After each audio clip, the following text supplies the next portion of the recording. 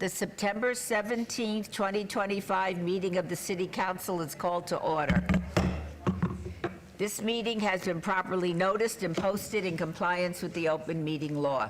These proceedings are being video recorded and can be viewed live on City of Las Vegas TV on Cox Cable Channel 2. You can also watch the meeting live online and access other city content by visiting lasvegasnevada.gov/connect. The proceedings will be rebroadcast on City of Las Vegas TV the Wednesday of the meeting at 8 p.m. and also on Friday at 8 a.m. Friday at 4 a.m., Saturday at 7 p.m., Sunday at 7 a.m., and the following Monday at 5 p.m.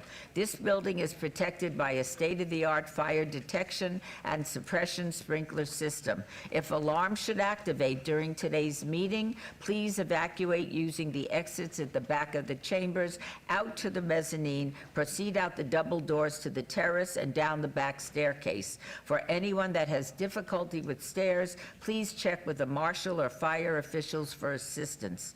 Once outside, assemble on the northeast corner across the street from City Hall at Lewis and First Street. Employees wearing safety vests or our city marshals will inform you when it is safe to re-enter the building. For public comment related to the items on the agenda, citizen participation, and public hearing items, we have available a speaker card which you can complete and submit to the city clerk.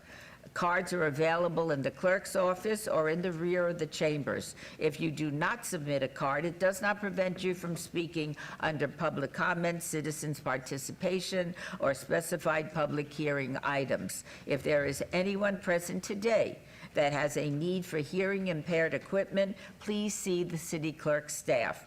Please note, if you are parked in the parking garage across the street, a self-validation machine is located in the foyer between council chambers and the security desk you walk through to enter these chambers. You must have your ticket with you to use the machine. If you do not have your ticket with you, see security personnel when exiting for a validation coupon. Before we proceed with the agenda, would everyone please rise for the invocation given by Chaplain Victoria Camp, Messages of Faith Ministry, and please remain standing as she leads us in the Pledge of Allegiance. For those who wish to bow their head and join in prayer, I pray. Almighty God, I come before you this day and ask for the blessings upon the City of Las Vegas, the City Council, and the Office of the Mayor. I pray for good health, healing, and prosperity among the citizens of this great state, community, state, nation, and people. I pray you feed our leaders here today on your wisdom and on your understanding for their good and for the good of all those whom they serve. Lord, I pray all things in your precious name and for your glory. Amen. Amen. Would you lead us in the pledge? I pledge allegiance to the flag of the United States of America and to the republic for which it stands, one nation, under God, indivisible, with liberty and justice for all. Thank you so much for joining us. We will now proceed with the ceremonials.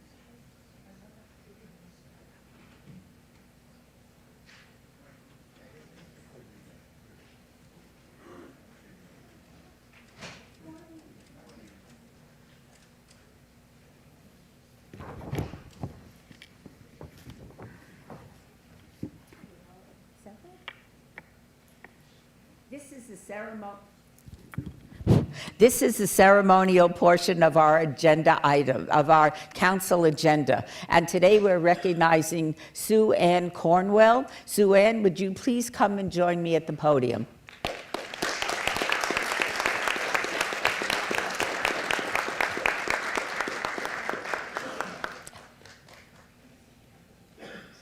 Hello. Congratulations.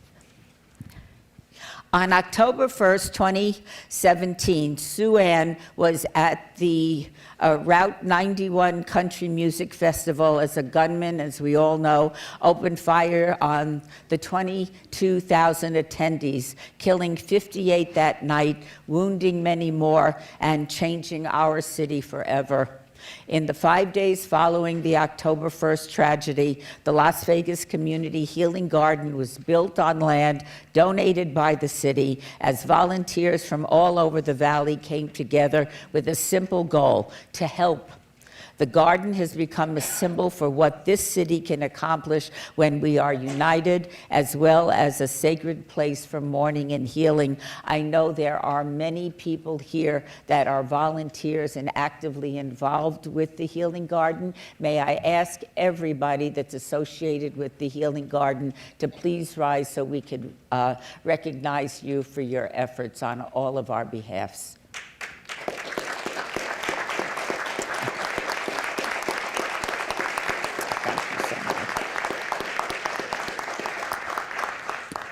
Sadly, over the last 8 years, we have had others pass away from complications to injuries they suffered at the event.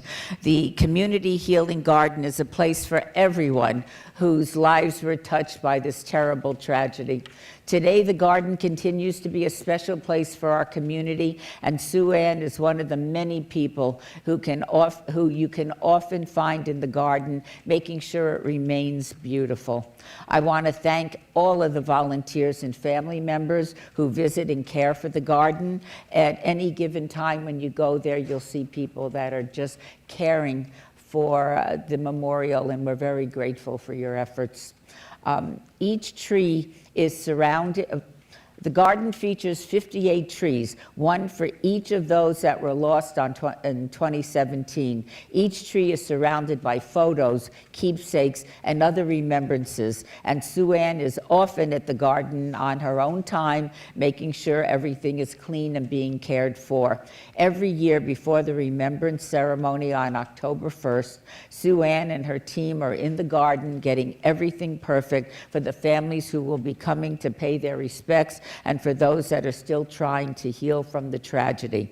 In an article in the Las Vegas Sun in 2022, Sue Ann was quoted about the garden, and this is what she said: "When we used to come here, we used to feel real heavy and cry, and it was very emotional. Now we feel 58 people hugging us when we walk through those gates."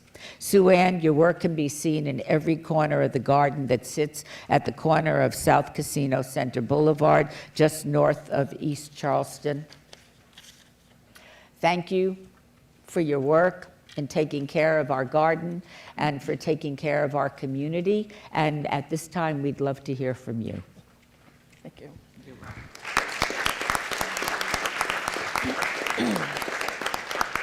Thank you. It's definitely an honor to be up here. We would not be here today. None of this would have happened had it not been for our 58 angels.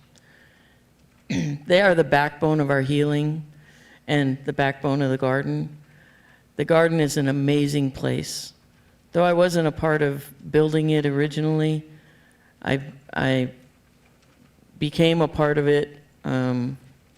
One of the angels passed away in my truck that night, and I couldn't go down there for a long time. And then when the husband asked me to go down there and pick out a tree for Denise Burditis, that made it easy for me to go down there, because then I was helping. And helping is what I've always done my whole life. So the garden has become a place truly what it is meant to do, not only for Route 91, but for our community, for visitors, for people that have buried loved ones outside of the state, that bring a rock down there and paint it for their loved ones, and it gives them a place of peace and comfort to come. I've seen people come in the garden broken and walk out with hope, and walk out telling me that they can now begin to heal because they walked that path.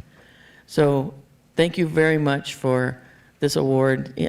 I'm very blessed that God has given me the time and the ability to do what I do, and none of it I'm not capable of doing any of it alone. I have a mighty crew behind me, and the Route 91 survivors have become family. The families of our 58 have become family. And thank you all very much for being here. Thank you. I'm going to give you a You're welcome. Are there any family members of the 58 fallen angels with us today? If so, would you mind standing so we could acknowledge you as well?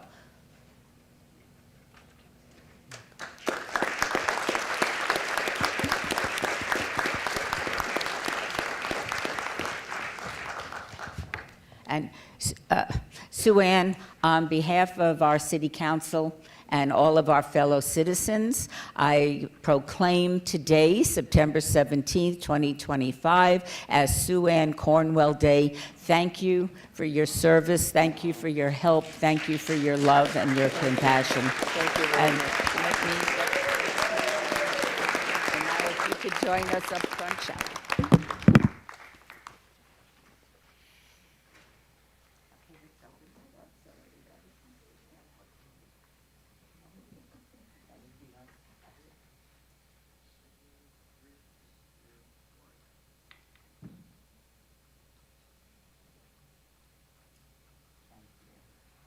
Let's thank Sue Ann one more time.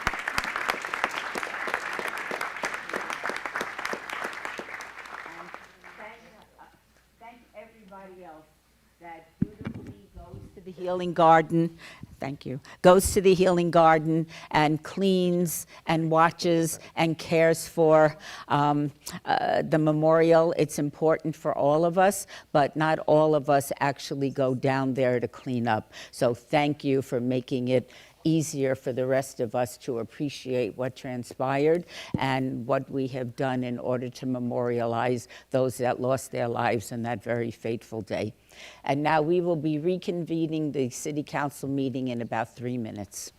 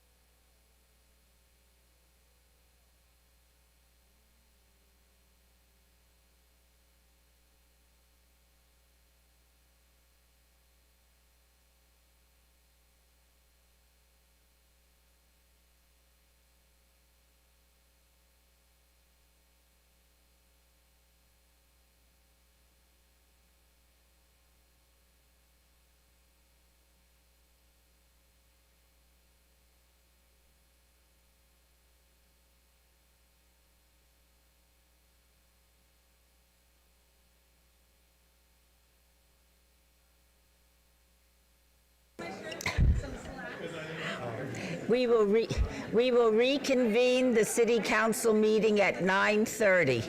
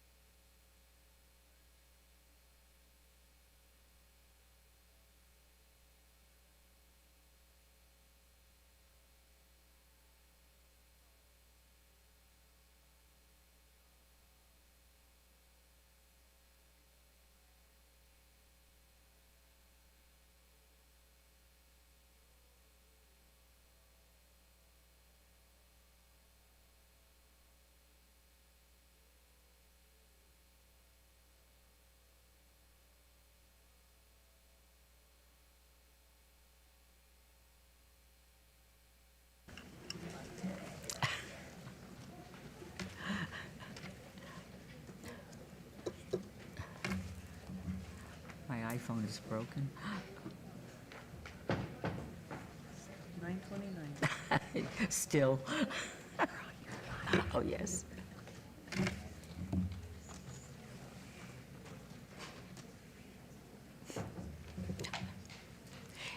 We will now reconvene the City Council meeting for September 17th.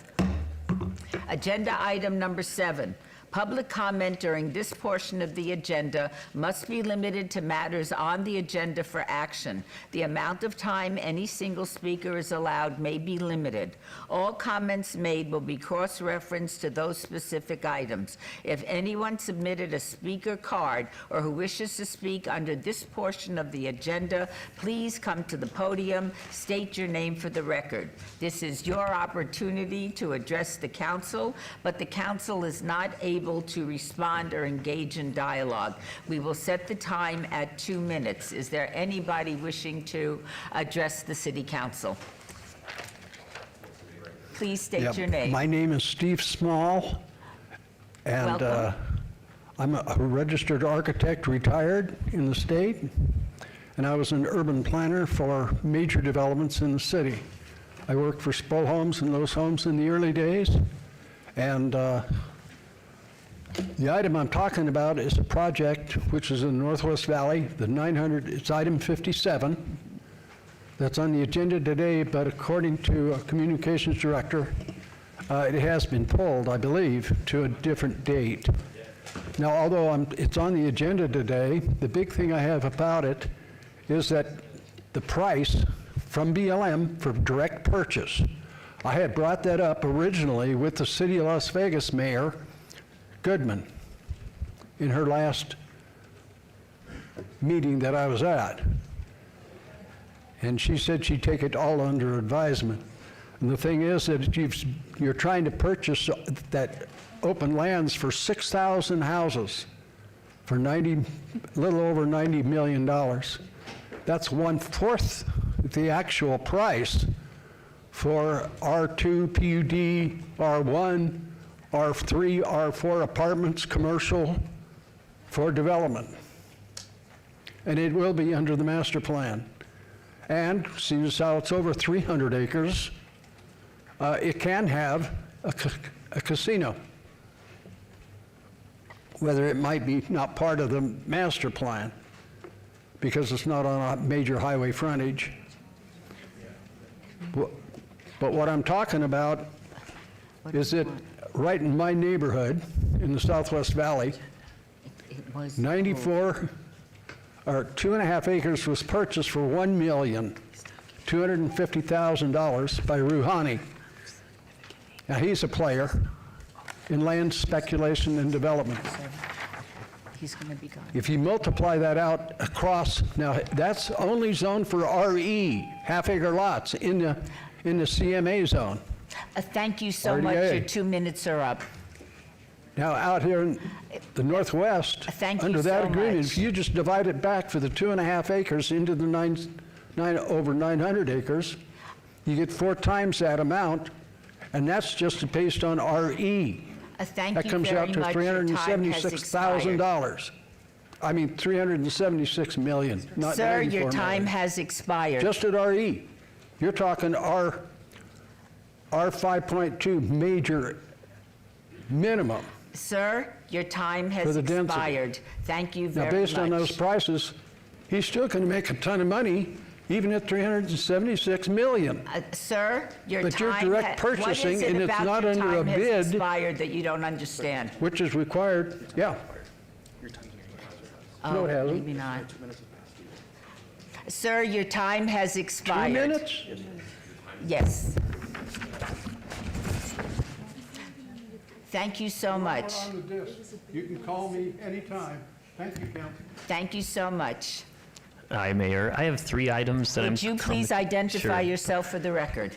Bryce Henderson, President of No Kill Las Vegas, resident of Las Vegas, in Councilwoman Diaz's district. Would you allow me 3 minutes? I'm commenting on 3 separate items, and it's very difficult to get all of that in. I will give you that leeway, yes. Thank you. I appreciate it. First, I was quite surprised today to see the Animal Foundation items on the consent agenda. The city has a reputation for rubber stamping items relating to the Animal Foundation, and I don't see I've never seen that more clear than today, where there'll be no discussion on these votes. I've never seen that before with Animal Foundation votes, and I would encourage one of the council members to pull it from the consent agenda so it can be debated upon and voted on individually. Back in 2014, for reference, especially for the newer members, the Animal Foundation received $4.3 million from the municipalities while taking in 34,000 animals. Today, you're approving $11.4 million, yet they're taking in far fewer animals, 24,000 to be exact. So their intake went down 30%, yet their funding has gone up 265%. Now, normally the community would be thrilled if you're giving more money to shelter services, but when it's going towards an organization that has lost the faith of the community in an organization that's released thousands of unsterilized animals in the last few years into our community, we would rather see the money going towards rescue groups who stretch their dollars much further. The same rescue groups that bailed out the animal shelter during COVID and during one of their many outbreaks over the last few years. The Animal Foundation closing its doors due to mismanaged outbreaks has been one of our main complaints over the last few years. The city promised us they would make the Animal Foundation come up with emergency plans so that outbreaks would not result in partial closures of the shelter, putting them in violation of their contract. But instead, you know what your city managers did? In the new contract, for those of you who have not read it fully, they've created a clause that in the event of an outbreak, now the head shelter vet can close the shelter without violating their contract. So instead of forcing them to solve the problem, you're now giving them the approval to exacerbate it. Once again, the Animal Foundation's pulling strings at City Hall. As to the moratorium on new puppy store sales, I know you're not voting on that today, but it will be coming up for discussion. And you will have an opportunity to comment on that when it's on the agenda. Yes, well, if you're thinking of placating the animal community, you're mistaken. Allowing 10 to 12 puppy stores to continue in the city when Clark County, Reno, North Vegas have all banned them outright, that's not progress. What really disappoints me, though, is that former Councilman Seaman had told me, Mayor, that she had worked out an agreement with you to ban all of the stores within 90 days. And This is not on the agenda, so you it is on the agenda. It is on the agenda. And so it disappoints me that now that Councilwoman Seaman's gone, that clause has also been removed. Finally, Mayor, back in February, you convinced your colleagues to vote no on an animal advisory committee because you promised you could have a better multi-jurisdictional one set up within 6 months. Well, here we are 8 months later, there's no multi-jurisdictional committee, and there's no city committee because you asked your members, your fellow colleagues, to vote it down. And what we see here today basically is more favors and political for your friends at the Animal Foundation, and while we're just continuing to get empty promises. Thank you. Thank you so much. Please state your name for the record, and you have 2 minutes. Good morning, Patricia Reed, last name R-E-I-D.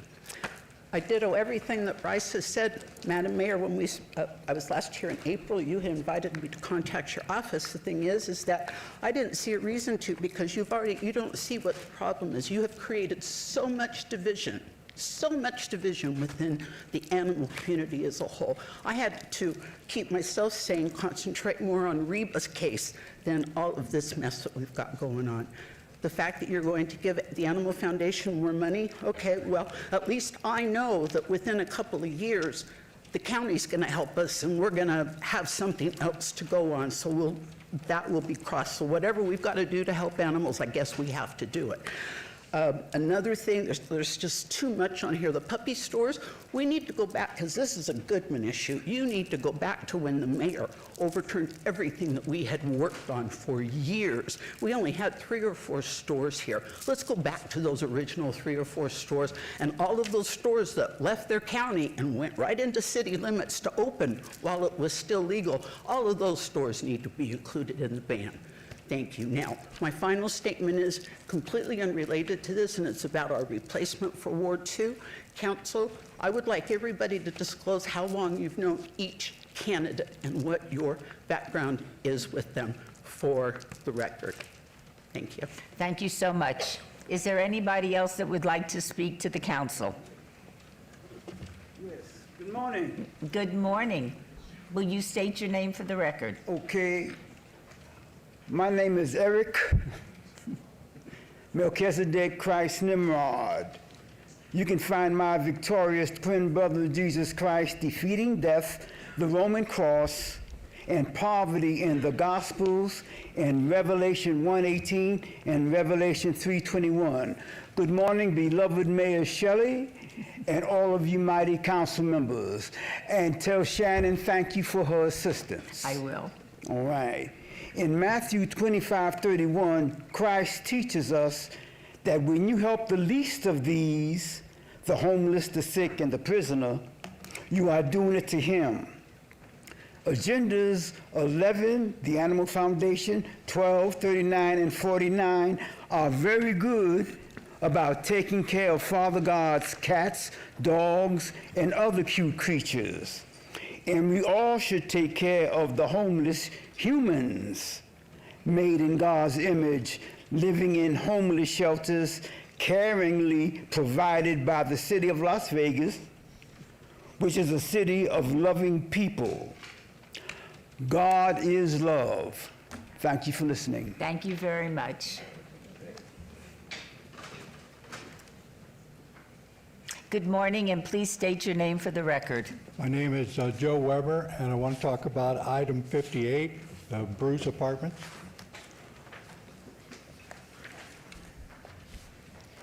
So I'm a homeowner in the vicinity of the project. I'm opposed to the project and have communicated that to you, Mayor Berkeley, and to all the council members via email before this meeting and in responses to the city clerk's office. I also helped gather opposition petitions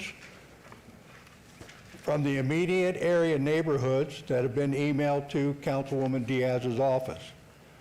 I'm opposed to the project because it's simply too big for the piece of land that sits there.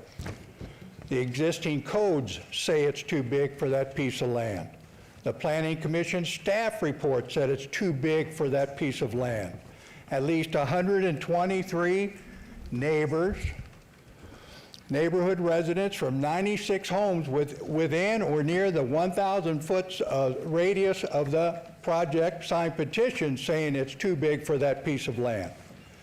Existing parking space code requirements would require 29% more spaces than are planned, and that say it's too big for that piece of land.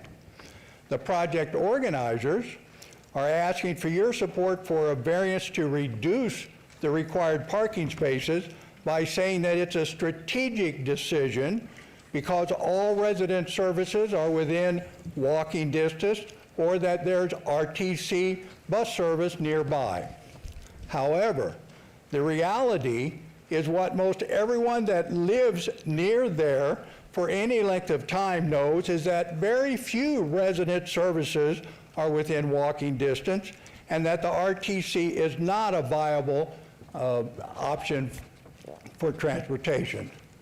The organizers can say that the reduction is strategic, but I would contend that it's really just convenient because they know the project is too big for that piece of land. Thank you so much. I have a little more.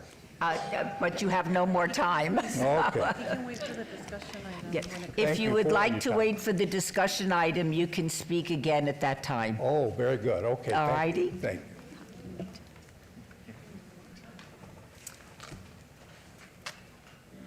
Welcome, and please state your name for the record. Good morning, my name's Joanna Weber. That's my husband that needs more time, which he could have had a few minutes of mine. I don't want to repeat myself, and Councilwoman Diaz has had emails from me and understands what my opposition is. I just wanted to say one more thing because we just were notified about the Cashman Field Center, which is right there and close, and we'll have all of that. We're going to have so much housing, and I know, the city needs that, and that makes us feel good, but we already have Cashman, we have Desert Pines working in the same neighborhood, we have the little tiny houses that are going in at Ciro's and 21st Street, and we have Symphony Park going on.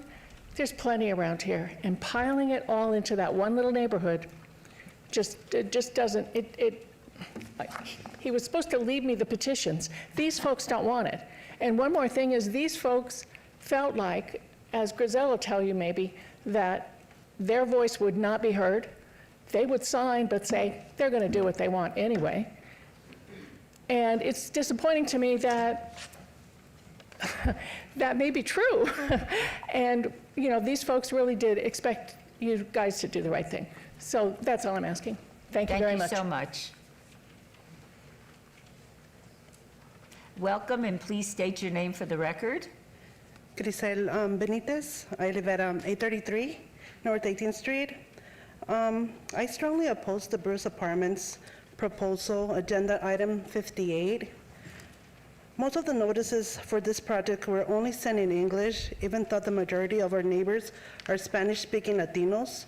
Because of this, many families were unaware of the proposal until I went door to door to inform them.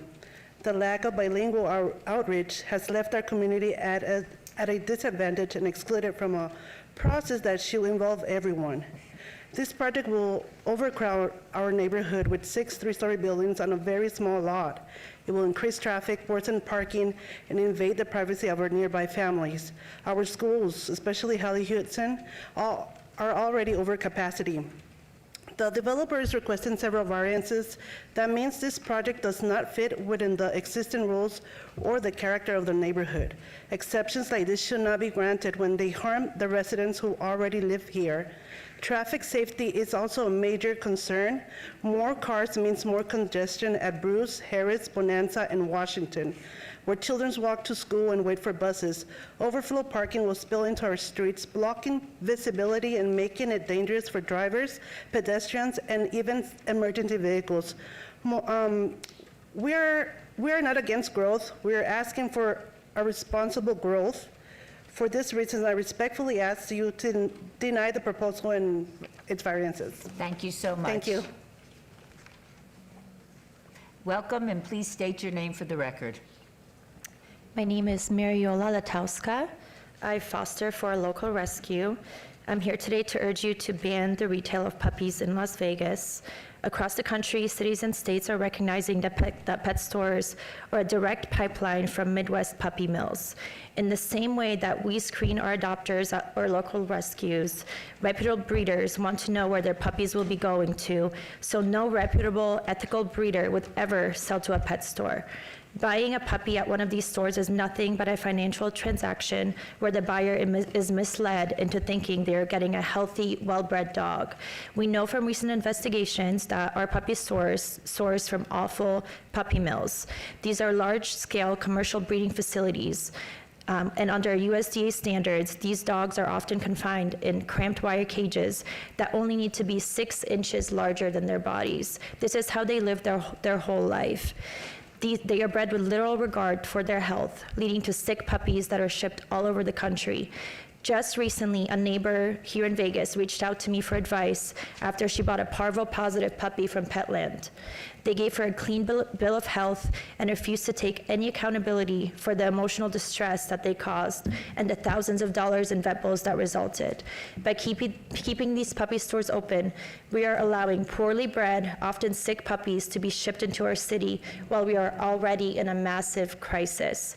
There are more puppies in our shelters and rescues right now than I've ever seen. Families who want to adopt can still find wonderful pets through local shelters, rescues, and responsible breeders. The current ordinance that is suggested is unacceptable. It's time to put compassion above profit, and it needs to be rewritten so that all of the puppy stores are banned. Thank you. Thank you so much. Welcome, and please state your name for the record. Melanie Shane, hysterical animal advocate, as I believe you mentioned in your recent press conference. So as far as the shelter is concerned, we're up against a rock and a hard place. And I want everyone to know that we're not against the shelter. We want them to follow their contract and uphold the information that's placed in there that they're supposed to follow. So obviously no one is willing to take over. So I get that. But with that being said, who is going to hold the shelter accountable to upholding that contract moving forward? Why is it okay for any animal to walk out under the guise of a foster to adopt without being fixed? No animals should leave that facility unfixed unless for medical, pulled by a rescue, or if they're too young to be spayed and neutered. I would also be curious to know, since you said you looked at the records, what percentage had not been fixed, from how long ago, what action was taken by the shelter other than a phone call or a letter. I have personally spoken to several people who have had their dogs for sometimes a year or more as either a foster or an adopter with no contact from the shelter. Like, no contact in a year at all, no follow-up. They don't even know where that foster dog is. So how is that, so you mentioned that the shelter moving forward is no kill. How is that supposed to happen when animals are being let out unfixed with minimal follow-up, increasing the animal overpopulation? Like, that doesn't make sense. The shelter cannot manage and or control following up with hundreds of animals going out their door every single month unfixed, regardless of the label that it's under. And to Bryce's point, where is the plan B or C when the shelter closes down? Animal control telling the public to let the animal go on the street or forcing the public to take an unknown dog into their home is not the answer. You're putting the public at risk, unknown behavior of a dog or potential disease, and it's just irresponsible. It is their job as an open shelter, as you stated, to take in animals. And if you're gonna close, you need to have a plan B or a plan C. As far as puppy stores are concerned, again, where's the follow-up on puppy stores, spay or neuter? Because I just took in 2 dogs that were unfixed that were bought at puppy stores. Thank you so much. Is there anybody else that would like to address the city council?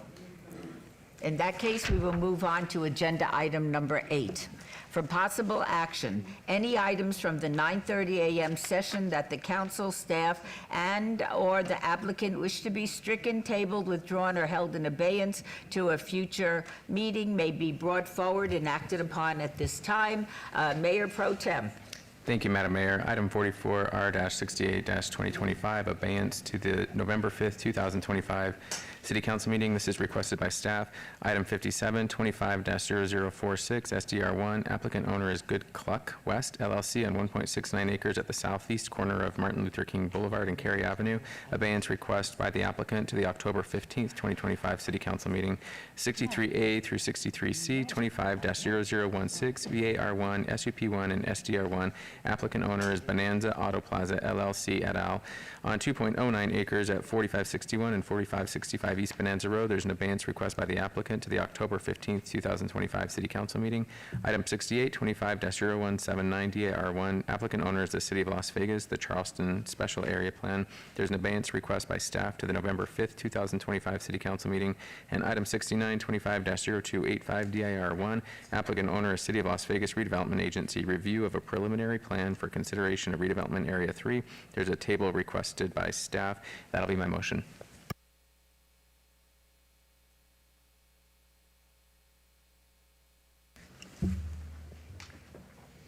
Please post.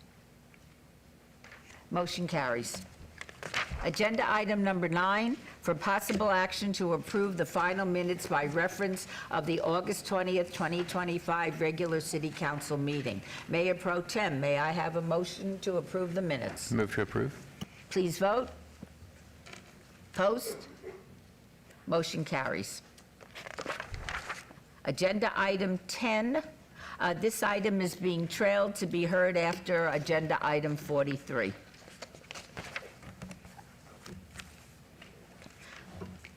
Agenda item 11. Items number 11 through 40 are on the consent agenda, are considered to be routine, are recommended for approval by the departments, and may be enacted in one motion. Are there any items the city council wishes to bring forward? Mayor Pro Tem, may I have a motion for the consent agenda for items 11 through 40? Move to approve items 11 through 40. Please vote. Post. Motion carries. Agenda item 42. Discussion for possible action regarding the appointment of an interim city council member for Ward 2 for the following finalists: Serena Kasama, Kara Kelly, Tom Warden, $108,900 from the general fund, Ward 2. Mr. Zamora. Real quick, I think we need to read this because we're going out of order. So it's this bottom part. Okay, all right, okay. All right, where was that? Okay, oh, I see, okay. Mr. Zamora, before you proceed, I should we're changing the agenda item order in order to accommodate our guests. So having said that, please proceed. Good morning, Mayor and Council. For the record, Vince Zamora, Human Resources Director. I wanted to take a little bit of time to provide a recap for you relative to the process that we went through for you and for those in attendance and those viewing on our KCLV TV. On September 3rd, 2025, you directed Human Resources to conduct a recruitment for the caretaker interim city council member. The eligibility requirements that were provided to us by both our city clerk as well as our city attorney indicated that the individuals must be residents within the city of Las Vegas, Ward 2, that they must be a qualified elector, and must acknowledge on the public record that the appointment is temporary and agree not to seek election to the position in the municipal election in 2026. The recruitment process, as we went through, on September 3rd, the job position opened. On September 5th, the position closed at 5 p.m. 57 applications were received, 17 were deemed ineligible, and they did not meet the Ward 2 residency requirements. On September 6th, the 40 applications, resumes, were forwarded to Mayor and Council for their individual review and ranking. And then on September 7th through 8th, Mayor and Council individually submitted their top 3 in ranking order to Human Resources staff. On September 8th, based on the rankings, Human Resources staff forwarded the names of the 3 finalists to the city clerk for this particular agenda. On September 17th, City Council will now be in the position to go ahead and hear from the finalists and make your determination. With that, I'm open to any questions, and if not, we can proceed with the finalists coming up for their 3-minute presentations in alphabetical order. Yes. Do any of our council members have any questions at this juncture? All right, thank you so much. We appreciate that. Thank you. We would now invite our 3 finalist applicants to come and make a 3-minute presentation to the City Council. Since we're going alphabetically, Serena Kasama, would you please join us at the podium? Welcome. Thank you, Mayor. Mayor and members of the council, my sincere thanks for your consideration. My name is Serena Kasama, located at 2708 Bay Cliff Court, Las Vegas. I'm honored to be one of the finalists, and my wish is to help the city as a good interim steward and caretaker. With that, I'll say a little bit about myself. My parents and I moved to Las Vegas in December of 2002, and I've been proud to call Las Vegas home ever since. I did go to middle school and high school at Faith Lutheran. I went on to then get my college degrees in finance and economics. I worked in the real estate industry. However, the reason I believe I am most qualified for this position is my current position as Vice Chair of the Las Vegas Planning Commission.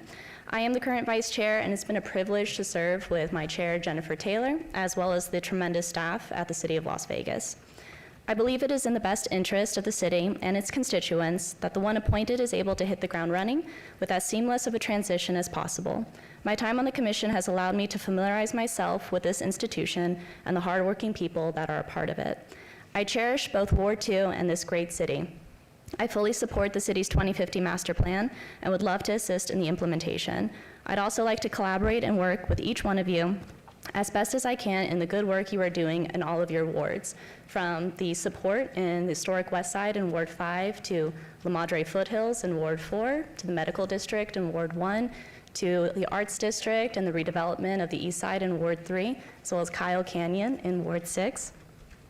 So I'd like to support and help local businesses as well in Ward 2, help guide the development of infill projects to remain harmonious and compatible with the community, and to assist in the needs of the constituents. I know that public service is not easy, and I promise to be fully present and available.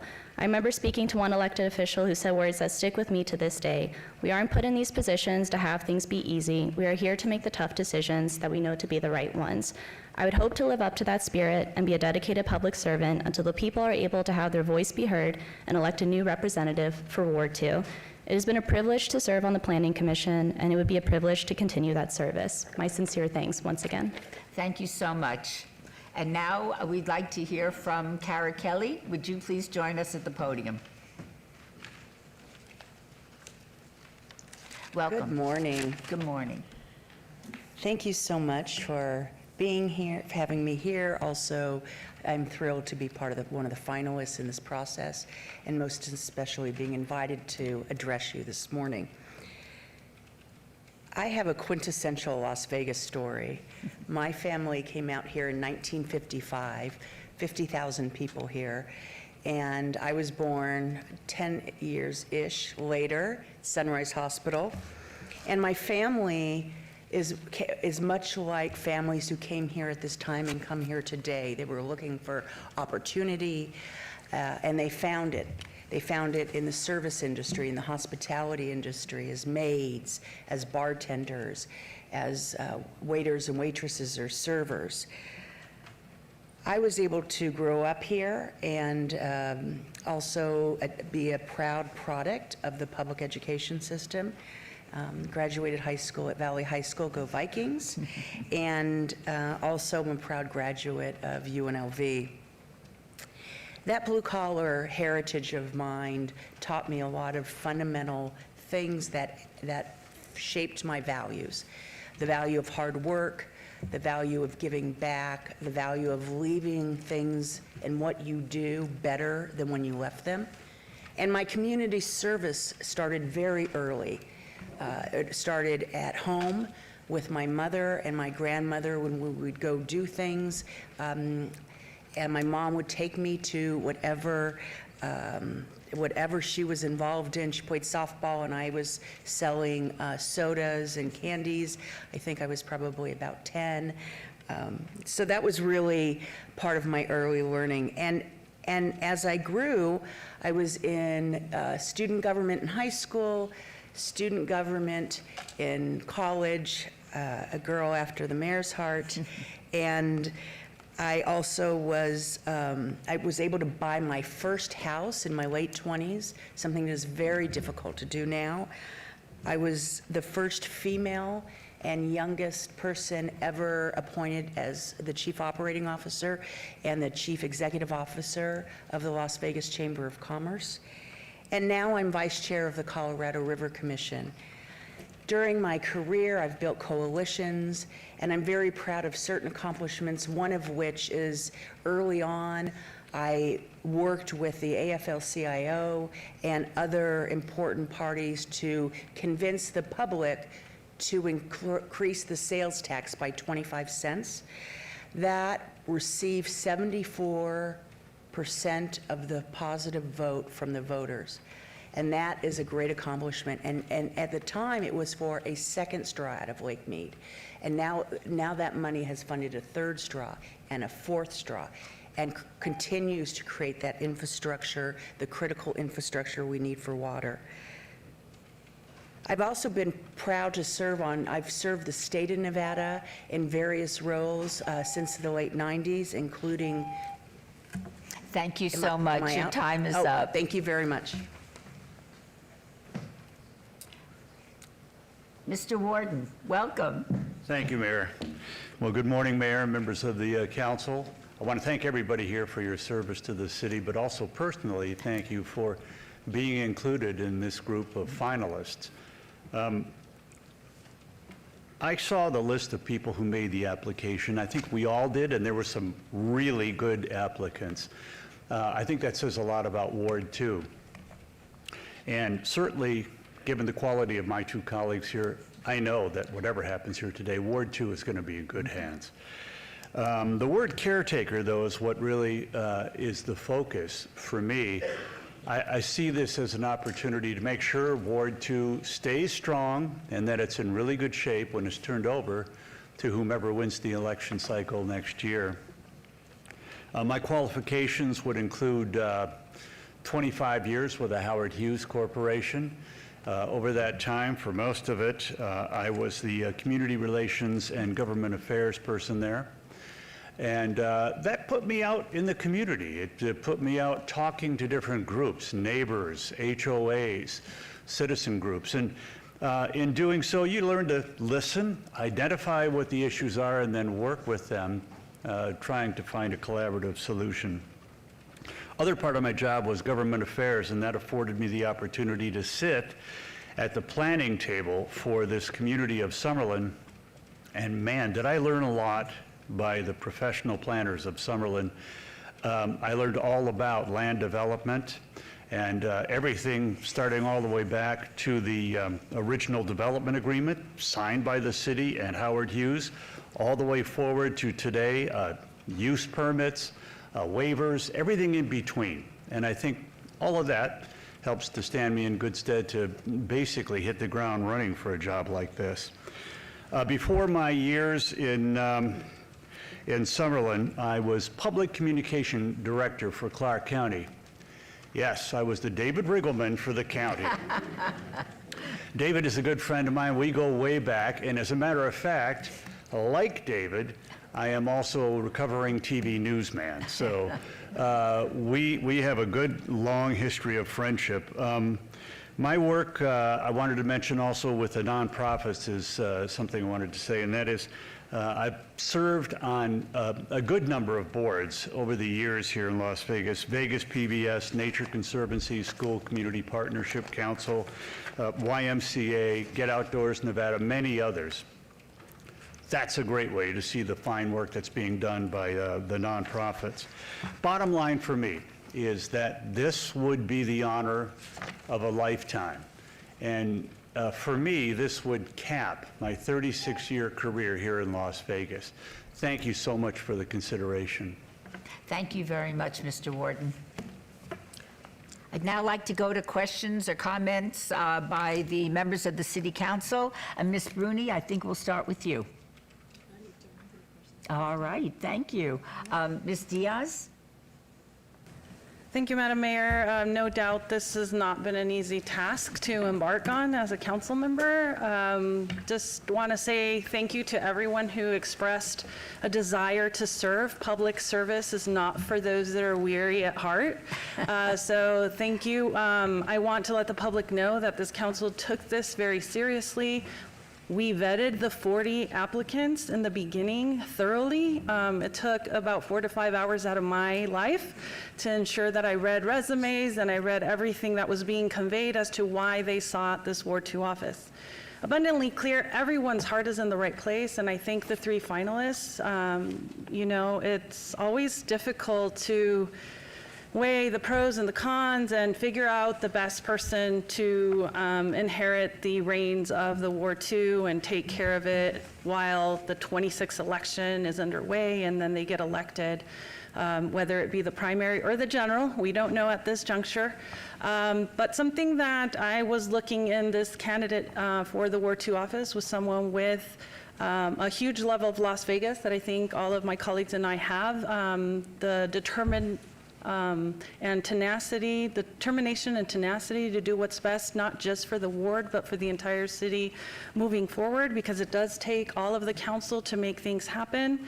And I think one thing that weighed heavily was, you know, making sure that we were prudent and we ensured that Ward 2 had a responsive council member also in between. So again, thank you all for applying. Thank you for being willing to step up. And I look forward to working with the next Ward 2 representative, depending on how the vote goes here with my colleagues.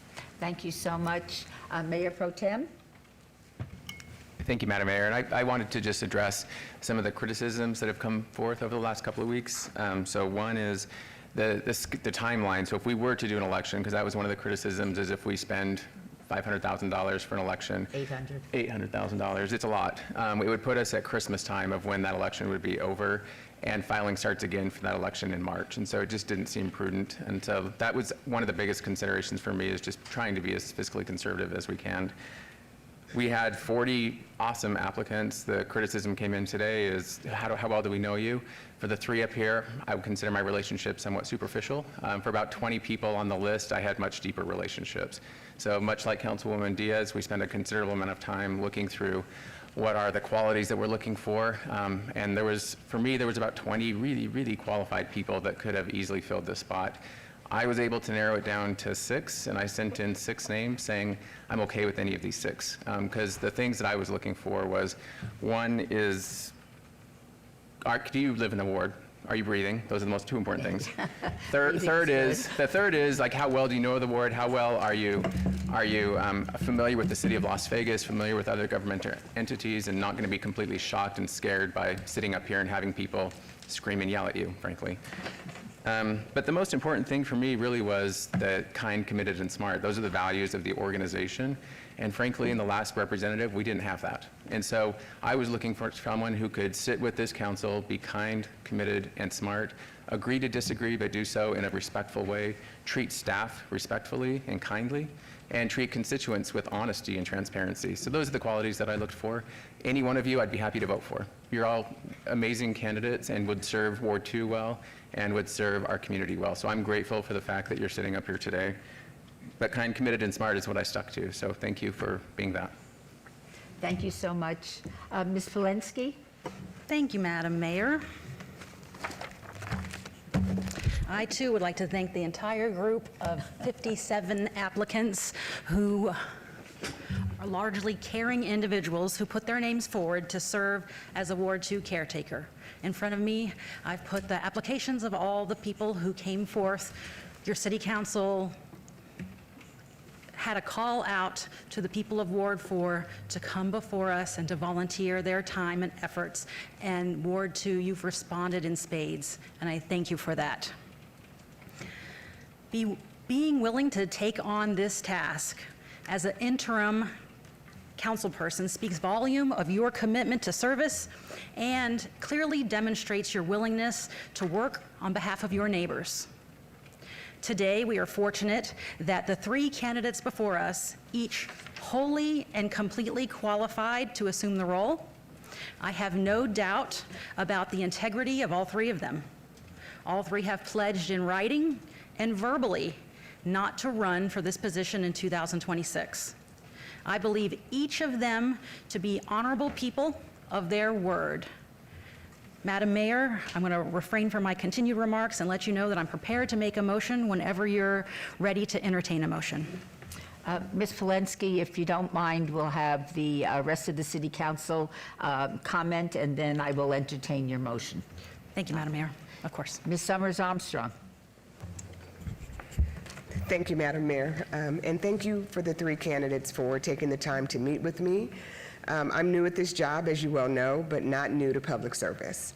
And I think for me, the newbie, but also representing one of the communities in the redevelopment agency area and a community that's older, we know what it means to have, the necessity to have good leadership, a good partner, someone who's going to put in the hours and make sure that you are boots on the ground in a community and helping the others throughout the city ensure that the entire city of Las Vegas is represented.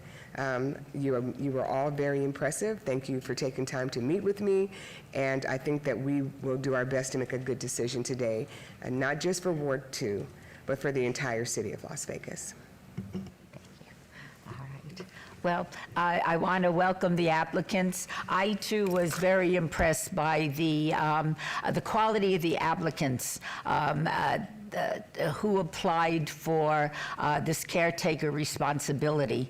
When I originally heard the word caretaker, I thought it was something like you're holding the place but not really doing anything. That is not the case. This is a very active city council.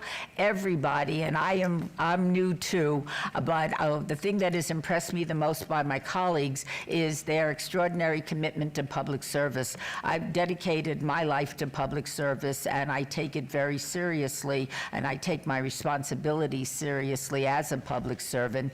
I say that that commitment, I would say without fear of contradiction, is easily matched by every member of the City Council. So we took our responsibility very seriously as we reviewed all the applications. The final applicants, I think, were the cream of the crop, and I believe that we all collectively believe that any one of you would be a wonderful addition to the City Council. I appreciate the Mayor Pro Tem mentioning why we're not doing a special election, aside for the time constraint. And again, we would not have a decision until December. It's also an extraordinary cost at a time that we're all tightening our belts. But I don't think, even with an election, we could have done better than the candidates that are sitting here today. And I want to thank you all. As far as the question is, our relationships, I will state without fear of contradiction that I have known Tom and Cara for the better part of my life. I cannot tell you when we met or how we met. It's just a given that we have known each other for many, many years. Serena and I became acquainted when I was running Touro University, and I remember being wildly impressed with her, and I'm a great fan of your mother, so please tell her that from me. So I am just delighted with the caliber and quality of the people that have applied and that are our finalists, and at this time, I will entertain that motion, Ms. Polensky. Thank you, Madam Mayor. There is one candidate uniquely situated to hit the ground running as a council person. Commissioner Kasama is soon approaching her 3rd year seated on our Planning Commission. Well-versed in making the very difficult land use decisions we do every day in this building, and on a first-name basis with many of our staff members. She would need minimal onboarding and would make the most of the very limited time available to the caretaker. In every way, she appropriately reflects the people of Ward 2. Raised in the ward, and even a graduate of the local high school, Faith Lutheran. Her ancestry would mark another council first. She would be the first Japanese-American council person to serve on this esteemed body. Madam Mayor, I move to elevate City of Las Vegas Planning Commissioner Serena Kasama to the Ward 2 vacancy as caretaker and councilwoman. Thank you so much. Shall we vote? Please post.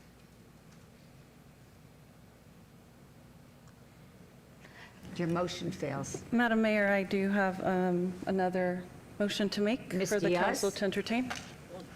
Oh, do you need to make comments? I was just going to make a comment. Go ahead. I'll let our colleague make a comment Yes, before my please. motion. Thank you. I echo the sentiments of my colleagues. I think we had 57 amazing applicants, so personally narrowing down the applicant pool was hard for me because I know many of them, and I think the 3 finalists, as everybody has said, could easily step in. The person that really struck me is actually the person that I know least well.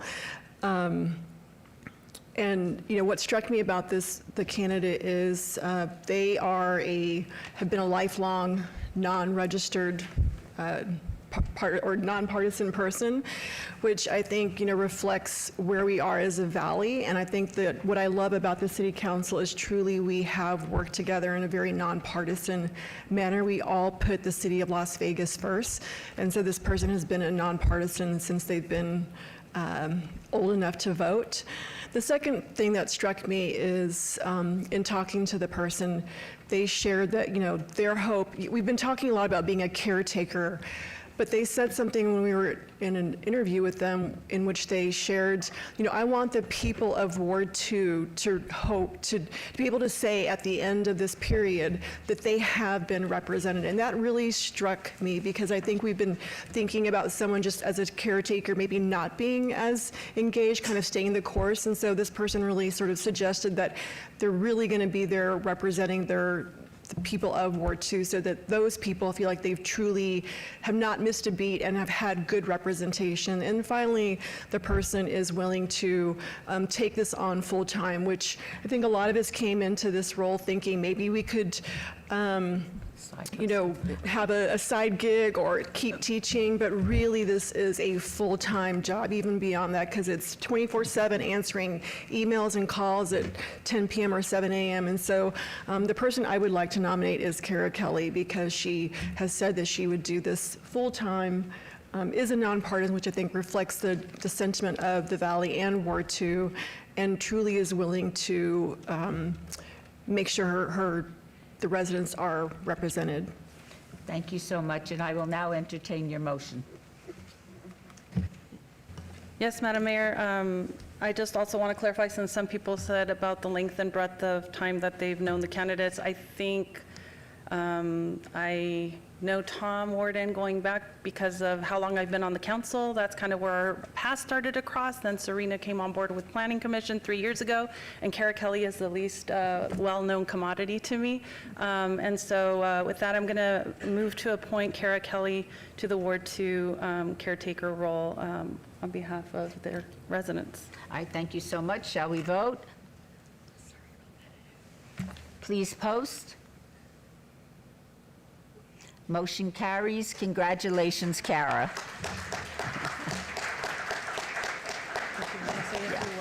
Yes. Thank you all very, very much. We appreciate your commitment to our community. Kara, I'm going to put you on the spot. Would you like to say a few words? Can I say one thing? Madam Mayor, real quick, and I apologize. There's some parents in the audience, and I think you should be incredibly proud. Absolutely so proud. So just wanted to say that.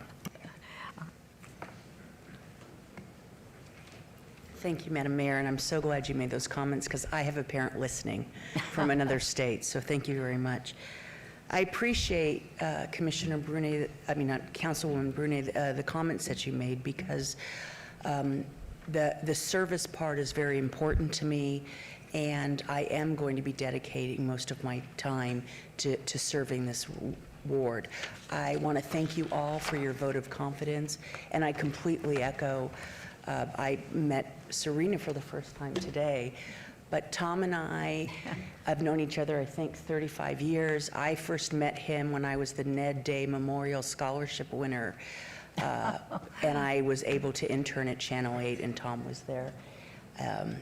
I am honored to be amongst this group and humbled by your vote of confidence in me. And I stand ready to help and with ears open so that you can write me when I'm still trying to find the bathroom. So I thank you very much. Thank you so much. Now, just for your own frame of reference, you will be sworn in at the special city council meeting on September 30th. Okay. 30th.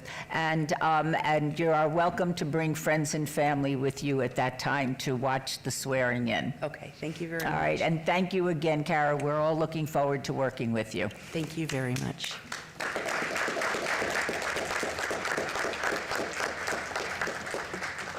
We will now move to agenda item 43. Discussion for possible action to designate municipal court marshal as a critical labor shortage position for a 2-year period beginning September 18th, 2025 through September 17th, 2027. This affects all wards. Oh, hello. Please identify yourself for the record. Good morning, Mayor. Good morning, council members. For the record, Sue Brown, Human Resources Deputy Director. So the item before you today is a request for us to designate the municipal court marshal position as a critical labor shortage position. To provide a little bit of background, a critical labor shortage, or CLS, designation would allow a PERS retiree to return to work in a CLS position and collect a paycheck without jeopardizing their retirement benefits. Under NRS 286.523, CLS determinations must first be discussed in an open meeting by the designating authority. If it's approved, we will submit the information to PERS, and the designation will remain valid for 2 years.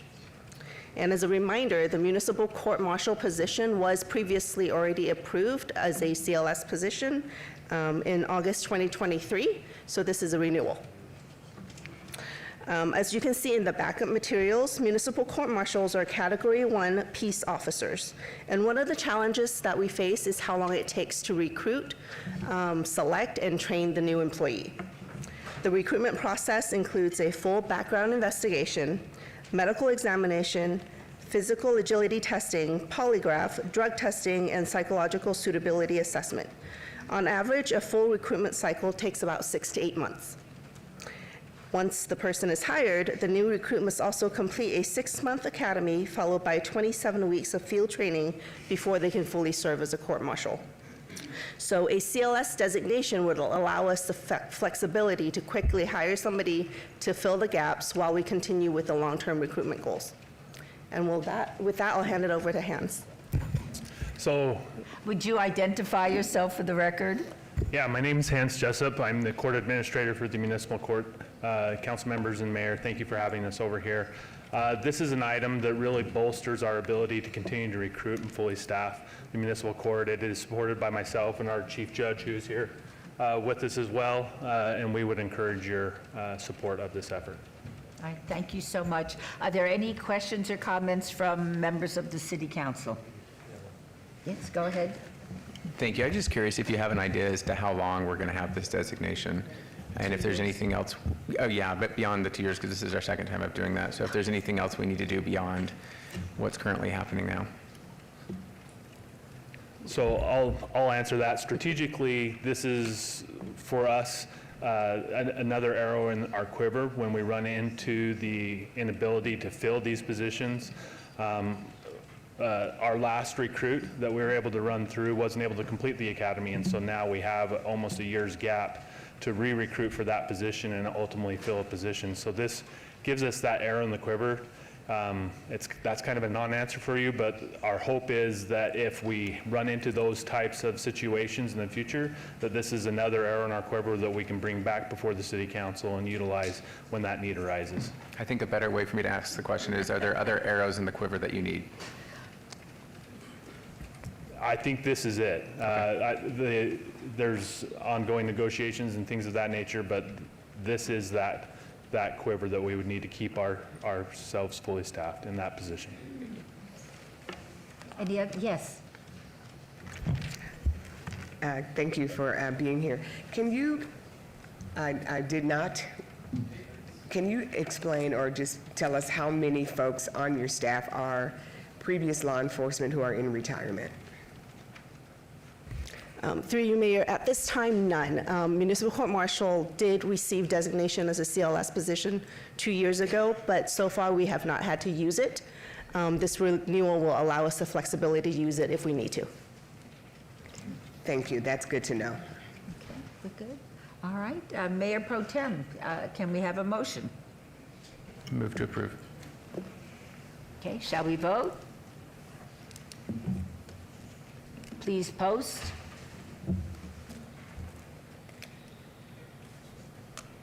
Motion carry. Oh, did you want to change that? Yes, I'm sorry. Ms. Lamb, can we please change my vote to affirmative? That finger did that. You have to do it on your mic. Okay. Okay. Thank you. Motion passes unanimously. Thank you. Thank you. Okay. We will now hear agenda item 10.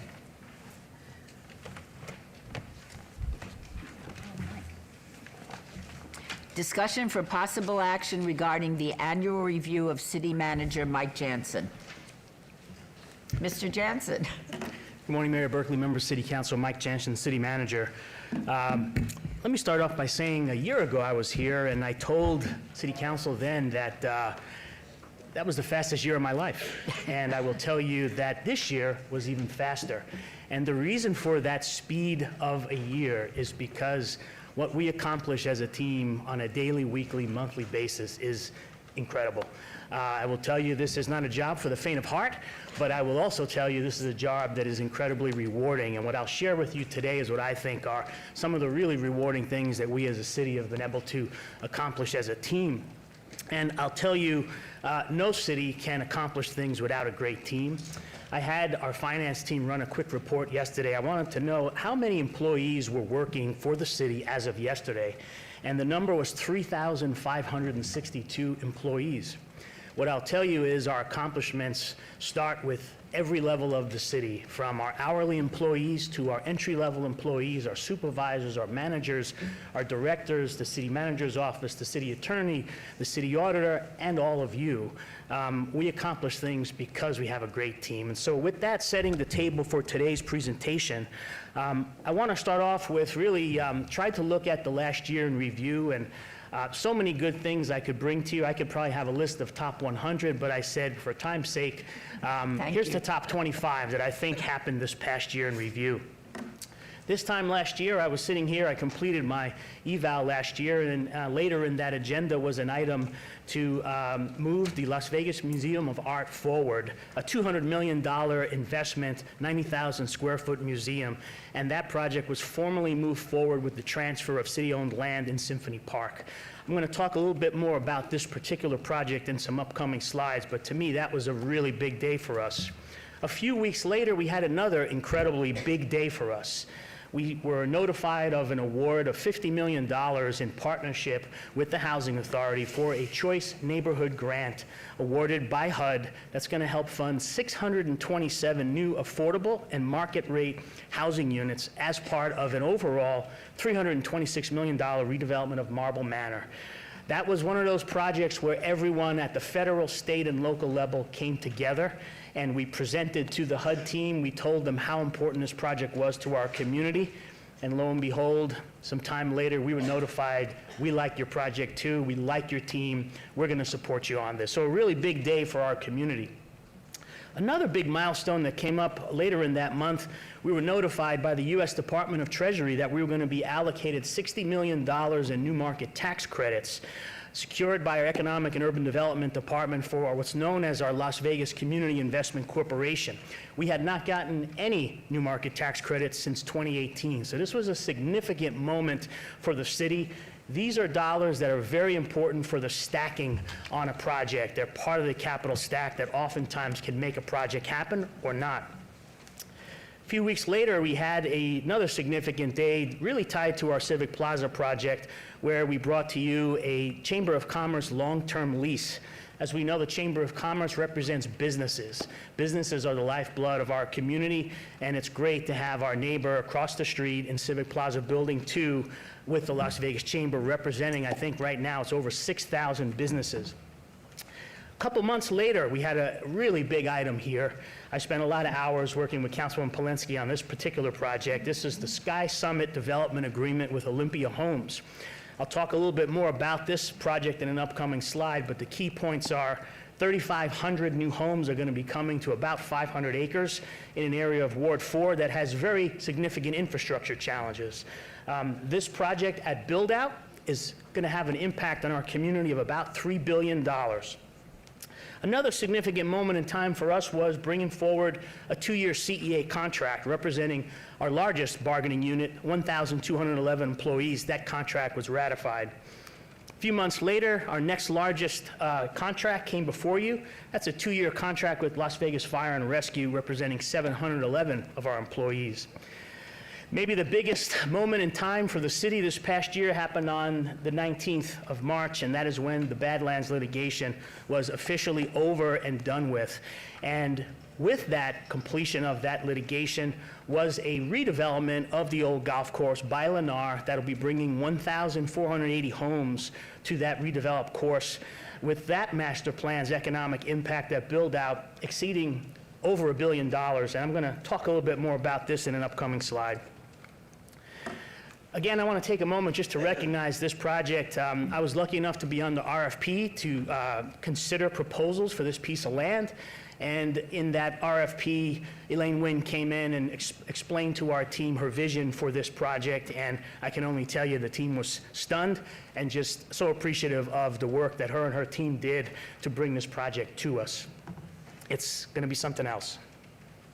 I mentioned the Choice Neighborhood Grant, and on our agenda today was a supporting item where we are participating in this project with some green space. That's the green space you see right here. This is looking at the redeveloped Marble Manor concept approximately at J Street and Washington. The city has a very important piece of this project. Again, a great partnership. It's going to be just overall a tremendous project for our community.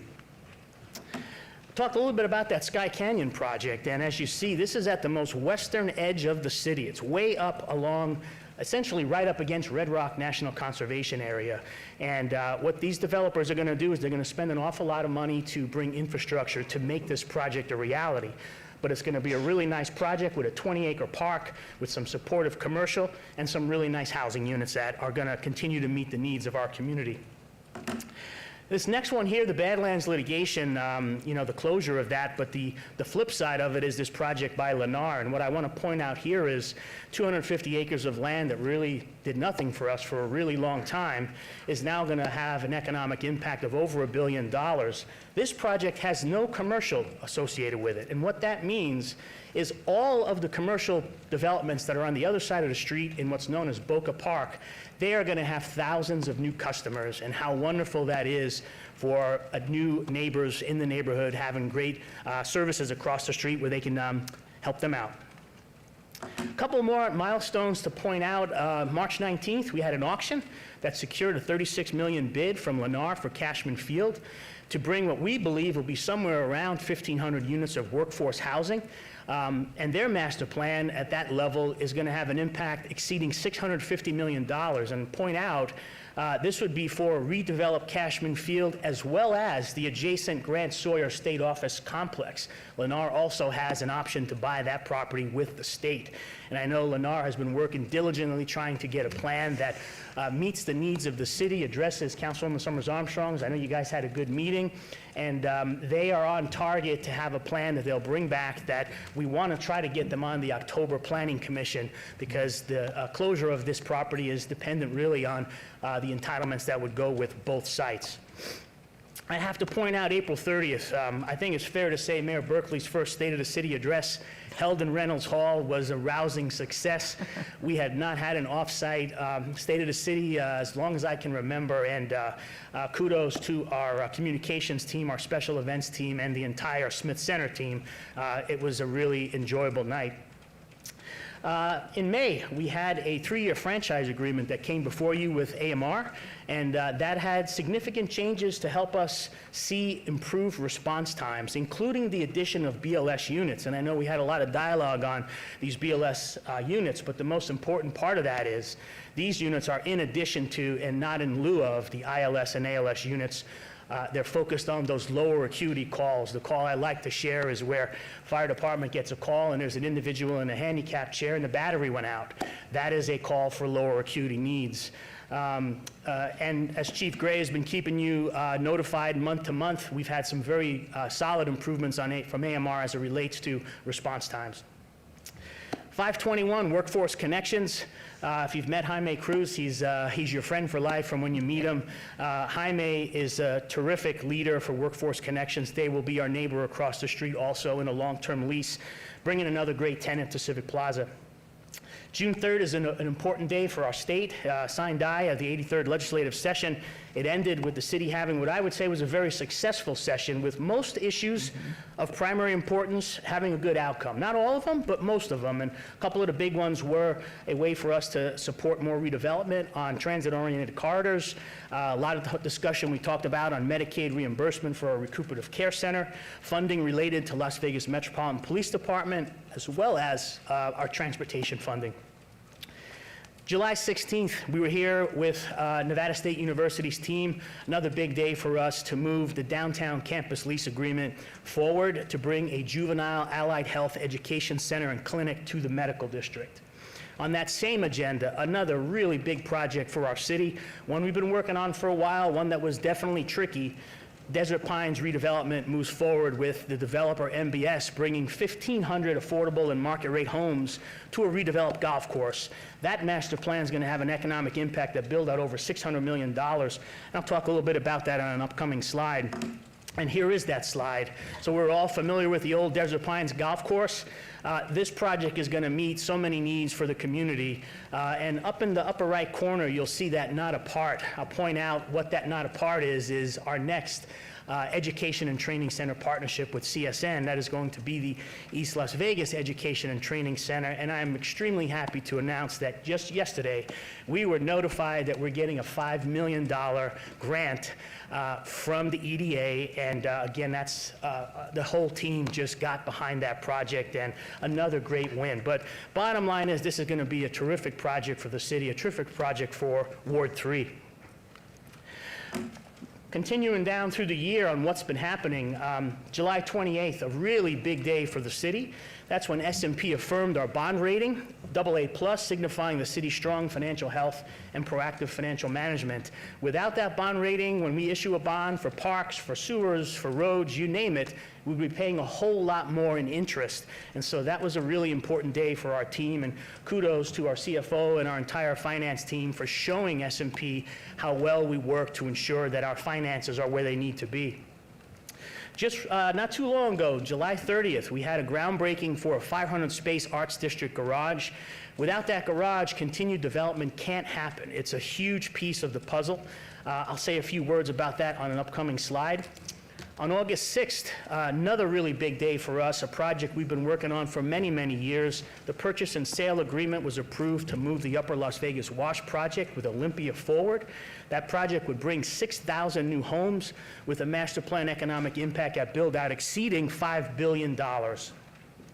On August 12th, we went live with a $10 million Biohealth Innovation Challenge that's been launched to establish and operate a biosciences incubator lab in the medical district. Very exciting moment for us to make that commitment from our redevelopment agency, put that awareness out there to businesses across the world that are in this space as a way to see that expansion into the medical district.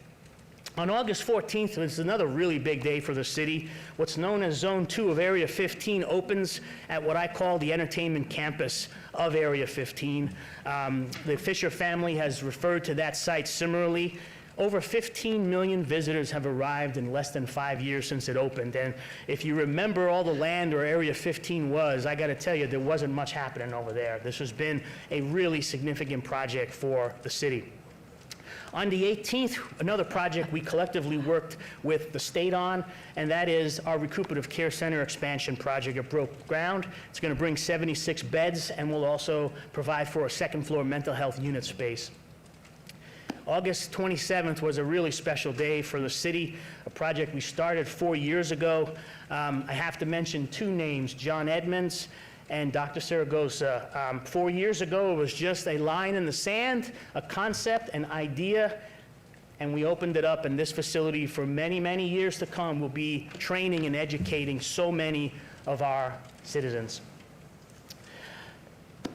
September 4th was another big day for us this year, a project that's also been in the works for many, many years.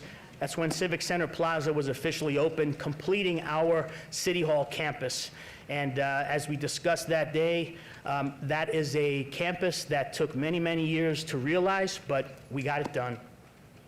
This one here is a kind of a capture of 9/4/24 through 9/4/25, $41.4 million in federal grant awards in that period, including a $19 million SNPMA grant.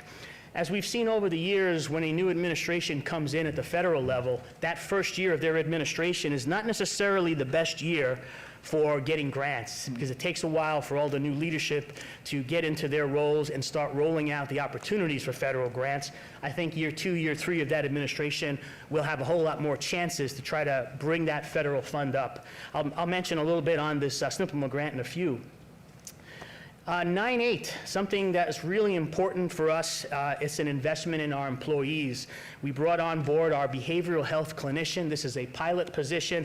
This is a position that we heard from Sheriff McMahill how well these clinicians have been able to help his staff deal with various things in life that happens on jobs that certainly have their share of trauma.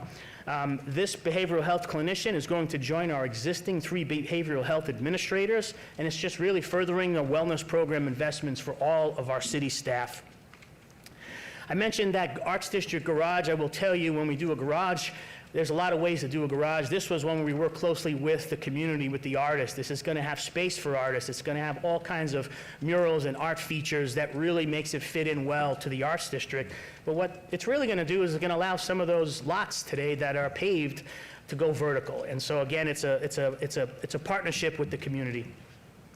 I mentioned the Upper Las Vegas Wash Project, not an easy project in any way, shape, or form, but again, with a long-term partnership with Olympia, this is going to be a great project, build out economic impact of $5 billion. A quick shot of the Recuperative Care Center.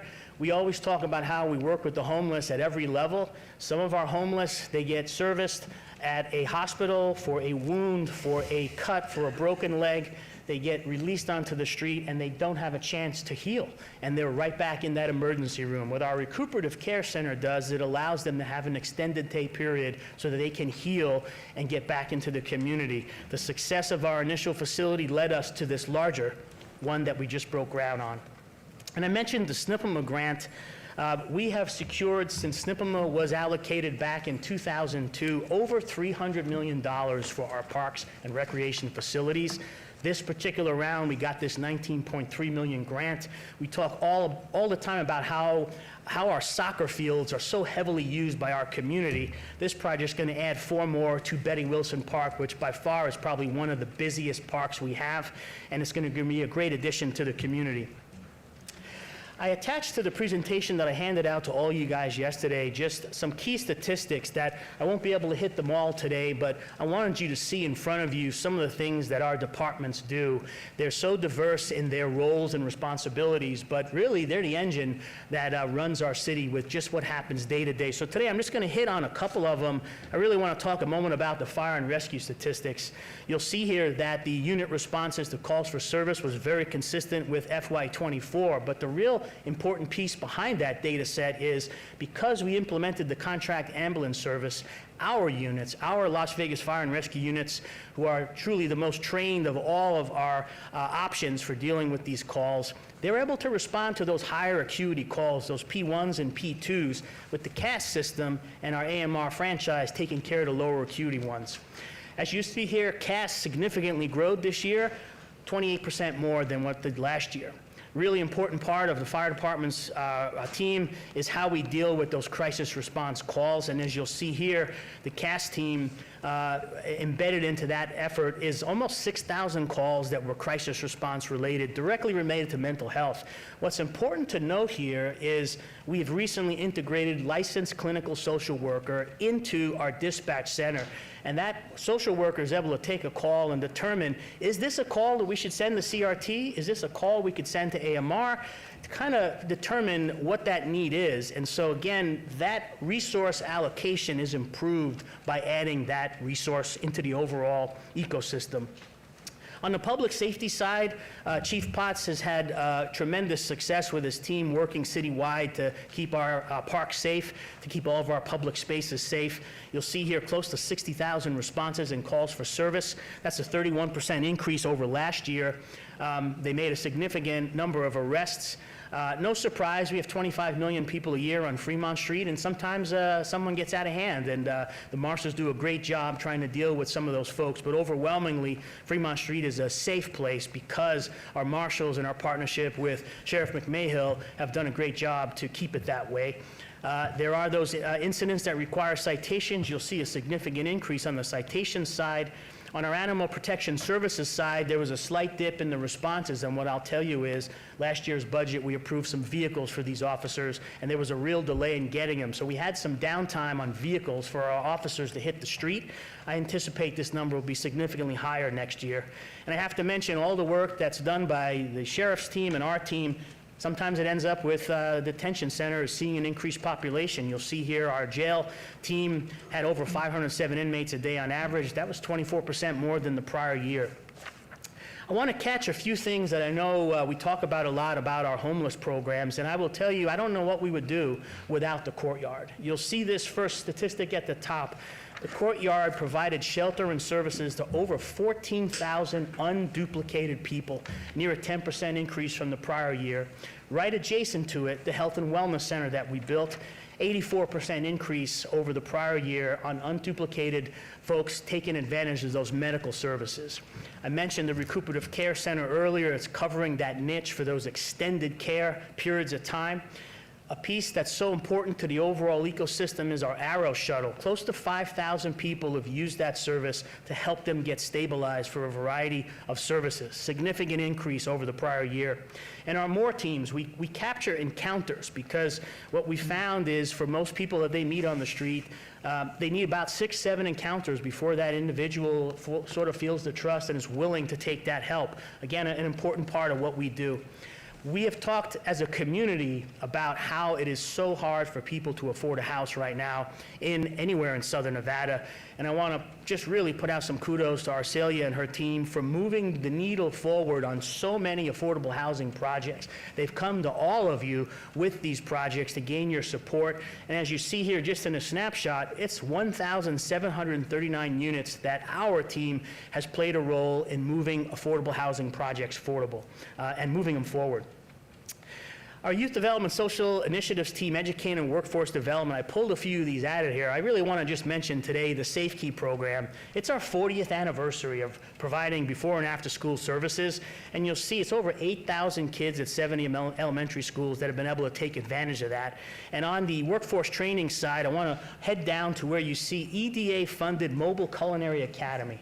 That program, with the support from Chef Jeff, and a whole bunch of others, is training our kids how to get a job in the food industry, maybe one day to have a food truck of their own. And it's just so important to give folks a chance to learn a trade, and certainly on the culinary side, a lot of opportunities there. On the park side, this shouldn't come as a surprise. Folks love our parks. Our citizen survey showed it. You'll see the growth continues to happen at our parks. The key indicator on this is we use a tool called Placer AI that's able to track anonymously how many people are in a park through their phones. We don't have that tool at all of our parks, but we compared 60 of them this year and last, and you'll see we're over 14 million people using our parks. Similar at our facilities, all of our rec centers, we use ID scans when members come in, near 500,000, and that continues to grow. We keep growing our festival attendance, and I have to point out something near and dear to all of you, special events for your wards. 507 events this year. Kudos to the entire special events team. And on the technology side, our parks team on the maintenance, they rolled out a new system to better manage their work orders. Close to 16,000 work orders were done. And what you'll see there is mostly graffiti related and irrigation system repairs. We don't exist without our HR team. You'll see here in the past year, over 800 new employees they helped us bring to the city, along with over 300 promotions. We also focus a lot on the wellness of our existing employees, as you see there with that data. On our EUD side, we talked about a number of the projects, but this is really the big one. When they come to you as the RDA board, they bring you a variety of incentive agreements, DDAs, PSAs, and leases. At the end of the day, it's all about what did we leverage our assets, whether it's our programs, land we own, to get private investment dollars. And in the last year, what's come before you, $362 million came from that side of the house. And again, what they do on the parking side is really impressive. Strategic services, this is something that I think not everyone realizes what happens to the city on a daily basis. Our customer call center gets an incredible amount of calls from citizens looking for help. And they take that call and they get them to the right folks at the city. Over 100,000 calls were handled in the last fiscal year. They also taking payments. And again, another key feature of this team is our Smart Lab. Many of our employees want to learn how they can do their job better, and our process improvement training is helping them do that. Hans was here earlier today with the item related to the critical fill position. Just wanted you to see just what the level of visitation is to the Muni Court. It's significant. As we get to the end of the last few slides, Luann and her team do great jobs for all of our public meetings, but what you may not realize is they also have a huge portion of our records, and you'll see here just the effort from our records and public records requests. You'll see thousands of them come through. Sometimes that's not always remembered. That's tasks that also come into Luann's shop.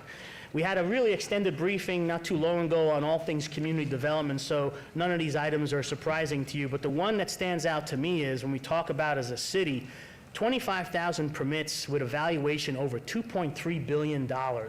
That's not easy to run that role, but that's a good problem to have. There's a lot of cities that don't have anything like that. We have some serious investment happening.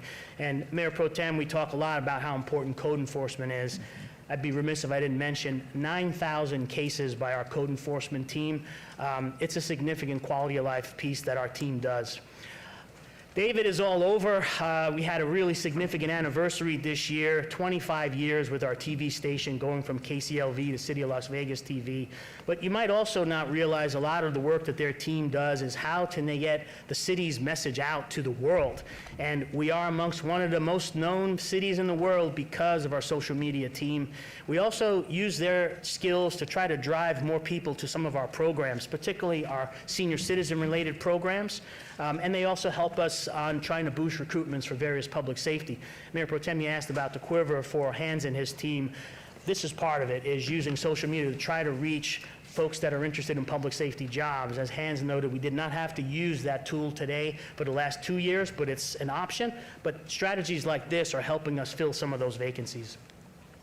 You all know that I have a little bit of a bias for Public Works. I spent just a few days in that group. Their numbers are off the charts, over $1 billion in CIP projects this past fiscal year. Again, $1 billion.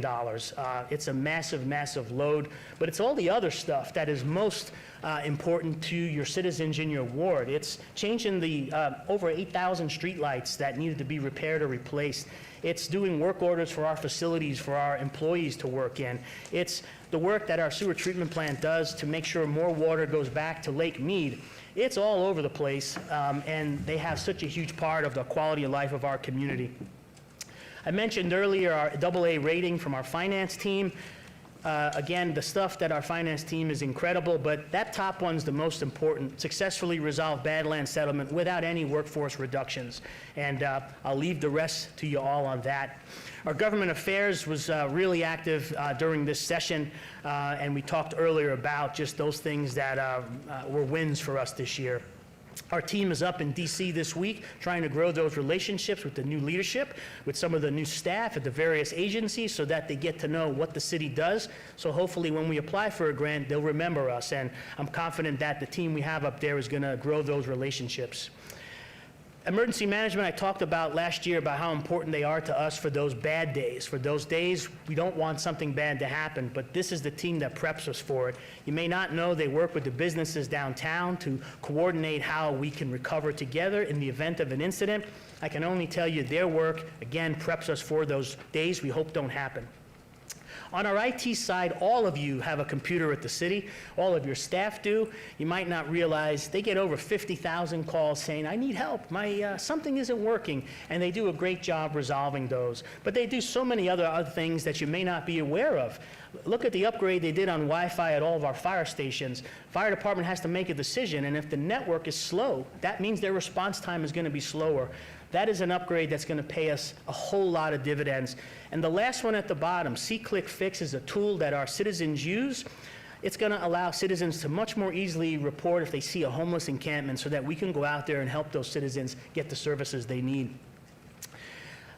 Last slide that I have is really just to talk to you about what's coming up in the next couple of months that I'm pretty excited about. Saturday, we have our employee picnic in the Civic Plaza. We have over 1,400 folks already registered. I think it's going to be probably one of the biggest employee picnics we've ever had.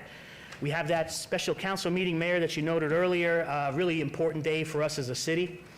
In October, a very important day, we're going to be opening up a new substation in partnership with Sheriff McMahill for the growing Sky Canyon Providence neighborhood. Mayor Pro Tem, you asked about this last budget cycle. You asked Chief Potts, Chief, we need to get a volunteer program. Well, we have a volunteer program that's going to be going live in November. It'll be up and running, and the source of many of those volunteers are from the Citizens Police Academy. Something that I'm really excited to bring to you at Council, that'll be in December, the CIP Award for the Veterans Memorial at Thunderbird Park. Our Fire Training Center is going to see a huge investment in January.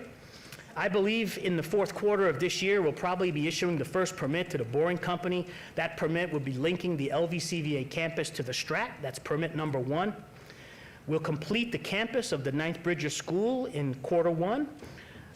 We will be in partnership with the Library District opening an incredible new library, the West Las Vegas Library. And what I will tell you, Mayor and Council, is that project would not have happened without the city. We provided the land, we provided new market tax credits, and we also purchased the old library so that we can quadruple the size of our West Las Vegas Arts Center, a serious partnership project that's going to be great for the community. Something that was just on the Planning Commission the other night. It's wrapping up the last couple of months for the CFO, Rich Hogan for Metro District, is this 911 Joint Center, and it's going to be a great addition to the community, but certainly it's going to be in Ward 4. And our BioHealth Challenge Grant, we want to see that awarded around the second quarter of 2026. So with that, Mayor and Council, I think we've shared this before. This is what that new substation is going to look like. That's so important to our high-growth areas of the city. And I'm going to end with this. The Veterans Memorial, this is a special project. And it's something that it could have ended up in different places, but it's staying in the city, and it's going to be at a place that I think we'll really enjoy having it. And so, Mayor and Council, with that, I can only tell you I appreciate your support throughout the year. It's been a very enjoyable process getting to know you, Mayor Berkeley, and Councilwoman Summers Armstrong I've known for 25 plus years, and so we've been having some great convos in her new role. So again, happy to answer any questions you might have. Thank you so much, Mr. Jansen. And now I will entertain any questions or comments from our city council members. Go right ahead. It seems like Mr. Jansen wants to really document and support why he's worth every penny we pay him in the city. But I just want to say, Mike, that it has been amazing to have you at the helm as our city manager. You are one of our very few key employees, and all of us lean on you to make sure that there's no balls that are dropped, that emergency crises are addressed, and that we are always looking forward, but making sure that everything in the present is the best moving forward into that future that we're all trying to be prepared for. You're responsive, you are communicative, respectful, diligent. I can't give you more adjectives to say that super pleased with how you have been managing the business. You're very entrenched and very knowledgeable about everything City of Las Vegas. And so I hope that we're going to get many more years out of you because this is your annual eval, but I'm optimistic that you'll want to stay on board with us, leading the charge with all of these amazing, exciting projects that are just getting underway. Thank you so much, and I'm looking forward to continuing to do the good work for our city. Thank you, Councilman. Would anybody else care to comment? Oh, just Ms. briefly. Polensky? Thank you, Madam Mayor.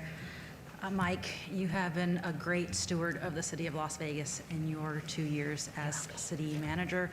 I'm proud of you. I'm proud of the work we've done together. I'm proud of this council for so wisely choosing you. Moving forward, I would support whatever you're asking for in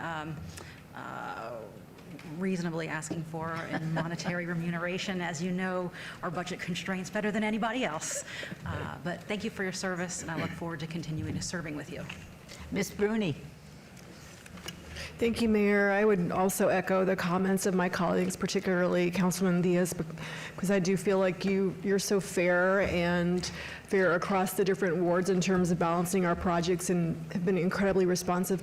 I also think that I also say about the city that the city is a great place to work and the city's so innovative, and everybody on the team, when we ask them to do things, they always try to find a way to say yes or find a way to make it work.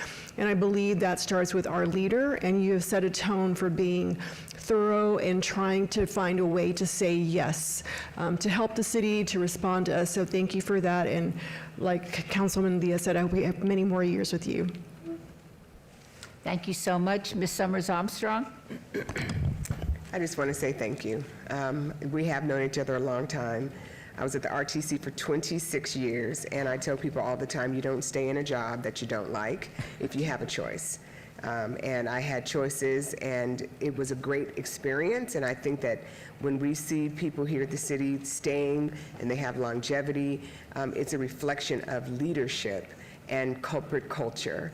And the culture here for people to be smart and kind and committed has to be supported from us first, and then you trickle that down. And I'm just happy to see that that is happening.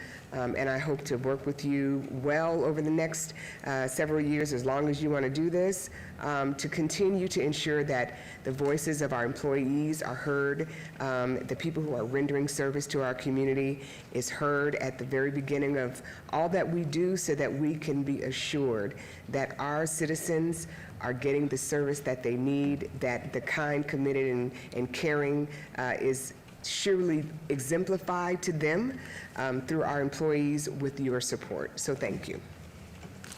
And before we entertain the motion, Mr. City Manager, I did not know you until before I became mayor of the fabulous city of Las Vegas, but I can say without fear of contradiction, it has been not only my great pleasure to get to know you, but an even greater pleasure to work with you. I cannot imagine any other trait that I would be looking for that you don't already possess, and I look forward to working with you for many years into the future. And with that, Mayor Pro Tem, I will entertain a motion.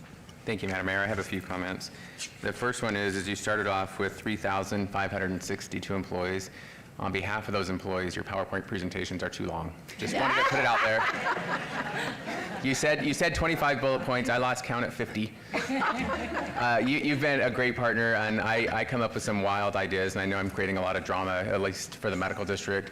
And I am just very, very proud of the fact that you're right next to me, because I think you'll keep me in line. You won't let me go out of line, and I think you've done that for this council.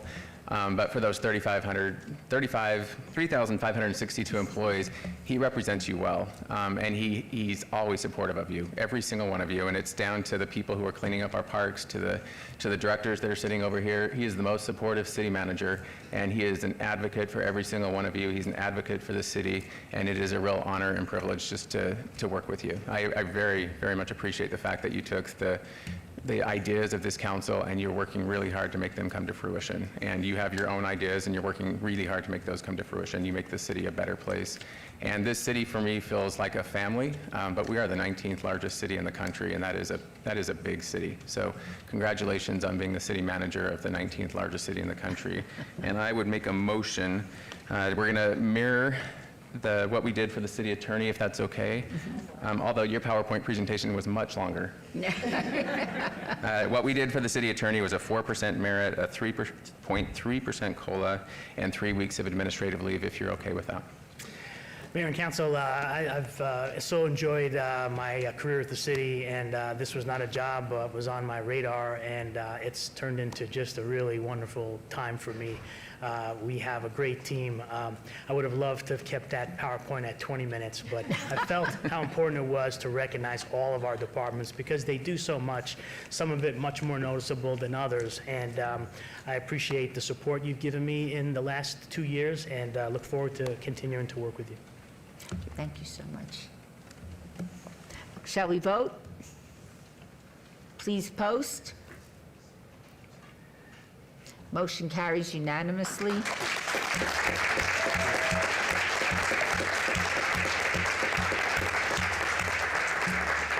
Before we move to agenda item number 41, we're going to take a 5-minute break.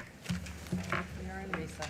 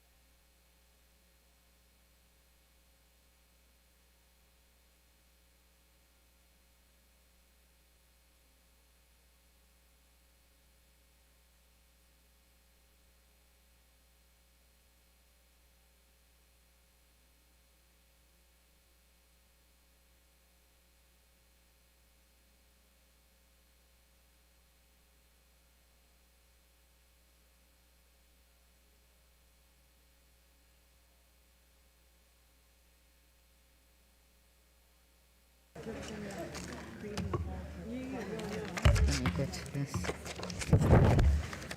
Okay. I will now reconvene the meeting. We will now hear related items 41 and 45 together. 41, regarding the fair market value of the City of Las Vegas-owned vacant real property based on the May 19, 2025 appraisal report by Southwest Property Consultants in anticipation of the sale and development of 1.21 acres located at 1611 West Lake Mead Boulevard and 1600 Mount Moriah Drive. Item number 45, R-69-2025, discussion for possible action regarding the resolution finding the disposition and development agreement between the City of Las Vegas and RW Advance LLC concerning the proposed sale of 1611 West Lake Mead Boulevard and 1600 Mount Moriah Drive is in the best interest of the public and to be in compliance with and in furtherance of the goals and objectives of the city. These items are in Ward 5. Item 41 is a public hearing, which I now declare open. Ms. Babsky.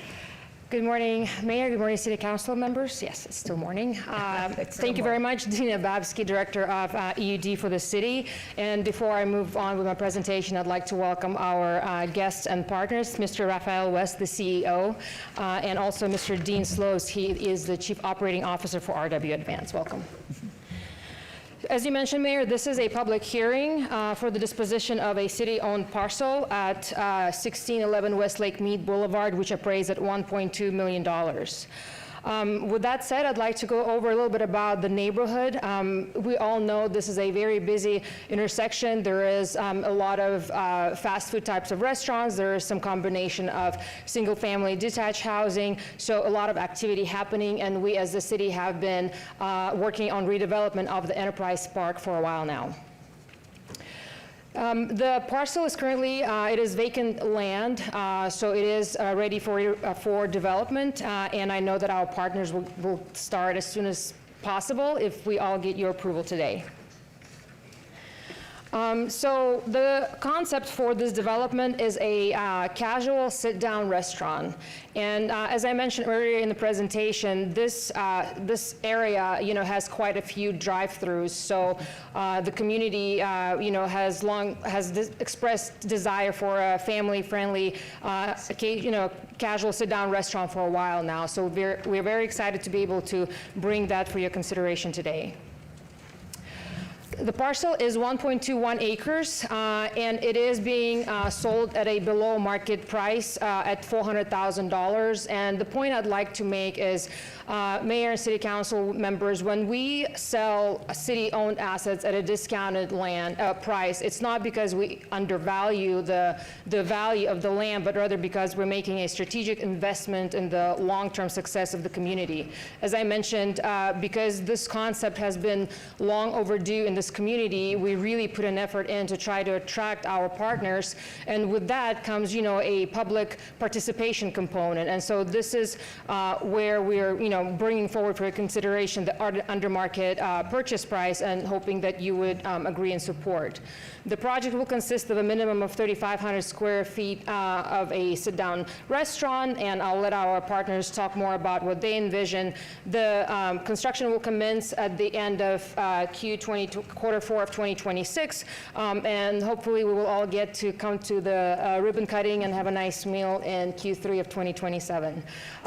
Very exciting for the community. It will generate 40 to 50 permanent jobs, and I know that our partners are very committed to working with the community, specifically on the job creation in the area and overall economic impact at $8.1 million.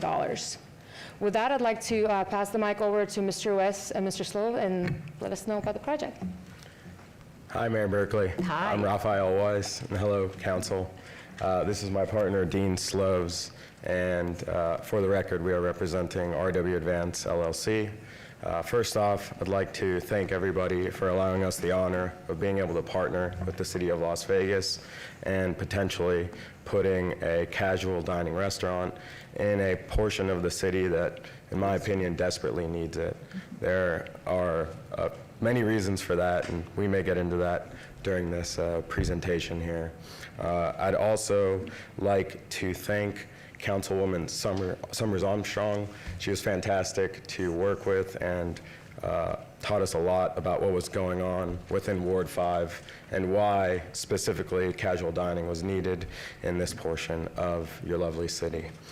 I would also like to thank Jonathan King, the EUD department, Director Babsky for their assistance throughout this entire process. Typically, I am not used to the DDA process. Normally, we just do regular PSAs, so this was a little different for me. It was a nice learning experience, and now that I understand the process, I look forward to doing many more projects and partnering with the city on much more. So with all that being said, we look forward to creating and developing a fantastic casual dining restaurant for this part of the city. And once again, thank you for the opportunity. You're welcome. Is there anyone else wishing to speak on this agenda item? Seeing nobody, is there any member of the City Council that would like to make a comment? Ms. Bruni. Thank you, Mayor.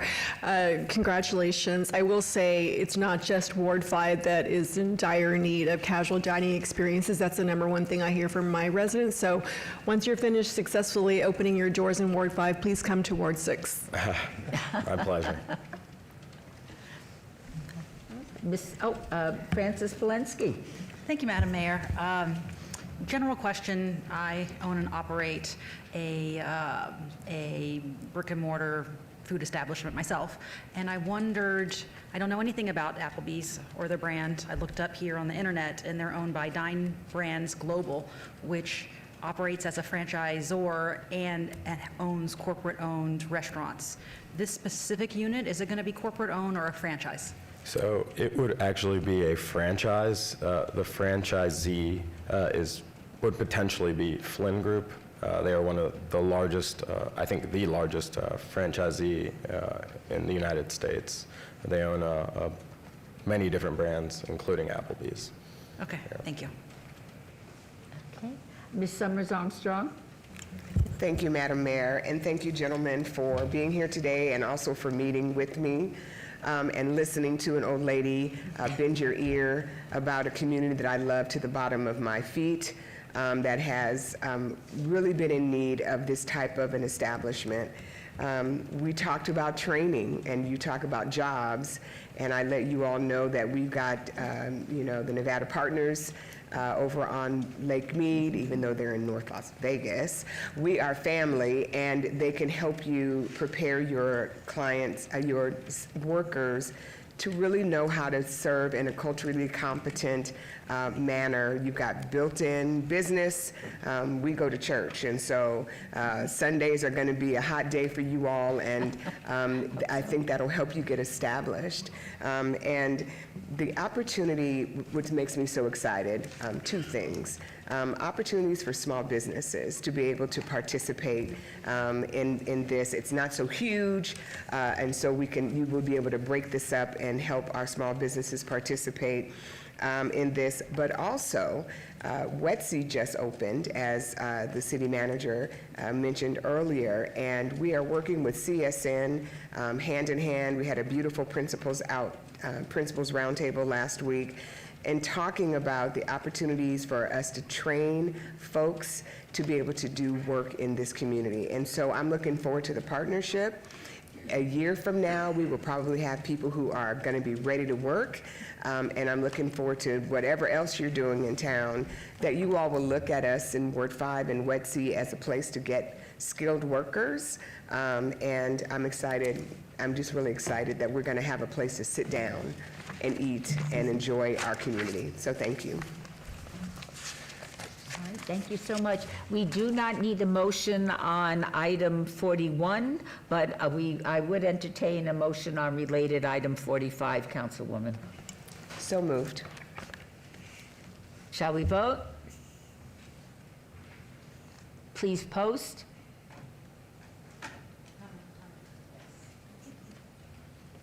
Motion carries. Congratulations, gentlemen. Very excited for you.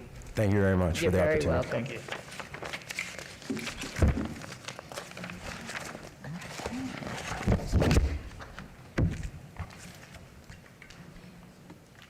Okay. Agenda item 44 has been held in abeyance until the November 5th council meeting. Agenda item 46, boards and commissions. Discussion for possible action regarding the appointment of Rosa Cortez to the Board of Directors of City Parkway 5, Inc., Las Vegas Medical District Corporation, and Las Vegas Economic Recovery Corporation. Directors hold office until a successor is appointed, unless an earlier termination by death, resignation, removal, disqualification, or good cause. Procedure for the boards is appointment by the City Council, which will fill the vacancies created by the resignation of Steve Ford. The Economic and Urban Development Department recommends approval. I move to approve this appointment. Shall we vote? Please post. Motion passes. Agenda item 47. Discussion for possible action regarding the appointment of the youth members of the Youth Leadership Advisory Council from the following nominees. And City Clerk, may I invite you to state these names for the record? Absolutely. Thank you, Mayor. Eleanor Ray Gumeri, the mayor. Khalil Bouwer, mayor. Cara McAnallen, mayor. Emilia Sai, mayor appointment. Ayana Castro, mayor. Alina Johnson, Ward 1. Luca Bennett, Ward 1. Aaliyah Burton, Ward 1. Jolie Tao Nguyen, and I believe we're going to have a statement about, oh, not that one. Ward 2. Ethan Cohen, Ward 2. Grayson Gurney, Ward 2. The next one, Jericho Cruz, Ward 3, I believe. The director will make a statement. Gianna Kim, Ward 3. Corey Hall, Ward 3. Anera Manalez, Ward 4. Avery Mezervi, Ward 4. Janae King, Ward 4.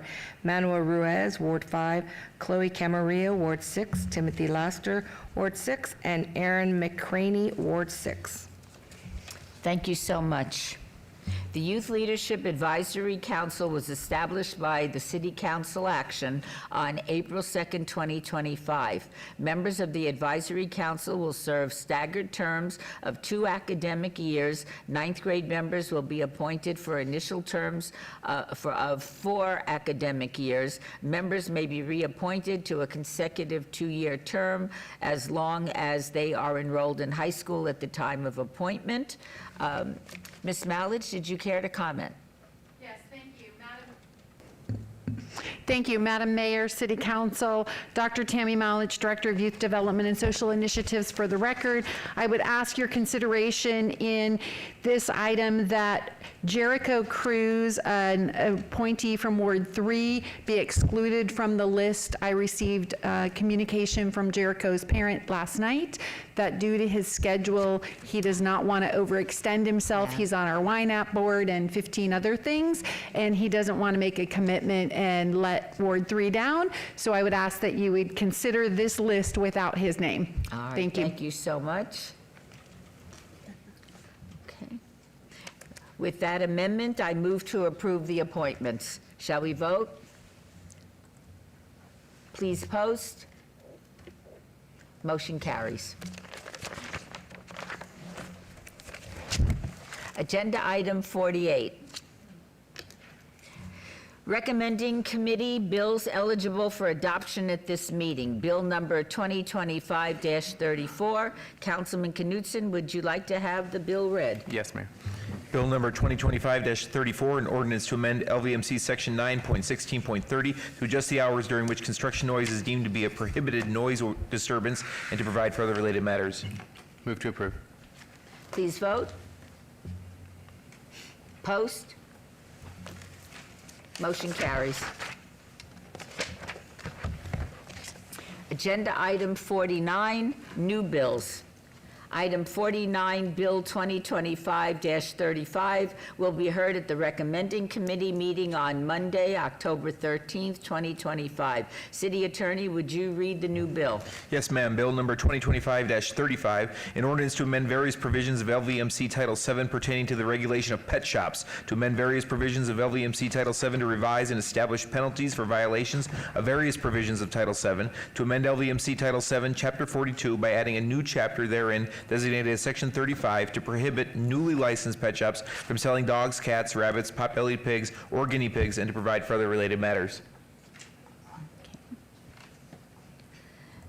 New Bill 2025-35 is assigned to the October 13th, 2025 recommending committee members, Councilman Knutson and Councilwomen Diaz and Polensky. If any so designated are unable to attend, the clerk's office will coordinate finding substitutes as necessary at my direction, and I thank you. Agenda item 50. Items 50 through 50B are on the consent agenda, are considered to be routine, and are recommended for approval by the Department of Community Development. Mayor Pro Tem, may I have a motion to approve on the consent agenda? Move to approve the consent agenda. Please vote. Post. Motion carries.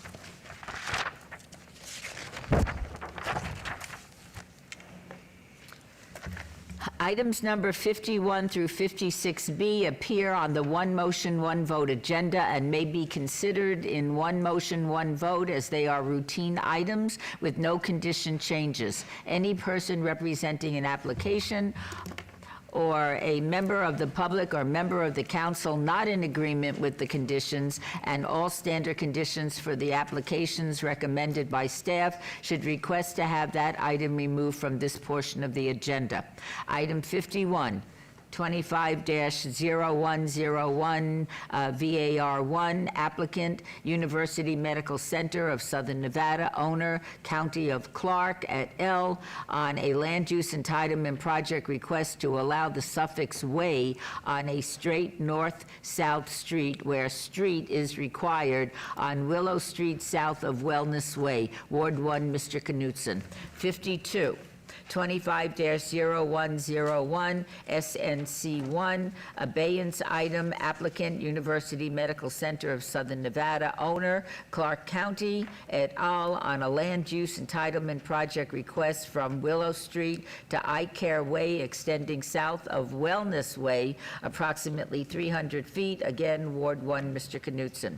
Item 53, 25-0144-SDR1, applicant, Panther Acquisitions LLC, owner, City Parkway 5, Inc., on a land use entitlement project request for a proposed fourth-story, 103,200 square feet medical office building, including 1,500 square feet of commercial space with waivers of the Symphony Park design standards on 1.39 acres at the southeast corner of Robin Leach Lane and Promenade Place. PD Plan Development Zone, Ward 5, Ms. Summers Armstrong. Item 54. 25-0225, applicant owner, International Church of Las Vegas, Inc., et al., on the following land use entitlement project requests on a 9.69 acres on the south side of Cliff Shadows Parkway, west of Reverence Parkway. PD, Plan Development, and U, Underdeveloped. PCD, Planned Community Development, General Plan Designation Zones. Ward 4, Ms. Allen Polensky. Item 54A, 25-0225-ZON1, from U, Underdeveloped, PCD, Planned Community Development, General Plan Designation, to PD, Plan Development. Item 54B, 25-0225-VAC1, petition to vacate U.S. government patent easements generally located south of Cliff Shadows Parkway and west of Reverence Parkway, and public right-of-way within the Cheyenne Avenue alignment west of Clark County 215. Item 55, 25-0277, applicant, Platinum Management Group 6 LLC owner, My Charleston Plaza LLC, on the following land use entitlement project requests on 0.87 acres at 5100 and 5104 West Charleston Boulevard, C1 Limited Commercial Zone, Ward 1, Mr. Knutson. 55A, 25-0277-SUP1 for a proposed gaming establishment, restricted use, 1 to 5 machines. 55B, 25-0277-SUP2 for a proposed 2,800 square foot alcohol off-premise full use. 56, 25-0278, applicant owner GMD Properties LLC for possible action on the following land use entitlement project request on 0.69 acres on the west side of 10th Street, approximately 205 feet north of Stewart Avenue. T5-N, T5 Neighborhood Zone, Ward 5, Ms. Summers Armstrong. 56A, 25-0278-VAC1, petition to vacate a portion of a public alley south of Mesquite Avenue between 9th Street and 10th Street. And finally, 56B, 25-0278-SDR1 for a proposed 4-story, 36-unit multifamily residential development with waivers of Title 19.09 Form-Based Code Development Standards. The Planning Commission and staff recommend approval of all of these items. These are public hearings that I now declare open. Is there anyone wishing to be heard on items 51 through 56B? Seeing and hearing none, I now close the public hearing. Mayor Pro Tem, may I have a motion? Move to approve. Shall we vote? Post? Motion passes. Thank you so much.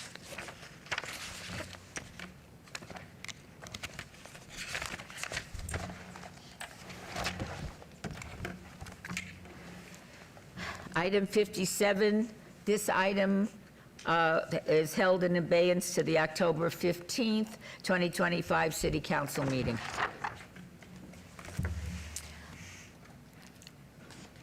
Item 58, 25-0176, abeyance item on the following land use entitlement project request on 4.50 acres at the northeast corner of Harris Avenue and Bruce Street, C1 Limited Commercial Zone. Item 58A, 25-0176-VAR1, abeyance item to allow a 75-foot residential adjacency setback where 111 feet is required.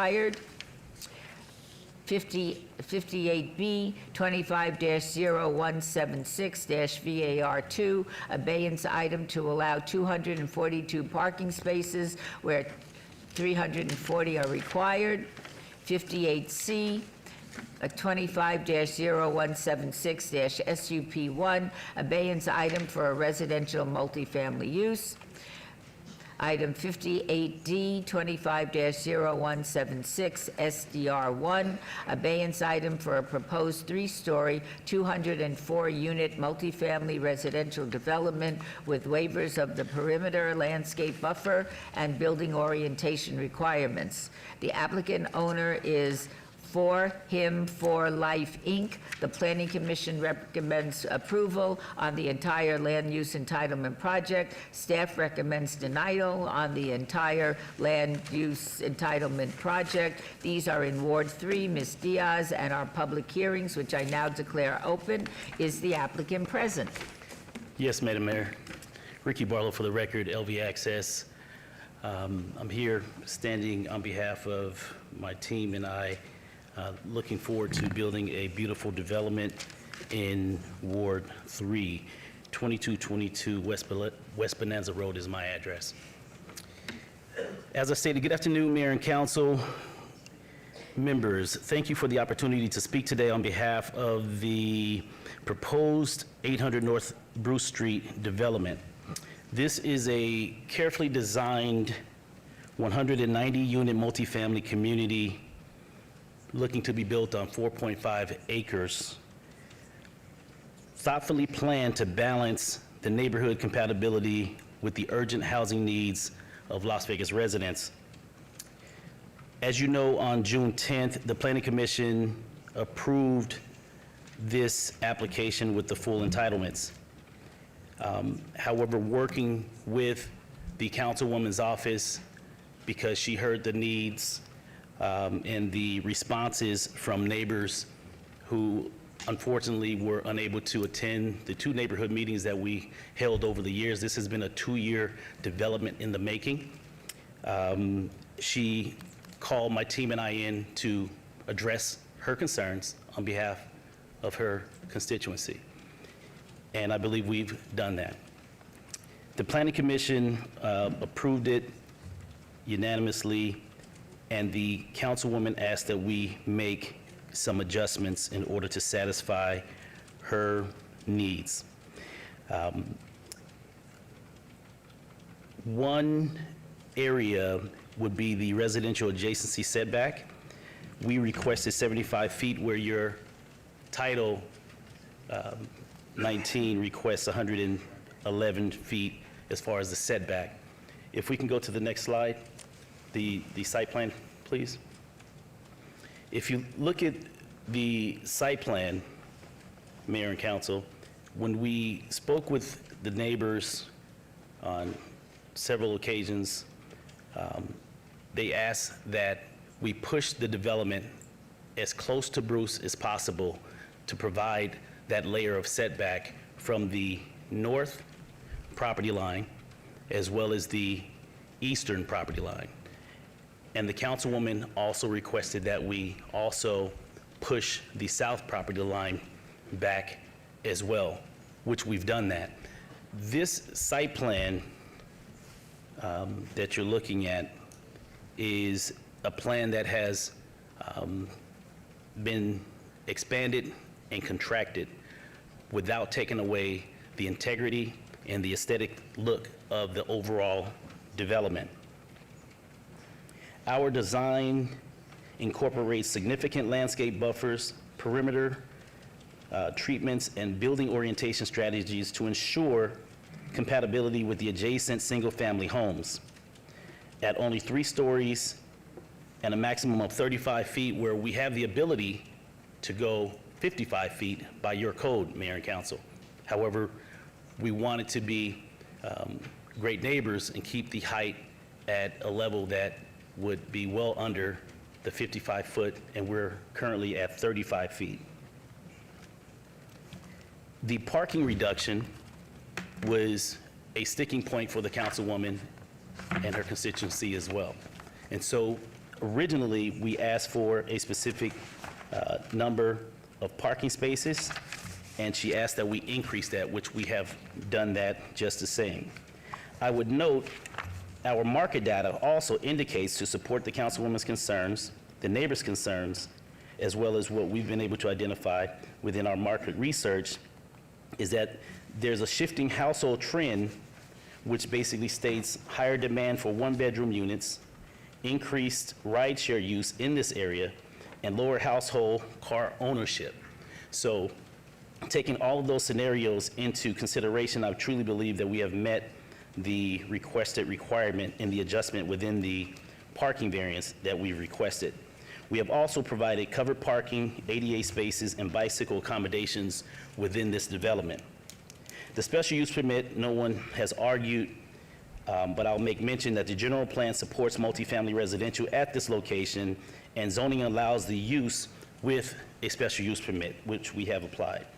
The project advances the city housing policies by diversifying the housing stock, providing attainable rental opportunities while supporting economic development within Ward 3. The site plan review before you, the project includes 6 residential buildings, plus a leasing clubhouse facility, playground, sports court, and landscape courtyards. The fake hay treatments, varying roof lines, and high-quality materials prevent a monolithic look to this development. This development provides workforce housing near major employment centers, reducing commute times and supporting economic vitality. This development represents investments, a major investment within the East Las Vegas community, aligning with the city's goal of revitalizing and reinvesting in existing neighborhoods. This development will create jobs during the construction and ongoing property management, full-time, 24/7 on-site property management as far as employment is concerned. This will enhance the neighborhood safety and vibrancy by redeveloping currently an underutilized commercial parcel into a productive residential use. I would like to, if we may go to the overhead, I would like to share with you that originally, as of June 10th, the Planning Commission approved us for 204 units. After working with the Councilwoman's office in addressing her constituents' concerns, we now have 190 units versus 204 units, which is 14 units fewer. In addition to that, she requested on the east property line, in order to create even more of a security site view for her residents on the east property line, we've reduced the third story. If we may go back to the overhead, please, on the east property line.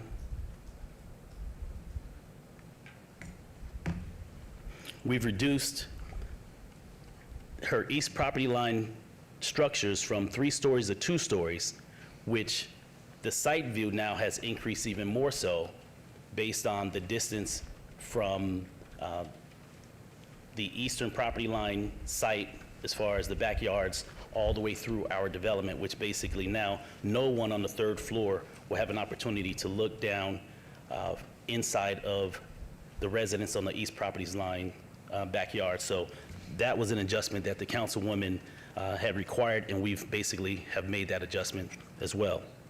The unit mix has been adjusted from 52% 1-bedroom and 48% 2-bedroom, now to 57% 1-bedroom and 43% 2-bedrooms.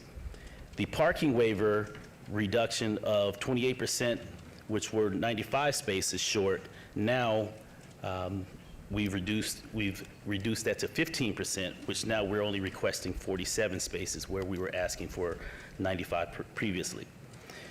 From a neighborhood compatibility standpoint, the original buffers and setbacks have been adjusted accordingly, and the reduced mass of the overall development, the buffers have been maintained that will be fully landscaped with buffers in the appropriate setbacks. In closing, this project is well-designed, neighborhood conscious, and responsive to both community needs and city policies. With the Planning Commission's unanimous approval, I respectfully request that this council supports the councilwoman in her effort to bring in a much-needed development into her area by also having addressed many of the concerns from her constituency, which I believe she's created a very delicate balance between development and the needs of her constituency. So with that, I am prepared to answer any questions at this time that you all may have. Thank you so much. I think at this time we'll have a staff report. Thank you, Madam Mayor. Peter Lowenstein for the record. While additional residential units are needed and encouraged within East Las Vegas, the proposed development is too intense for the area as evidenced by the requested residential adjacency and parking variances. As such, staff is recommended denial of the proposal. Thank you. Thank you so much. Is there anyone else wishing to be heard on these items?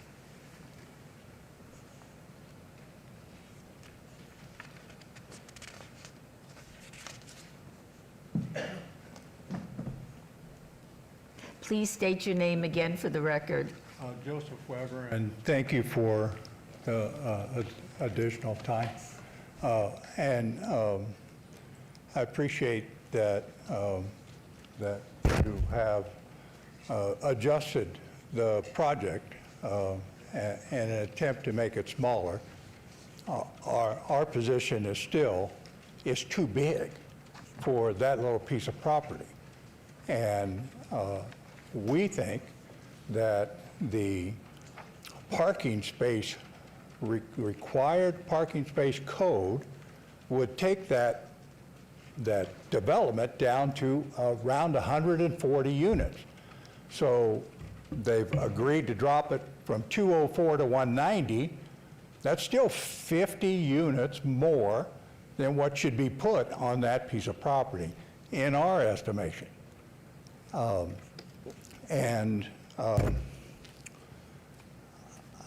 Before I forget, I would like to enter these petitions that we collected into the record from people who didn't know about any meetings or didn't even know the project was being considered or that any of these variances were being considered.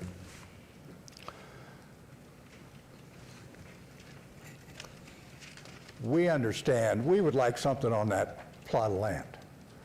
We understand that a smaller project might not make financial sense to these people, but that shouldn't be a reason that you ignore the safety that codes provide to the surrounding neighborhood. Okay?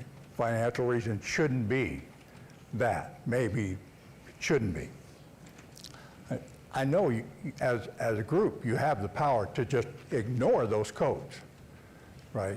But I'm asking that you don't. You're going to vote and move on. The people in that neighborhood, of which a lot of them are opposed to the size of this thing, they're going to be left there for years, having this imposition on them and lowering their quality of life. So really, anything more than 150 units, most of the people who signed those petitions don't want anything to do with it and don't think it should be there at a size bigger than 150 units. And then lastly, and I don't know if the new plans include the perimeter wall that is supposed to be required by code. That's not in the plans, weren't in the previous plans anyway, that if you approve this thing, please give us the perimeter wall that is supposed to be there. And I thank you for your time and your attention. in this Thank you matter. so much. Is there anybody else wishing to be heard on this item? Seeing no one, I will close the public hearing. Mr. Barlow, is there any last-minute comments you'd like to make? Yes, Mayor, thank you so very much. I appreciate the gentleman coming up and speaking. Number one, we are looking forward to addressing the perimeter wall. We have every desire to make sure that our development is fully protected. And we're looking forward to bringing forth a beautiful decorative block wall with trees that will be adjacent on the east property line as well as the north property lines with the appropriate setbacks as required by your planning commission. And so there's no way that we're going to spend the amount of money that we're going to spend, which is approximately anywhere between $50 and $60 million to do this development, to build this development, not for this property to be secured and making sure that the residents on the east and the north property lines are well protected. Now, having sat in your seat, I understand the needs and the concerns from constituents, and so I take that to heart, specifically when I'm working with my team, making sure that we do all that we can to make sure that the residents' concerns are addressed and that we're bringing something into the community that we would want to live in ourselves, right? But one thing I also recognize is the NIMBY, and that's something that we can't control, because we know that there's a need in this community and we're trying to fill a gap that needs to be filled, and we're trying to do it in a prudent way that is hopefully in a manner in which we can be great community partners and making sure that our development is something that this community will be very proud of in a property that we would live in ourselves if in fact we had to. And so those are the elements that I bring to the table as it relates to sitting down with my team, making sure that we're doing all that we can, working with your staff, the councilwoman's office, as well as the neighbors,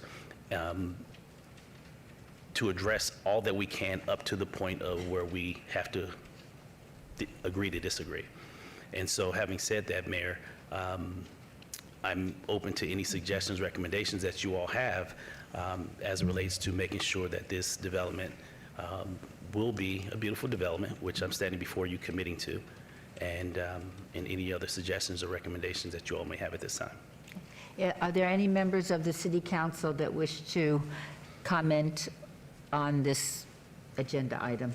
Mr. Barlow, let me ask you something. Yes, ma'am. From what I'm hearing, the neighbors aren't opposed to building and having an apartment building, but they are concerned about the 190 units, which I appreciate that you worked with the councilwoman to bring the number down. Correct. They seem to be very concerned about the density and putting that many units into that particular area. Is there any way that the number can go down even further, maybe not to the 150 that they would like to see, but somewhere between 190 and 150? Mayor and council, you all know when it comes to multifamily in this state that it's very difficult to build a multifamily development from the start. And there reaches a point where there's a bottom line as to whether or not you've heard the term penciling. And we've reached that point, Mayor. I mean, we're at our wits' end trying to figure out how we were going to make the adjustment as far as just taking away the 14. And so at this point, I would have to admit honestly that I believe, based on our financing and everyone that we've spoken to, and the architects, the engineers, the ownership team, we're literally at our base. Okay, thank you. Ms. Summers Armstrong? Thank you, Madam Mayor. Mr. Barlow, this is a neighborhood very near the border of Ward 5, and we need not just housing, but affordable housing. Has your management team or your ownership team, which according to the records that I've read is not part of Nevada, they've got an office in Nevada, but it's owned by someone out of state, have they talked with our folks here in the city to maybe get some assistance with this project? I don't know what would be available to really look at financing that would allow some of these units to be affordable as opposed to just built. Because my understanding, just from what I've read, is that this is still an option and might be able to help meet the request of the community to lower the amount of units, but also be able to help your clients with some financing options. Well, let me address something in regards to your statement as far as someone being out of state. Everyone in this development is from Nevada. So I just want to make sure. Could you speak up a little bit? I said everyone in this development is from Nevada. So I don't quite understand the statement in regards to an out-of-state individual, but everyone in this development is from Nevada and has been in Nevada for as long as I've been alive. So from a financing standpoint, the financing will start to come together, and the collection of finance will be a part of that will be our ability to apply for, Councilwoman Armstrong, apply for grants monies, whether it be through the state, the city, and the county, to basically help adjust from an affordability standpoint. We can't do that until we have something tangible, such as a fully entitled development that we could take to the banks and the financiers to basically say that this is what we have and these are the parameters of what we have from a development standpoint, and those funding sources will then assist us in dictating what percentage of these units will have an opportunity to be affordable, whether it be 20% or 30%, and we're looking forward to doing just that. but we have to cross the hurdle of getting the entitlements. And Councilwoman, I'm not sure if that answered your question, but, okay. Thank you. Ms. Diaz? Thank you, Madam Mayor. And I want to say, Mr. Barlow, obviously you being a former member of this body knows more than anyone that we do take our neighbors' voices and concerns very seriously. Absolutely. I'm not hearing from my neighbors that they don't want anything in their backyard. They're being pretty reasonable compared to other neighbors that I've dealt with in other areas with infill projects, and they're saying this is too intense. And I can't disagree with them just based on my knowledge of that neighborhood. My siblings went to Hallie Hewitson Elementary School. I was too old when we moved into the neighborhood to go there, so I have seen the neighborhood mature over years, and parking is a premium in that community. And as much as we want to downplay that we don't need it and that people are going to use public transit, I don't see that trending in my neighborhoods for the next 10 years or so. So I think we have to make the decisions today that we are going to be proud of tomorrow. Absolutely. And in our office, we did have this meeting, and I appreciate you and your team and your engineers and everyone coming, but I did make a very pointed question, and I asked you, are all adjacency setbacks being met per code? And you said very confidently in the meeting that yes, that was the case, but the variance is still here, where 111 feet of separation should happen between you and the neighbors. You're asking for that to be less. So there are still some unresolved matters, I feel. I'm hearing loud and clear from the 123 neighbors per the petitions, 96 of them being homeowners, a lot of them being second language speakers. Their first language is Spanish. They aren't really privileged to be in tune with our processes, know what that postcard, when they receive it, what it means, what it is. I feel like we haven't done our due diligence in even educating everyone around you about what you're seeking to bring, and they're just saying, can it conform to code? And so many times what I've seen in my ward anyways in the past is that we don't conform to code, and then we pay the premium price down the road when we don't have adequate parking, when we don't have enough landscaping, when we forsake things that should be part of a master plan community. We just say, no, we don't need it. And actually, I feel very strongly that in this situation, we do need it. There's more development coming across the way into Cashman Center, as articulated by other folks. So I'm going to leave it up to you, Mr. Barlow, and you kind of let me know, is there room to continue to work on whittling down the intensity and abiding by the setbacks that our code is saying? Because I also vetted the plan to augment parking down the road, and that's not even a given, and I can't even in good conscience make a decision based on the facts now. That's something in the future may happen decades later after I may no longer be in the seat. So I want to make sure that I'm making the decisions in the moment, knowing full well what I do know about that neighborhood. And so I'm going to ask, is there a way that you think we can still work something that's a happy medium from the responses I'm getting from my neighbors and your ownership? Is there a way to whittle? And if so, then I would be more than happy to hold the matter in abeyance as we figure out the common ground. Councilwoman, when we met in your office, the concern in regards to the setback, and meeting with the city staff when we first started this, when I was meeting with the planner, the distance that we had agreed to that they could live with was the number that we set. And so I communicated that to you in that sense.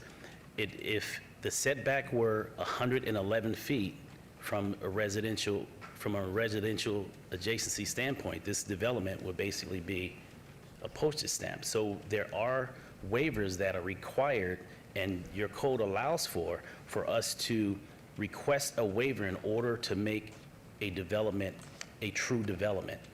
And with that, your staff worked with me on that. These are not arbitrary numbers. This is a conversation and a meeting that has been taking place for more than 24 months now with the City of Las Vegas, meeting with multiple staff members at the planning level, meeting with the planning commissioners to include your office when we met last week.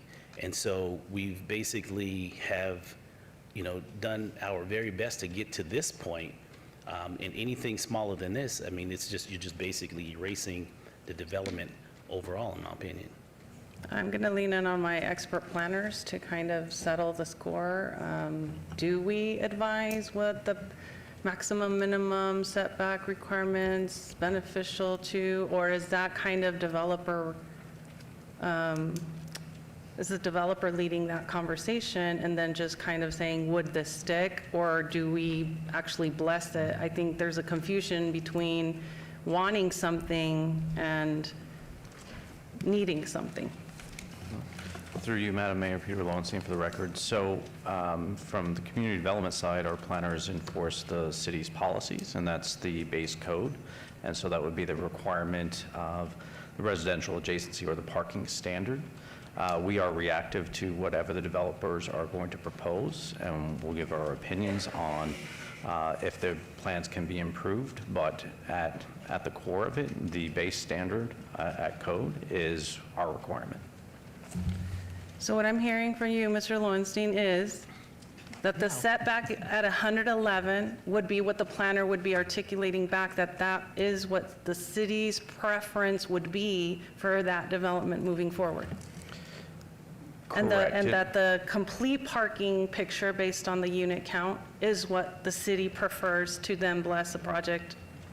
Right, the setback requirements based upon the height that's being proposed, so that would be the requirement at 111, and then the associated parking variance is based upon the number of units and the variety of unit types that are in there. And that is what we would. So, then Mr. Barlow, we have a situation here where we need to be real, acknowledge. I know that we're put in the role as council members to figure out this happy medium. I know you want the stars in the sky and the moon, but then yet the neighbors want something a little bit not as extravagant.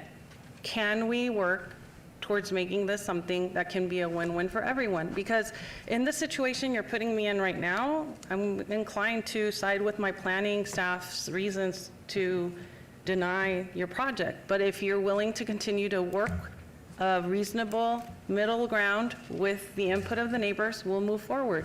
So I'm really kind of leaving it up to you. Do you want to continue to work this development to where it's palatable to the adjacency and it conforms to our codes or not? Councilwoman, let me address something to planning staff, and planning staff knows this to be true. The reason why we have Title 19 is because this city sets policy. But the reason we have also waivers, special use permits, and variances is for developments that cannot meet the standards of the city of Las Vegas. Planning staff understands that, and they know that, and they should be communicating, articulating that to you all as council members. They know that.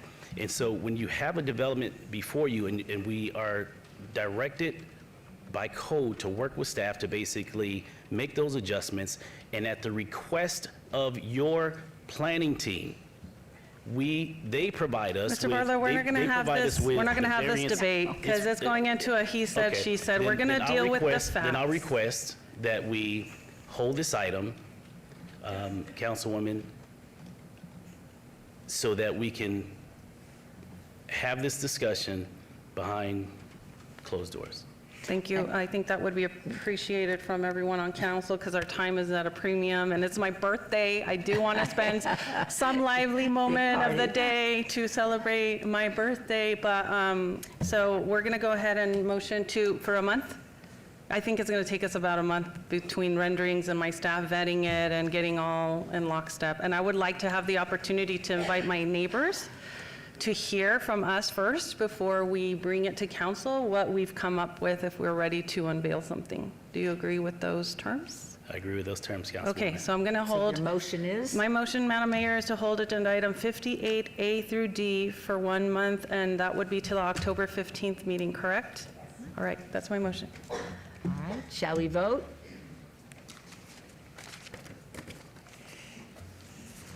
Please post.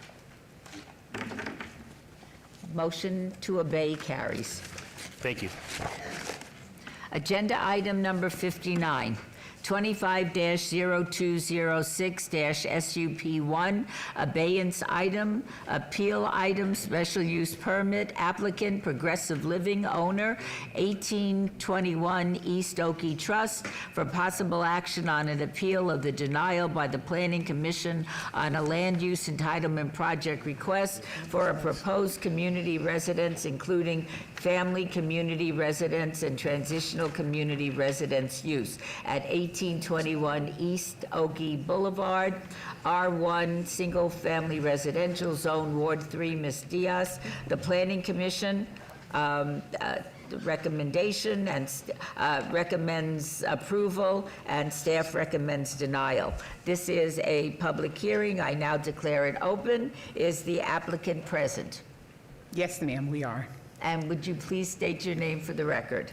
Good morning, Mayor Berkeley, esteemed council. My name is Tammy Bass. I'm from the best ward in the city, and that's represented by Alan Polinsky.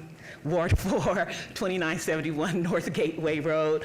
Close second is Ward 5, of course, my childhood ward. And I am here as the representative for Dr. Akeen and Progressive Psychiatric Services as we come to try to convince you that this is something that's worthy of your support. This is Dr. Akeen, and he's the owner of Progressive Psychiatric Services and Progressive Living. So we are in the behavior and mental health industry, and one thing that we know is that we are woefully deficient of bed space and services when it comes to what we do.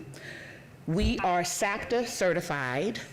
The state approved us overwhelmingly, and one of the reasons they approved us is because not only did we have a residence, but we have a clinic that is top tier, that is staffed with some of the top doctors in this field. And so we were approved overwhelmingly. And one of the things that we've learned from, again, happy birthday. We met with Councilwoman Diaz yesterday and her wonderful staff, and one of the things we know now is that we kind of put the cart before the horse, and we accept that, and that's a hard lesson to learn. However, Mr. Akeen, Dr. Akeen has expended so much money on this house, and to look at the house, it would just be a beautiful house. You wouldn't know that transitional living was happening there, because we've worked really hard to keep the aesthetic, community appropriate, as well as making sure that our residents are vetted, including extensive and intensive assessing and evaluations. Our demographic is 50 and over. And sure, these residents have issues. They have issues with substances, and they are at a point in their lives where they're trying to get help so that they can then go back out into the community. It is not a permanent program. We give 90-day increments in how we address and help our residents. And we are at the point where we understand what the Planning Commission put forth. We also understand what Councilwoman Diaz, her concerns are. And it's because, as a former member of the Nevada State Board of Parole appointed by Governor Gwynn, one of the things I learned as a commissioner is that in Nevada, or especially in Southern Nevada, we don't do a good job of addressing how people are going to be housed who also come with deficits. And so our homeless population, everything goes back to mental health. And so we're trying to do something about that.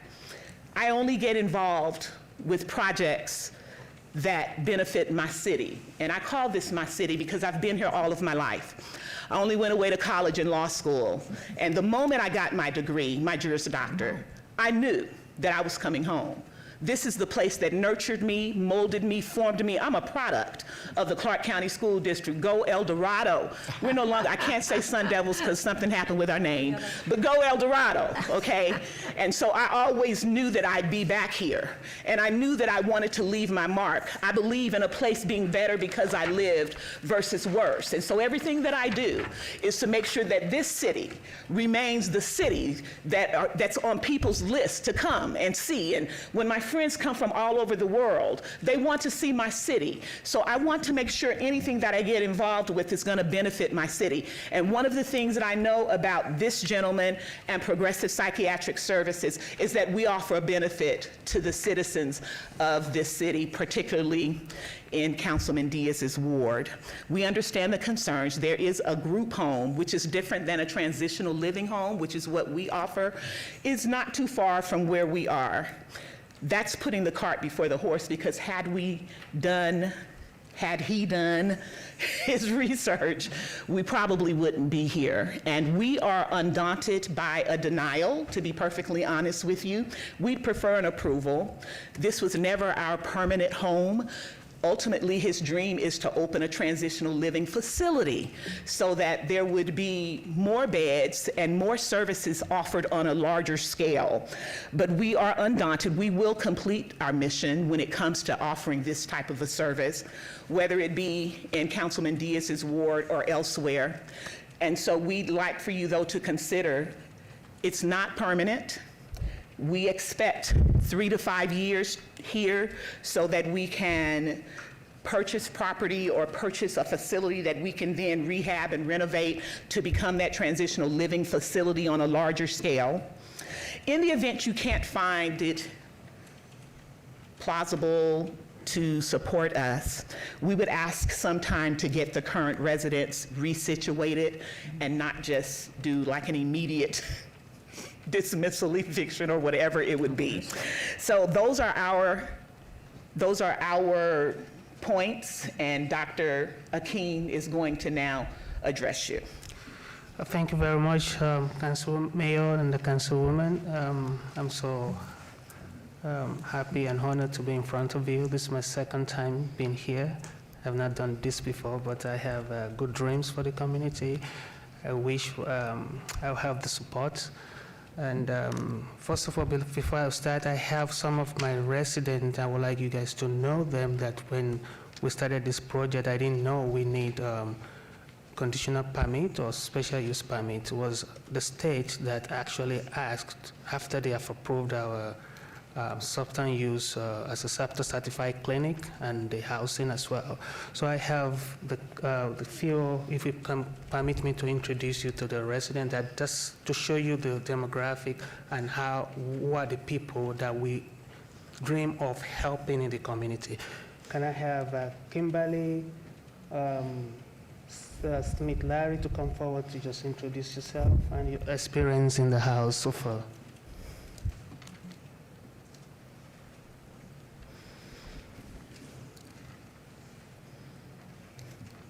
Welcome. Hi. Welcome. Would you mind stating your name for the record? Kimberly. You gotta give me my. Could we have a last name? Oh, Brown. Thank you. My name is Larry Smith. Thank you. You want to tell them about your experience in the house? Oh, my experience in the house has helped me. Welcome. Okay, let us know. But the experience in the house it has helped me. I almost died 6 months ago from a serious alcohol problem. Being in that house and getting the help from Progressive has helped me a lot. I've learned a lot. And I'm thankful to Progressive and the IOP program that I'm in now. It's helped me a lot. And I've been clean for over 90 days when I didn't think that was possible. And it's because of the support from Nicole, her boyfriend, and Progressive. It's helped me a lot, you know. I don't think I would be clean for this long if it wasn't for them. And they let me know that I could stay clean for the rest of my life off alcohol. Thank you. Thank you, Mr. Smith. Yeah, through the LEMA program, I was introduced to recovery, and it didn't take them, but a seed was planted. So I knew where to come when I needed help. And I came through this house, and Nicole and the doctor, they helped me out a lot. The houses helped me a lot. They have rules which help keep me grounded and focused on my recovery. Without them, I wouldn't be able to have this recovery. And that's all I have. Thank you so much. Okay, Kimberly Brown. Progressive Psychiatric Service and Progressive Living has really helped me. I've been clean for almost 3 months now. No more cravings. I go to IOP 3 times a week, and it's helped me a lot. I used to live on top of the bridge on Boulder Highway. And all I was doing was getting sick, and I've come to Progressive Living, and they really kept me on straight and narrow. I go to AA meetings, I go to my IOP, and the place is decent. I mean, everybody has their jobs. We all have curfews, which is good. Mm-hmm. We don't bother the neighbors. We don't play loud music. We don't have parties. And we basically stay to ourselves. Thank you. And we clean up everything, you know, try to keep everything nice. Thank you so much. I would like to introduce the manager of the house. If you can just introduce. Hi, my name is Nicole Werner. Hi, Nicole. No. You know, I just want to say it makes me emotional because, like, I'm a product of sober living. I was an addict for 30 years, and I have over 3 years sober because of this type of home. And I just hope that you guys can, you know, see what we see and want to help our community and do what we do. You know what I mean? Like, today I work for Crossroads of Southern Nevada. I'm a behavioral health technician, and I've fully changed my life, you know, and where I started was sober living. So thank you for letting me Thank you so speak. much for sharing. So if I can just get a few minutes of your time, please. I just want to show you how our clinic is certified with opioid treatment center, also co-occurring disorders for our clinic, and also opioid treatment as well. And the housing itself is also certified by the state government body, and they are open to come to the house by October 10 to make sure that we are doing the right thing and we are putting resident in the program and how we are helping the program out, and we also report this every month to the state. So I'd just like to show how the structure of the house. The house itself is about 7,000 square feet. The building itself, The lot. the lot is 7,000. The building is 2,045. This is a room. It's a co-ed housing. This is one of the room, and this is another room. This is their bathroom that they use, and this is their dining area and living section, their walkway. We provide them with transportation to come to our clinic every 3 days in a week to make sure they don't have any transportation problem. And they have surrounding like a swimming pool to keep the house cool. They have little area where they can sit around and discuss outside the building, so it's not congested. This is another bigger room that we have in the house. Thank you so much. Tana? Thank you so much for your time. We appreciate what you have to do, and it's not lost on us. Just know that we are a group of people trying to do a good service for our city, and we hope that we can get your support. Thank you so Ms. much again. Bass. Happy birthday, Thank you so Councilwoman much. Diaz. Thank you so much. May I have a staff report, please? Thank you, Madam Mayor. This is an appeal of the Planning Commissioner's denial of the requested application based upon failure to meet the minimum distance separation and potential for saturation of similar use due to an existing community residence approximately 555 feet away, where 660 feet is required. Staff is unable to support the requested special use permit and recommends denial. Thank you. Thank you so much. This is an open hearing. Is there anyone else wishing to be heard on this item? Seeing no one, I will close the public hearing. Are there any questions or comments from members of the City Council? In that case, is there a motion, Councilwoman Diaz? Yes, Madam Mayor, but before I give my motion, this has been a really hard one for me. My heart is with the work that Dr. Bass and Dr. Akeen and Nicole are doing on a daily basis, and I don't want them to think that I'm not a supporter. I'm your biggest cheerleader. I think we need more of these types of services.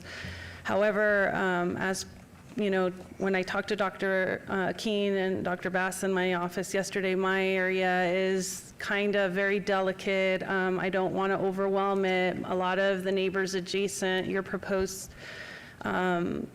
transitional living house have voiced very strong opposition, and so I can't not heed and hear the voices of those that are most close to you. And so, again, I hope that we can find a suitable neighborhood where this work can continue because it's sorely needed in our community. But I have to do what my neighbors are telling me that they want, and they say they have less than a block away the other group home, and this would be a bit much for them given the current situation of that neighborhood. So I'm going to go ahead and I'm going to deny the appeal and uphold the Planning Commission's denial as well as staff's recommendation to deny.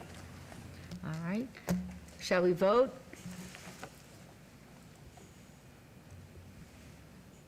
Please post. Okay. Motion passes. Thank you. And I truly urge you to work with the councilwoman to come up with a solution that would be helpful to you. Okay. Agenda item 60. 24-0185 on the following land use entitlement project requests on 0.17 acres at 200 North Lamb Boulevard, 60A 24-0185-ZON1 from R1 Single Family Residential to PO Professional Office, 60B 24-0185-VAR1 to allow 5 parking spaces where 6 are required. 60C 24-0185-SDR1 for the proposed conversion of an existing single-family dwelling into a 1,584 square foot office development with waivers of perimeter landscaping, landscape buffer requirements. The applicant is Fresh General Services LLC, and the owner is Saturday Properties Group LLC. The Planning Commission recommends approval on the entire land use entitlement project. Staff recommends denial on the entire land use entitlement project. These are in Ward 3, Ms. Diaz, and are public hearings, which I now declare open. Is the applicant present? Yes, my name is Guillermo Sataray. I represent Fresh General Services and along with Sataray Properties. I'd also like to point out that I'm here for 60 and 61. It's basically the same. We're asking for the same rezoning for a R1 residential to a PO professional office. I'd like to see if we can, just tackle both of those at the same time. The reason for the zone changing, Dr. Justo Sataray, which owns a large, various properties in this north side of Lamb. Well, basically, he wants to do is turn this into a professional office, just because that strip of land, most of those are already being turned into commercial. most of those professional offices. He owns some medical clinics and I believe some tax services along those corners of Stewart and Lamb. So his plan is basically just to turn these into professional offices so that they can not only, it would look a little bit nicer just to have all professional offices along Lamb, as opposed to having maybe a few residential or vacant lots and then a few nice-looking offices. So we believe that with the reconstruction, the remodeling, this will not only bring a better look to the property, but it's also going to benefit those around it. We already have, they already have tax offices there, many medical services, and I believe that this will only add and benefit to the communities surrounding that. Also, I'd like to say happy birthday to Councilwoman Diaz. And that's basically what we're trying to get done. Thank you so much. May we have a staff report, please? Thank you, Madam Mayor. Fred Solis for the record. Due to the requested variance for insufficient parking, waivers to not install required landscape buffers, and exceptions to not install required parking lot landscaping, staff has determined that the proposed development will not be harmonious and compatible with the surrounding properties. As such, staff recommends denial of the request. Thank you. Is there anyone else wishing to be heard on this item? Seeing no one, I will close the public hearing. Are there any questions or comments from the city council members? Yes. I used to live, this is where I first moved to Las Vegas. I lived right off of Stewart, between Stewart and Bonanza, and I understand that we are seeing transitioning in some of these neighborhoods on the major thoroughfares. The thing, but I looked at the street while you were talking, and it's one thing to convert to commercial. I'm concerned about the lack of landscape. I think that makes a huge difference. The east side as well as West Las Vegas are suffering greatly from heat when we don't have any landscaping, no trees. I mean, we're just, you know, going over yards, what used to be a yard, with asphalt. It is increasing the heat in the community, and I just want to know, would you all, you know, is there a particular reason that you don't believe you can add landscaping? The reason why we're asking just for the variance landscaping is because the way that our parking was first designed, we were told that they didn't want anyone backing onto Lamb. Also, one of the things that was an obstacle was when you're turning out onto Lamb, they didn't want any big trees or any big obstacles. You know, any landscaping that would obstruct the right turn away. The reason why we're asking for the variance is just because the parking, we redesigned it, I believe it was 3 times, and due to the redesign, you know, we came to basically a decision to ask for that variance of landscaping because if we were to provide more landscaping, we would also need to take away more of that parking. That way, providing less parking for any client that does visit that office. Okay. Ms. Diaz? Thank you, Madam Mayor. Thank you for the birthday wishes. I was telling, I'm usually not the naysayer on a lot of these votes, but I have to agree with staff's report. We want to see things coming into the city that are going to help us elevate and lift our neighborhoods. And when we have to do away with the parking and give you a variance, and when we have to basically bless it without any landscaping as articulated by my council member from Ward 5, it's just not elevating us where we need to be. And if anything, it may be creating some future issues that come of it. And so also in the back of my mind, I'm analyzing where we have blessed professional office use, and it used to be residential, and a lot of those places are not they need a lot of help and assistance. They need a lot of investment. They need a lot, they're just not keeping and staying a professional office use. And so as things are evolving and changing and people are shifting, and we hear constantly as a council that like over 40% of professional office is vacant in our city, that's something, a statistic that's also in my head saying, I'd rather this still be a home and provide the ability to a family to live in it, and I want to be respectful also to residents that still have their homes that are adjacent you. So for these reasons, I'm going to move to deny this rezoning, agenda item 60A to 60C. Okay. Shall we vote? Please post. Motion passes. All right, thank you all. Thank And you. we need to do it for 61 as well? Yes, we do. I'll do an I have to read them Yes. from what I understand, Yes. and then we can have an abbreviated vote. Okay.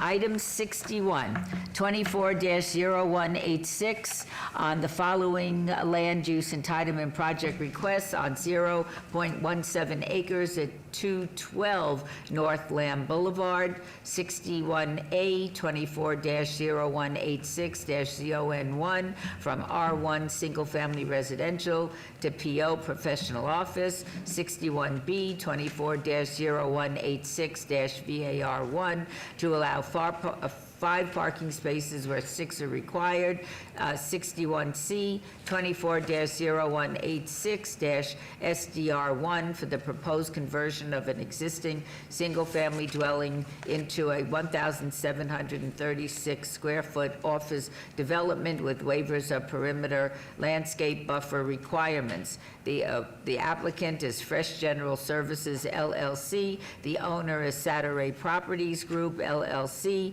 Planning Commission recommends approval on the entire land use entitlement project. Staff recommends denial.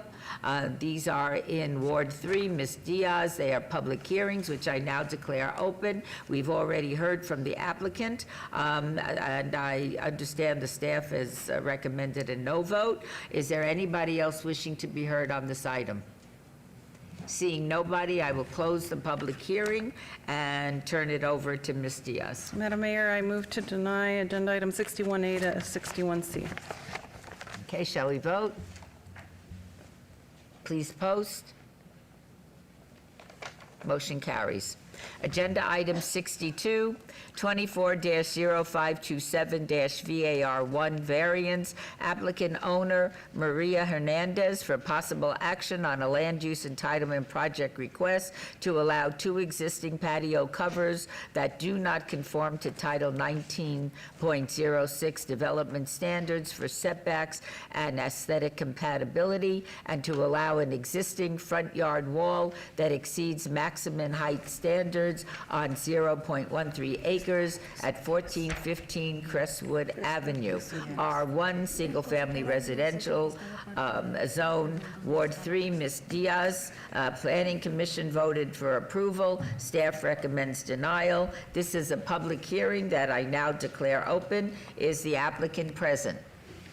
Yes, Madam Mayor, if I can, Emma Jimenez for the record, for the Department of Neighborhood Services. I will be translating for the applicant.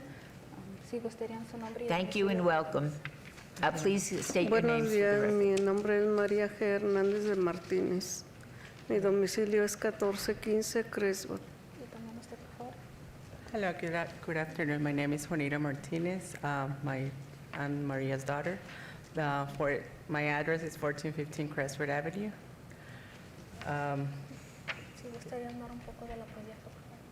Okay, I want to keep this patio because my father made it. He passed away, and we want to keep it for something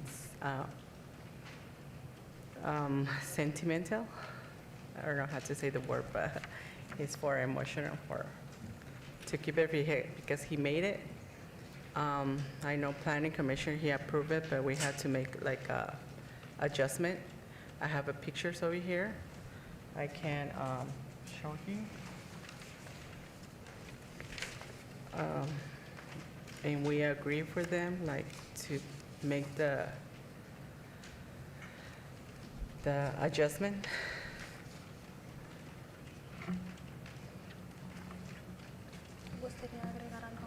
¿Tú quieres decir algo? No, está bien. Since you are with our neighborhood services, can you kind of educate us about how they're here before us today? I'm sure maybe one of your departments were in the work with these neighbors? Yes. So they received the code notice for an unpermitted structure, so it is the front patio. Would you and the speak back. into the mic, please? So they received the code notice for unpermitted structures. Originally, they had built it without any permits in place. So it is regarding the front patio and the backyard patio. Originally, planning commissioners had asked that we get with an engineer to be able to come up with a plan to make it compatible with the rest of the dwelling and make it aesthetically pleasing to the neighborhood. So the items that she was showing previously were the renderings of that set. So it's going to be all matched in stucco. It goes a little bit more in detail in this photo here, but it will be all painted and matched accordingly to the home, if approved. Thank you. I think it's important that we know the road that they've traveled and why they're now before us. And I don't know, Madam Mayor, do you want to hear the staff report? Well, I'd like to hear the staff report. Thank you, Madam Mayor. At the Planning Commission, the applicant presented updated patio cover elevations as depicted on the overhead that resulted in the elimination of a portion of the variance application that addressed their incompatible patio cover aesthetics with that of the primary dwelling. Staff finds the entire request to be self-imposed hardship as the patio covers and the fence were constructed without permits, and staff recommends denial of the request. Thank you. This is a public hearing. Does anybody wish to address the city council on this item? Seeing no one, I will close the public hearing and ask if there's any members of the city council that wishes to comment on this item. Seeing nobody? Oh, Ms. Summers Armstrong? I just have a question. Are they adding the patio cover in the back, or is it already there as well? I think. La pregunta es que si van a agregar el patio en la parte trasera o van a reconstruirla de enfrente. Todavía no nos queda claro cómo van a modificar las estructuras de la sombra. Todavía no hemos arreglado nada, ni la parte de atrás ni la de enfrente. Planning Commission's main concern was the aesthetics and compatibility of the front one. The back one will be remaining the same. Okay. It will all the home will all be painted so that it all matches. So I guess just for council's education information, the Planning Commission approved them to keep the back patio since it's not visible from the street. And then they would have to change their front patio to the rendition that we're seeing here. That has to be built out. Okay, and are they, can you ask if they're capable and willing to do that? Okay, según la Comisión de Planificación, ellos les permiten ahora construir este patio que estamos viendo en nuestra pantalla. Les puedo decir que mi comisionado de planificación no es un fan de permitir construir patios, pero sí le gustó lo que trajeron ustedes para presentarles, y lo que quiere saber la alcaldesa es si ustedes van a construir, si nosotros damos nuestro sí, nuestra aprobación, van a construir lo que estamos viendo en la pantalla en la parte de enfrente de su casa. Sí. Tenemos su palabra que sí lo van a, porque es un proceso donde tienen que sacar permisos y luego lo tienen que hacer y tienen que estar en contacto con nosotros para dejarnos saber que sí lo realizaron. Sí. Okay, they're saying yes. Okay, so they're But willing they to- would build this patio that we're seeing on our screen out. Okay, in that case, are there any other questions or comments? In that case, we will entertain a motion. Well, I told them in Spanish that my planning commissioner is not fond of patio structures, but he was actually a fan of this one because it does harmonize with the house, and he thought it was aesthetically pleasing.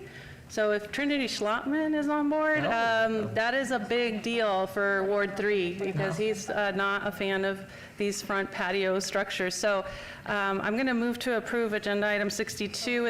Are there any conditions, planning staff, that I need to be aware of or put on the record? Through you, Madam Mayor, no, the existing requirements for matching the aesthetic that's shown there is handled through the Planning Commissioner's condition. That's part of Vamos the a votar, bueno, mi moción es aprobar los planos que la Comisión de Planificación aprobaron para que ustedes continúen reemplazando su patio de enfrente. Pero ahorita vamos a tomar el voto, así es que vamos a ver los votos. Está bien. And your motion is? My motion is to approve Agenda Item 62. Please vote. Post. Motion carries. Felicidades, pasó la moción. Muchas gracias. You're welcome.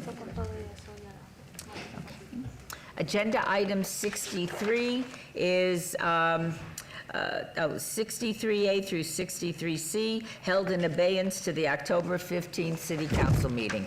Agenda item 64, 25-0107-SDR1, Site Development Plan Review, applicant owner NYC Development LLC for possible action on a land use entitlement project request for a proposed two-story, four-unit multifamily residential development on 0.17 acres at 213 Harrison Avenue, T4-N, T4 Neighborhood Zone, Ward 5, Ms. Summers Armstrong. The Planning Commission voted to approve, and the staff recommends approval. This is a public hearing that I now declare open. Is the applicant present?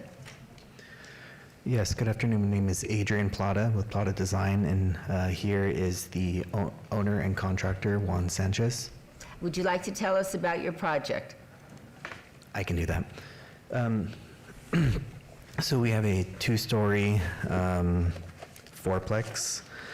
We worked quite a bit with some planners because this is a very unique zone, the T4N zone. And we were able to meet all of the zoning requirements with the porch in the front, the parking in the rear, two dumpsters back here, and two units on the first floor, two units on the second floor. Each unit is about 1,050 square feet. They are,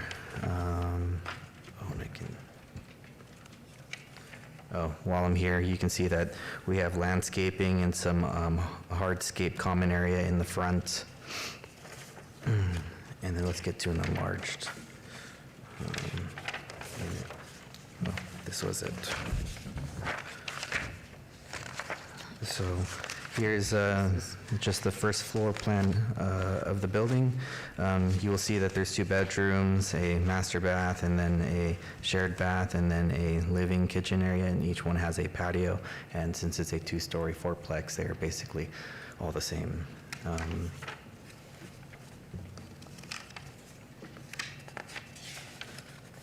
And then here are some renders. And if you have any questions, we're both happy to answer them. Thank you so much. Could I have a report by staff, please? Thank you, Madam Mayor. Staff finds the proposed multifamily development is compatible with the adjacent development and redevelopment vision within the surrounding area of the subject site. Therefore, staff recommends approval, subject to conditions. Thank you. Okay, thank you so much. This is a public hearing. Does anybody else wish to speak on this item? Seeing nobody, I will close the public hearing. Does anybody on the City Council have any questions or comments? Seeing none, Ms. Summers Armstrong. Thank you, Madam Mayor. I did meet with the applicant, his representative, and although this project does meet all of the requirements, I have concerns about the escalation that this project would bring to current density right there in between current single-family homes. And I just think at this point that density escalation is of concern to me, and I would move for denial. You move for denial. All right, shall we vote? Please post.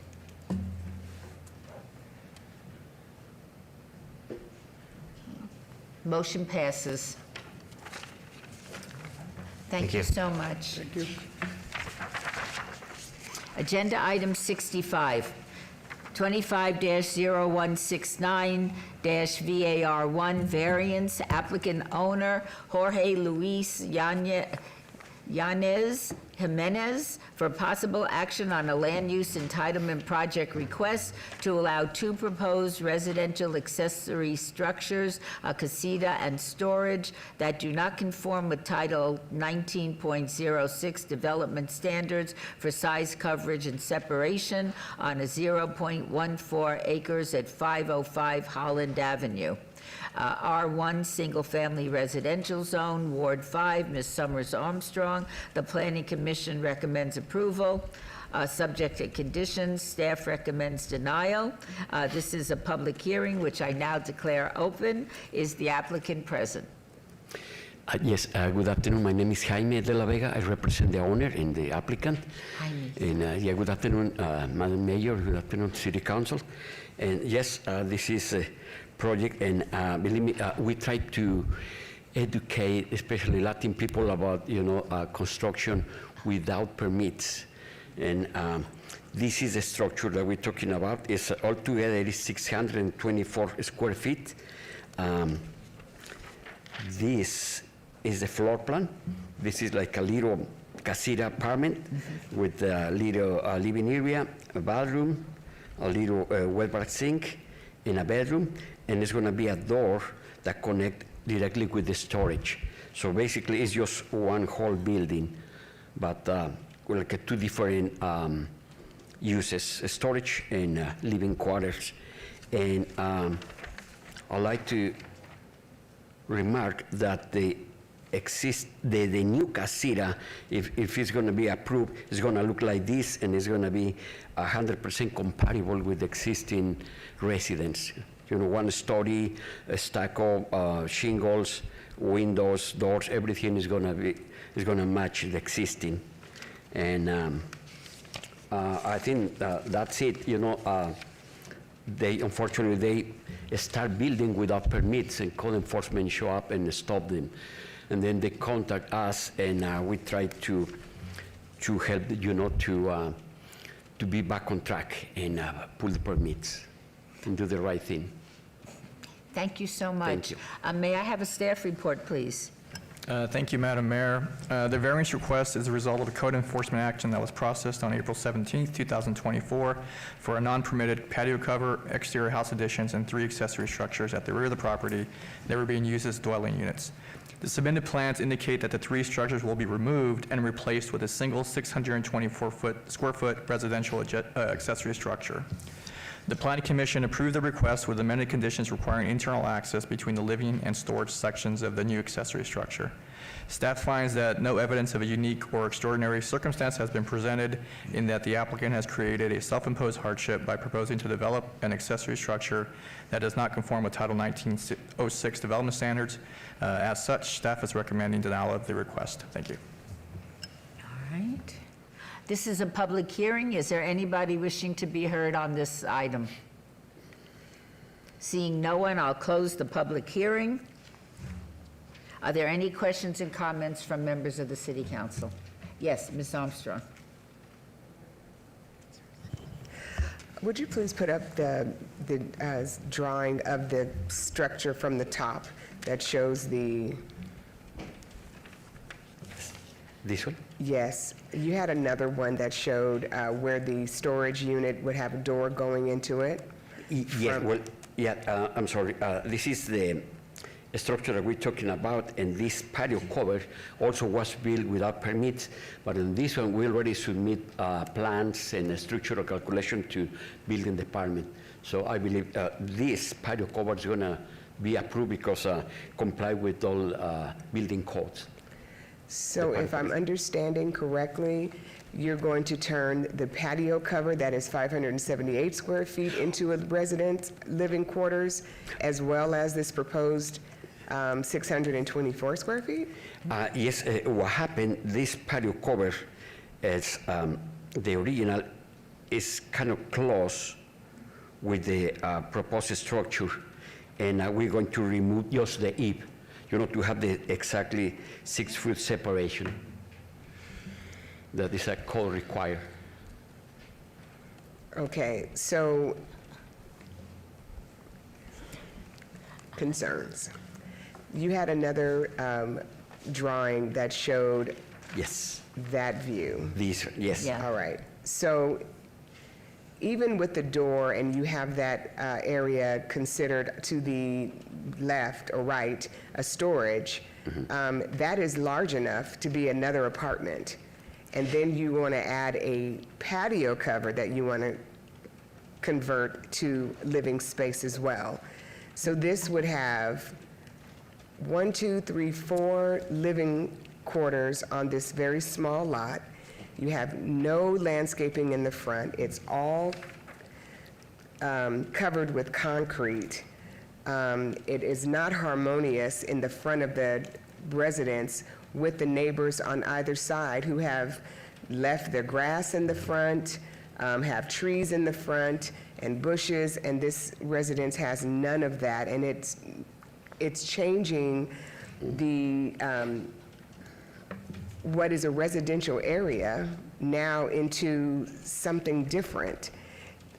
These are old neighborhoods that, in my opinion, we have to really work hard to ensure that our communities remain livable, residential neighborhoods. And I know that we need additional housing, but no, I'm just struggling that we're telling people that the only way that they can be able to afford housing is to live on top of a concrete pad that has nothing to offer it. There's no place for a kid to run. There's no grass for a dog, nothing. It's all concrete.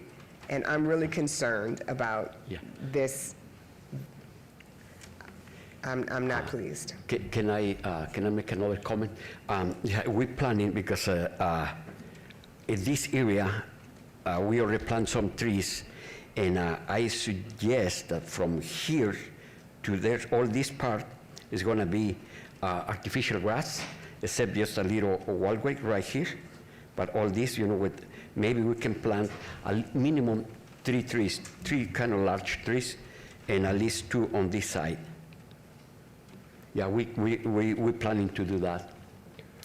And I'm sorry, this site plan is basically, it's just the very, very first idea.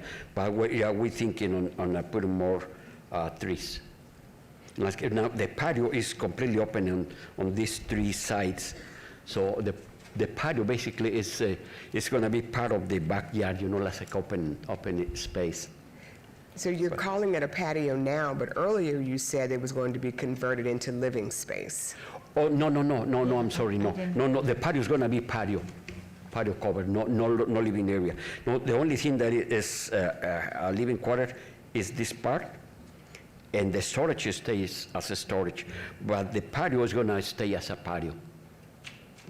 Planning staff, can you comment as to whether or not we can condition landscaping as he has sketched? Madam Chair, through you, Councilwoman, first off, for clarification, he is correct. The elevations do show a patio cover only, so there are columns and it's open the way he's describing. And second, yes, we can add a condition. I'll take a second to craft it up, but we can add a condition to place it in that dirt portion along the front property line. Thank you. So if I'm hearing properly, the existing Demi half circle at the front will be landscaped, Yes. and that you will add landscaping on the sides, on both sides. Yes. And that there will not be any living quarters added in the back. The storage will remain storage. Yes. And the patio remains as patio, and we're going to plant at least 5 large trees. Okay. Well, smaller trees do better in the heat. If you do 15 or 24, not too big or they'll die from shock. Anyway, that's the wannabe arborist in me. Thank you for making these adjustments. We want these neighborhoods to remain beautiful and even be improved if we just all work together to recognize that these are residential communities. And considering the reduction in the size of the patio cover, the assurance that the proposed addition remains just a single, as you've drawn it, no additional living in the back, and the addition of landscape, I move to approve. All right. Shall we vote? They have to say the condition on the One motion. Oh, One moment, through you, Madam Mayor, Peter Lowenstein for the record. So I'm just crafting the conditions so that you have the landscaping being adhering to your direction. A revised landscape plan shall be submitted to the Department of Community Development prior to or at the same time as submitting for a building permit depicting the installation of landscaping within the front and side yards consistent with what was depicted at the September 17, 2025 City Council meeting. Is that your motion? Thank you, Mr. Lowenstein. I'm learning, but I get ahead. Thank you, sir, for your input there. And yes, ma'am, that is my motion. Thank you. And do you agree to all the conditions that have Yes. just been set forth? Yes, we agree. We agree. All right, with- thank you very No, thank much. you, Shall Peter. we vote? Post? Motion carries. Congratulations. Thank you so much. Thank you. And happy birthday, Mrs. Diaz.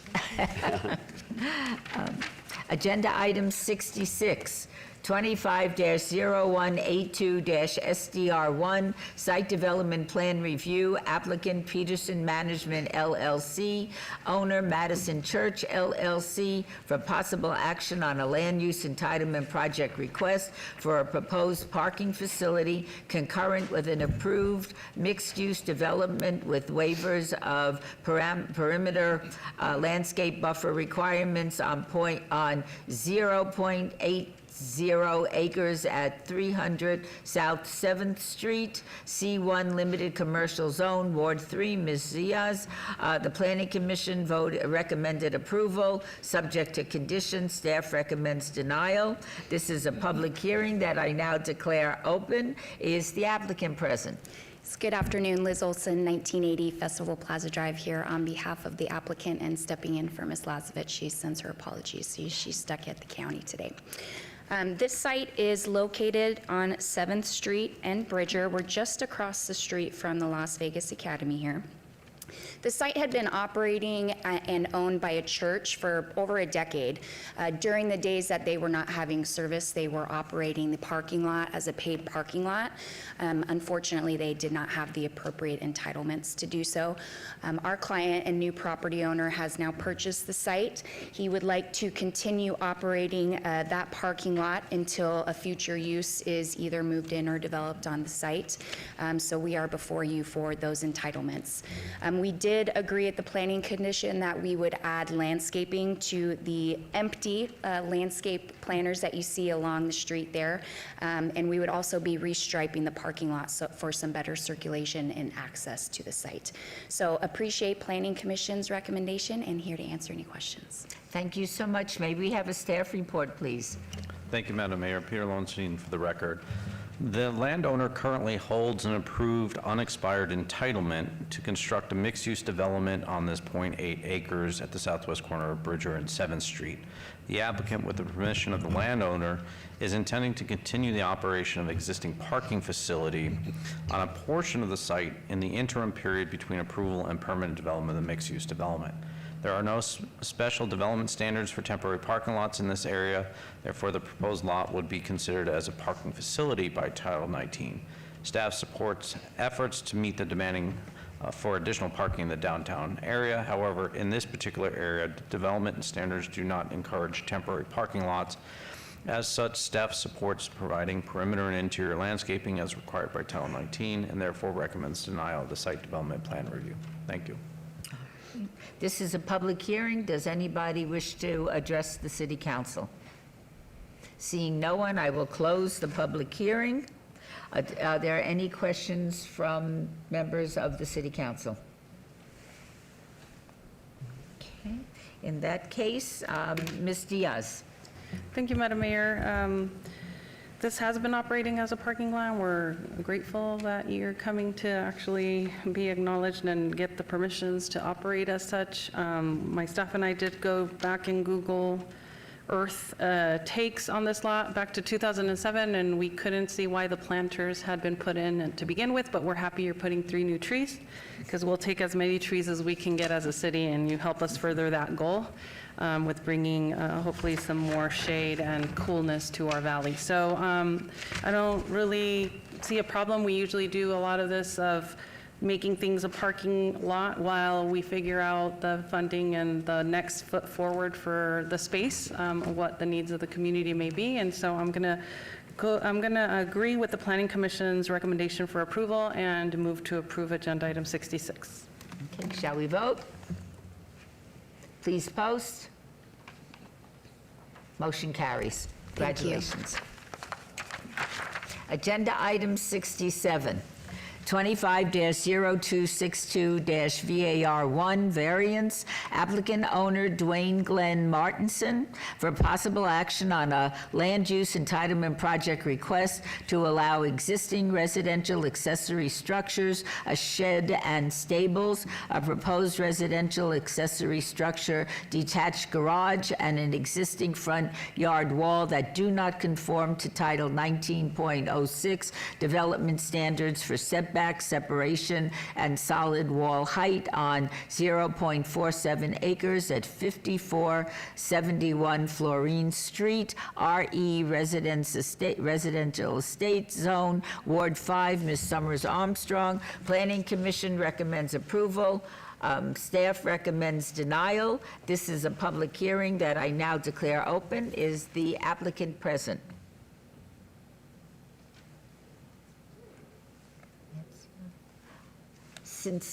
Since the applicant is not present, we will postpone this for a later meeting. We'll need a motion for an abeyance. May I have a motion? I move for abeyance to October 15th, please. Okay. Please vote. Post. Motion passes. If we post. Post. Is anybody not voting? Me, sorry. Yeah. Oh, okay. Are you voting now? She voted. All right. Motion passes.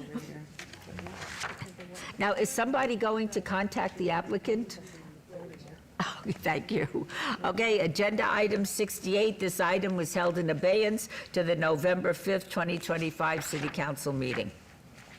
Agenda item 69. This item has been tabled.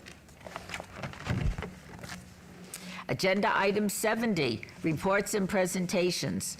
Report by Reese Oswald, Region 2 Superintendent, on the current educational operations in schools within the Clark County School District in the city of Las Vegas. This impacts all wards. Dr. Malich. Thank you, Madam Mayor, City Council, Dr. Tammy Malich, Director of Youth Development and Social Initiatives for the record. Without further ado, since he has been waiting patiently, I will turn it over as required under statute for the Q2 report from Clark County Clark County School Associate Superintendent, Dr. Reese Oswald. Welcome. Thank you. Good morning, Mayor Berkeley and council members. My name is Reese Oswalt, and I'm the proud Region 2 Superintendent of the Clark County School District. In regards to compliance status, on November 25th, 2024, the district received a notice of noncompliance related to the district's ability to provide accurate, complete, and timely information necessary for the development and implementation of school plans of operation. The district has worked with the noncompliance monitor appointed by the Nevada Department of Education to further progress on the process improvement plan, for which the final report was provided to the Board of Trustees on August 14, 2025. This morning or afternoon, I'll be reviewing disaggregated data that was presented to our Board of Trustees during the second quarter of 2025, covering April through June. Topics include perceptions of student safety, chronic absenteeism, and student behavior. In my last municipality report, you shared that you wanted data broken down by ward. I apologize that we were unable to provide that today. We had some changes in our assessment, accountability, research, and school improvement division that hindered that outcome. Please know that I'll continue to work with our team and plan to work with Dr. Malich on the next report to provide that data. Regarding student safety, the percentage of students reporting positive responses is stable. Elementary students report the highest percentage of positive responses with 86.9%. Middle school students report an increase of 2% to 76.7%, and high school students show the largest improvement with increases in all student groups. In regards to chronic absenteeism, moving on from student safety, I'm pleased to report on our progress with chronic absenteeism. For the third consecutive year, we're seeing a significant drop in chronic absenteeism rates across the district. All student populations showed improvement, with the largest improvement in the populations of students eligible for special education and students who are English language learners. In regards to student discipline, my final key area sees a positive trend with a decrease in removals from instruction. There are increases in removals from instruction for students eligible for special education. And to finish up in celebration, Region 2 is celebrating significant increases in our Nevada School Performance Framework ratings.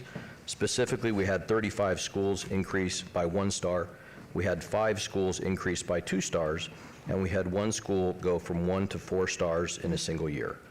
Lastly, we now have 17 5-star schools, which is up from 10 5-star schools the year prior. Thank you. Thank you so much. Are there any questions from members of the City Council? Yes, Ms. Bruni. Thank you, Mayor. I have a question. We had heard that a lot of the score, a significant number of schools actually did increase their star rating.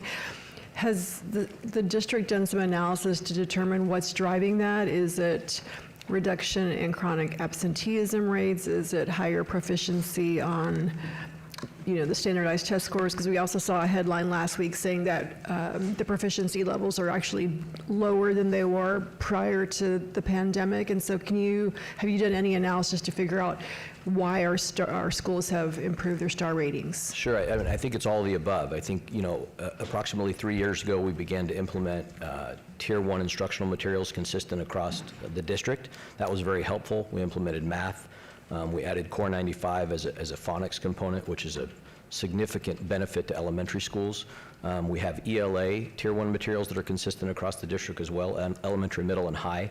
And then I think also 3 years ago, we started to implement a professional learning community process where teachers plan together, they develop assessments together, they analyze and respond to instruction together based upon how students are performing. Essentially, for lack of a better, trying to make quality contagious from room to room within buildings and get teachers working together and learning from one another. But I also think chronic absenteeism is part of it, right? As that goes down and we see kids sitting in seats more, that's certainly beneficial. And our staffing rates are better, right? Our vacancy rates have improved significantly as well. And so we're getting in a better position in terms of having a licensed teacher in every classroom. More so than we have probably in my 26 years in the district. So I think there's a lot of things involved in that, some of which being those, but probably some others as well. Thank you so much. Yes, Ms. Diaz. So your response kind of triggered a question for me is, where are we with teacher vacancy rates and where are we struggling to fill those vacancies? Yeah, so I think I wouldn't want to misspeak on the numbers exactly, not being in HR, but I know that we're less than 500 vacancies, which is a very low number historically in our district, again, since I came here in 1999. We still have some vacancies in special education positions, but in terms of the other positions, those rates have went down significantly. And again, I wouldn't want to misspeak on the exact number, but I know it's much lower than it's been in many, many years in terms of vacancies that we currently have. Very encouraging. Would anybody else like to ask Dr. Oswalt a question? Yes, Mayor Pro Tem. Thank you very much, Mayor, and thanks for the presentation. I think last time it was your first meeting here, so now it's the second. So I'm going to ask Ms. Malich to set up a meeting between you, me, and anybody else you want from the school district to talk about WASDN as a magnet school. And the reasoning is because we're going to have a number of universities coming into the medical district with a pronounced focus on educating the medical community, and I think WASDN has a lot to gain from that conversation. I would like to work with Ms. Malich on setting that up. Yeah, that'd be great. I did share that request, but I think having a meeting to sit down and kind of talk about the details and opportunities with you would be fantastic, so thank you. Thank you so much. Thank you. Yes, Ms. Armstrong. Hi, thank you for being here. We had a nice conversation not long ago with Ms. Ebert, and they talked about the efforts that you all are making, but I just want to say that it's almost the end of 2025, and there, in my opinion, is no excuse why you all cannot provide information by ward. And so I would hate to have you come to the next meeting and have the similar excuse. That's important to us. It's critical for us so that we can talk to our internal staff and our YDSI folks so we can figure out where we put our resources that we have, that as we're trying to support educational excellence, it helps us to figure out where we need to be talking to our principals and building relationships. So I think you all can do that, and I think that it's a matter of will. And I would hope that you all would find the will to figure out how to report this data out to us on a ward level. I appreciate that, and I intend to. And I own the fact that I came here today without it, and very much accept that, and will do everything I can to come to the next one with that information. So I understand completely. Thank you. Dr. Oswald, thank you so much for the presentation. This is a report only, and so no action is required from the City Council. Thank you so much. Thank you. Agenda item 71, setting a set date on appeals filed or required public hearings. I would instruct the city clerk to set the public hearing dates and appeals from the City Planning Commission meetings and dangerous buildings and nuisance litter abatements. Will do, thank you. Thank you very much.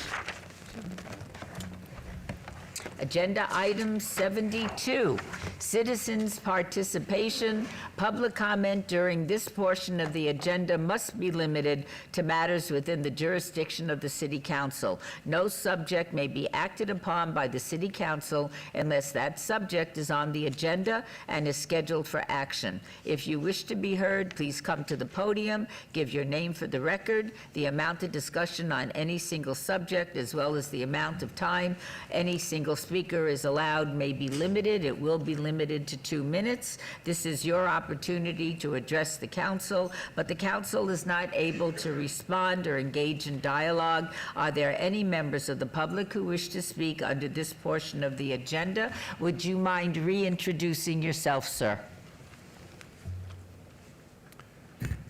Steve Small, 8565 South War Bonnet, retired architect. I spoke earlier on the public comment area, of which it was held to only 2 minutes. I would hope in this period I would have a little bit longer time to explain my position in trying to represent public and the public. You want to stay? On the 970 acres that the city is purchasing, direct against constitutional items. Number one, it's a public trust item, the federal lands.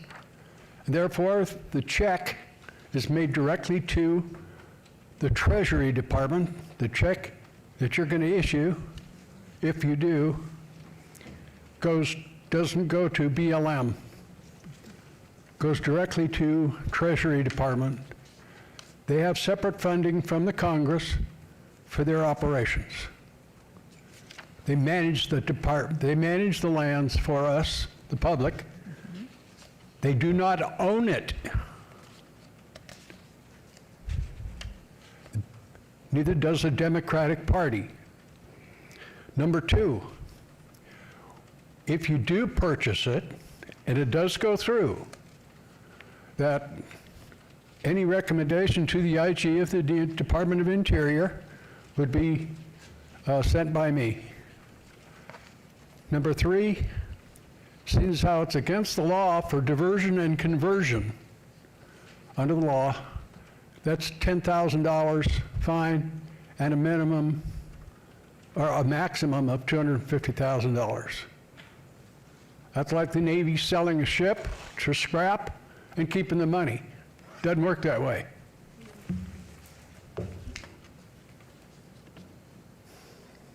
Number two, seeing as how this is a public-private partnership that's been recommended, that the housing is at 6,000 square feet, 6,000 units, there must be a master plan already in works. They're calling for a 29-lot subdivision, which would patent directly over the top of the issuance of the land use.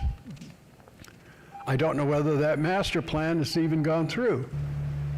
If the city purchases the land and then turns it over to a developer direct. I'll give you another 30 seconds to wrap up.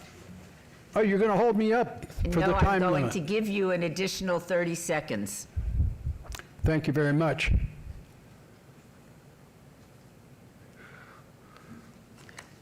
I've said my piece. Thank you very much. Thank you very much. Is there anybody else wishing to address the council?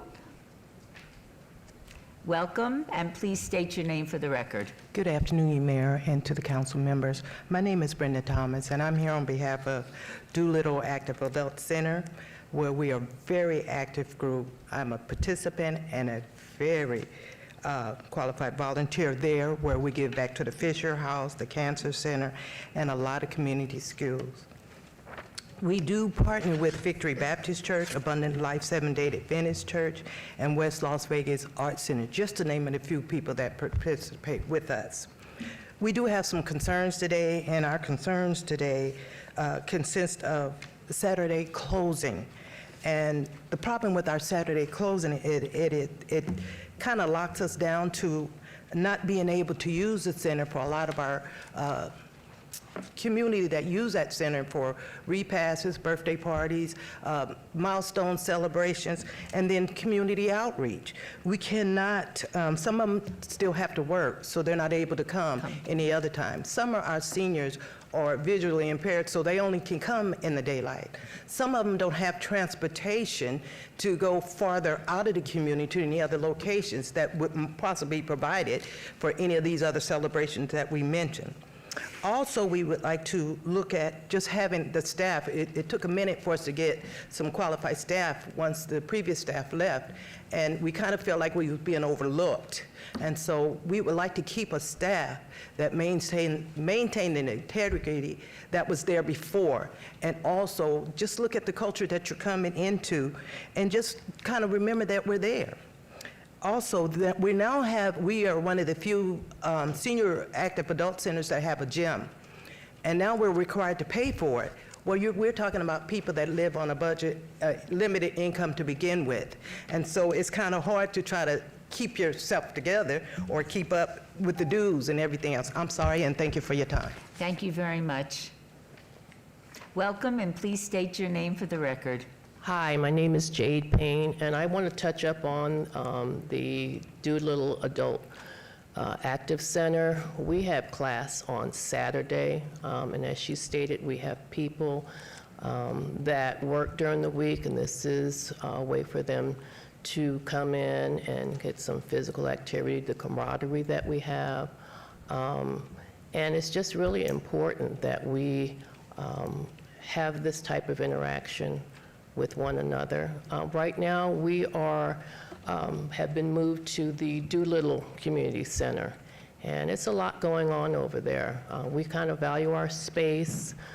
It's very important that we get together with people of our own age, and so we're just hoping that we can get that moved back to the Active Community Center.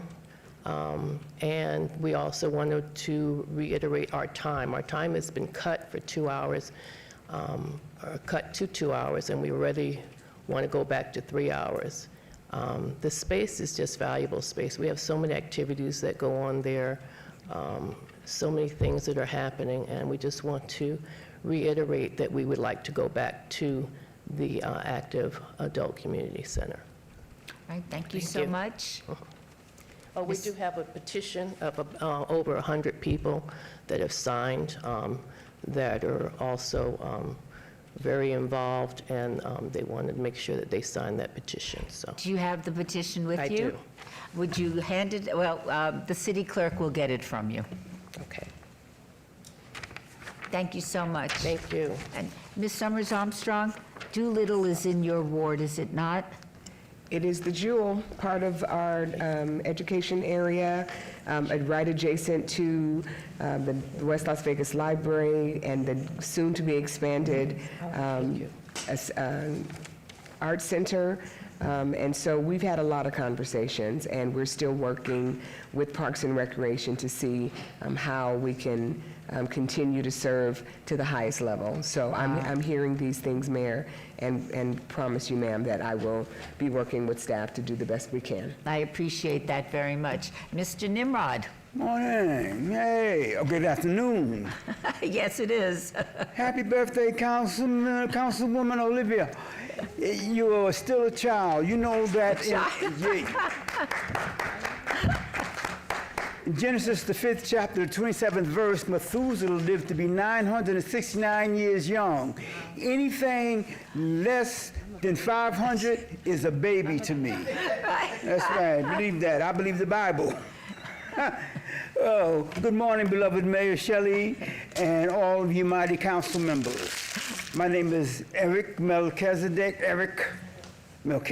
Christ Nimrod. You can find my victorious twin brother Jesus Christ defeating death, the Roman cross, and poverty in the Gospels and Revelation, the 1st chapter, the 18th verse, and Revelation, the 3rd chapter, the 21st verse. By the way, that school report was pathetic. Correct. Nimrod means valiant, strong in the Hebrew language. You can fact check that in Young's Analytical Concordance to the Bible, page 696. In Genesis, the 10th chapter, the 6th to the 12th verse, King Nimrod builds 8 cities for the people in the King James Version. In Genesis, the 11th chapter, the 1st to the 9th verse, the Tower of Babel was never built. And King Nimrod is never mentioned in the 11th chapter, the 1st to the 9th verse. The people who did try to build the Tower of Babel were scattered all over the earth. Therefore, there are many languages and much Babel in the world, especially Babel in religion. Agenda 19, the lowest responsive and responsible bidder is usually chosen. Agenda 32 is about extension of expiration dates. There are always expiration dates. So the person who evidently is the lowest and responsible bidder winds up not being the lowest responsible bidder and not responsible without money. I'll put in a low bid, then I got it extended. There's always extensions. Thank you. Thank you so much. Agenda item 73, council emerging issues. There's a discussion regarding potential items for future city council agendas or awards. Any discussion must be limited to whether or not such proposed items shall be placed on a future agenda, and no discussion regarding the substance of any proposed topic shall occur. No action shall be taken. Do any members of the council have any topics that they would like to bring forward under this item? Okay. Then we will move to agenda item 74.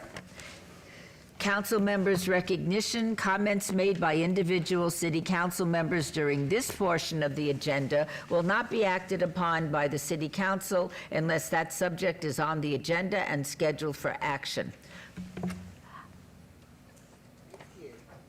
Yes, please. I'll be quick. Oh, no, we could stay here forever. No, because yeah. it's Councilwoman Diaz's birthday, and we want to let her go and have some time. We had a busy... She doesn't mind staying. She doesn't mind. Okay. I'm not trying to get messed up in here.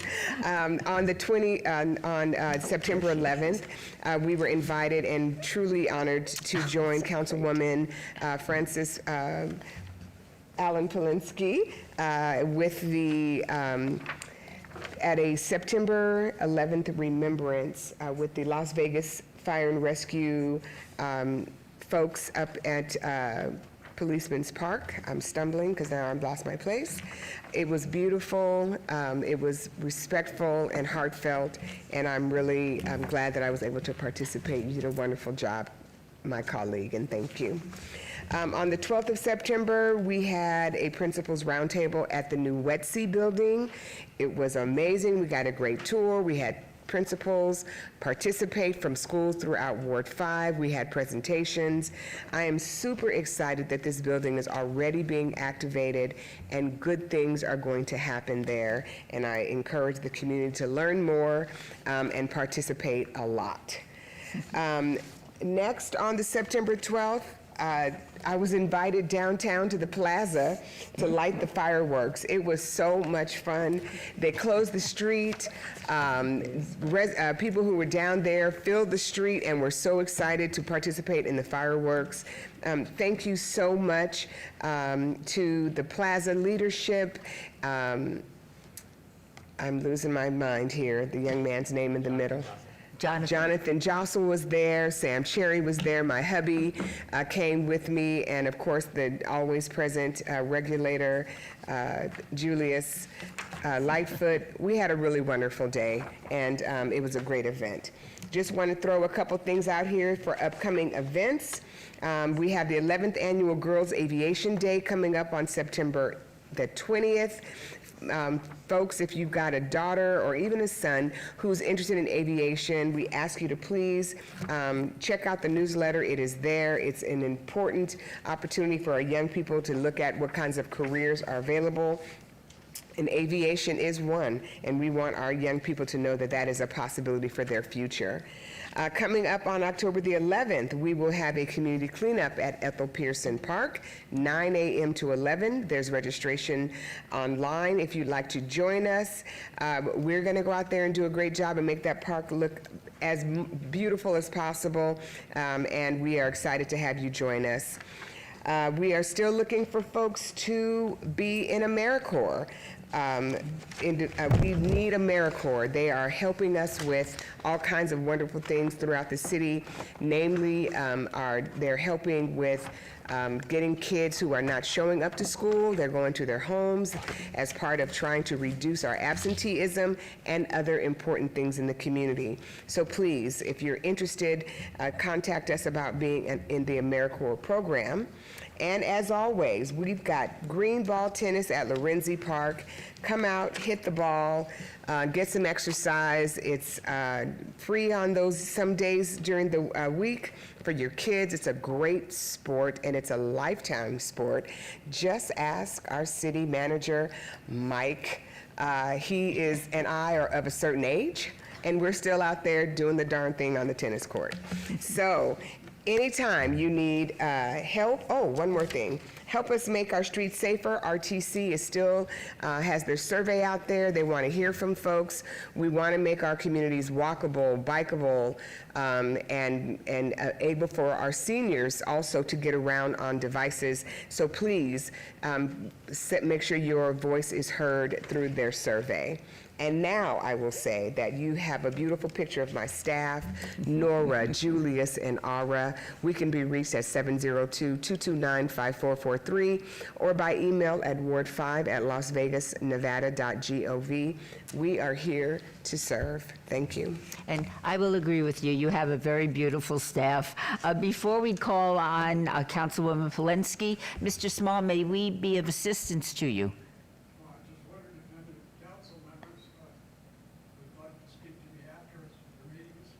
Can I make a suggestion? This has been a very long meeting. Would you mind putting your presentation in some form of writing and sending it to us? I think that would be far more productive for us to understand exactly what you are presenting. And of course, if anybody, I think everybody has a place they need to be. Yeah. Yeah, my phone is on the card. Your phone is on the card. Yeah. Oh, okay. Thank you very much. Yeah. Because I've called and stopped in at the county all the time, trying to talk to them at the 7th floor on the same items about the conversion and diversion. I think it would be very helpful if you put it in writing, so perhaps we could understand it a little better. Well, it's there. All right, thank you so much. Bruins district, maybe she can, call me and I could go through her. All right, thank you very much. Yeah, you're very welcome. Councilwoman Valensky. Thank you, Madam Mayor. September is National Preparedness Month, a time to highlight those who keep our community strong in the face of emergencies. On Monday, September 8th, I had the opportunity to give Brian Scroggins a proclamation that I honored him for his leadership and dedication to emergency preparedness. Through the Emergency Management Foundation and his service as our very own Las Vegas Fire and Rescue Chaplain, Brian has supported first responders, advanced disaster preparedness, and provided care when it's needed most. It's a great way to honor him for his efforts. Next up, on Thursday, September 11th, the City of Las Vegas and the Las Vegas 1013 Club came together to host a 9/11 remembrance that Councilwoman Chandra Summers Armstrong was blessed to attend. Thank you for coming. As the ceremony ended, the 1013 Club released a series of balloons in tribute to the lives lost. And Councilwoman Bruni, I'll acknowledge this will be the last year for the balloon release. The blue balloons rose in honor of the officers who perished on 9/11, while the yellow balloons symbolized those who continue to suffer from the long-lasting effects of that day. It was a reminder of the deep sacrifices made and a celebration of the courage and lives who we will never forget. Next up, Saturday, September 13th, was the National Day of Service. Volunteers came together at Centennial High School and Lovett Middle School in my own backyard to make ornaments for the Nevada tree on the U.S. Capitol, fleece blankets, and move-in kits for the unhoused. Volunteering is a great way to give back to our communities. It was inspiring to see individuals come together by making time to be present, to care, and to engage in a cause larger than themselves. Again, thank you to each and every young person and old person who is a part of this special day. Next up, join us on Friday, October 4th, for a movie in the park featuring a showing of Hocus Pocus at Huckleberry Park.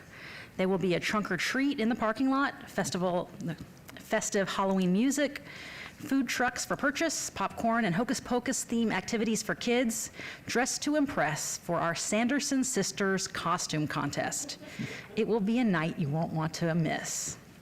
On Tuesday, October 7th, downtown Summerlin will be hosting a national night out. You can join the Las Vegas Metropolitan Police Department for a family-friendly free event, and they usually have the impressive large apparatus out.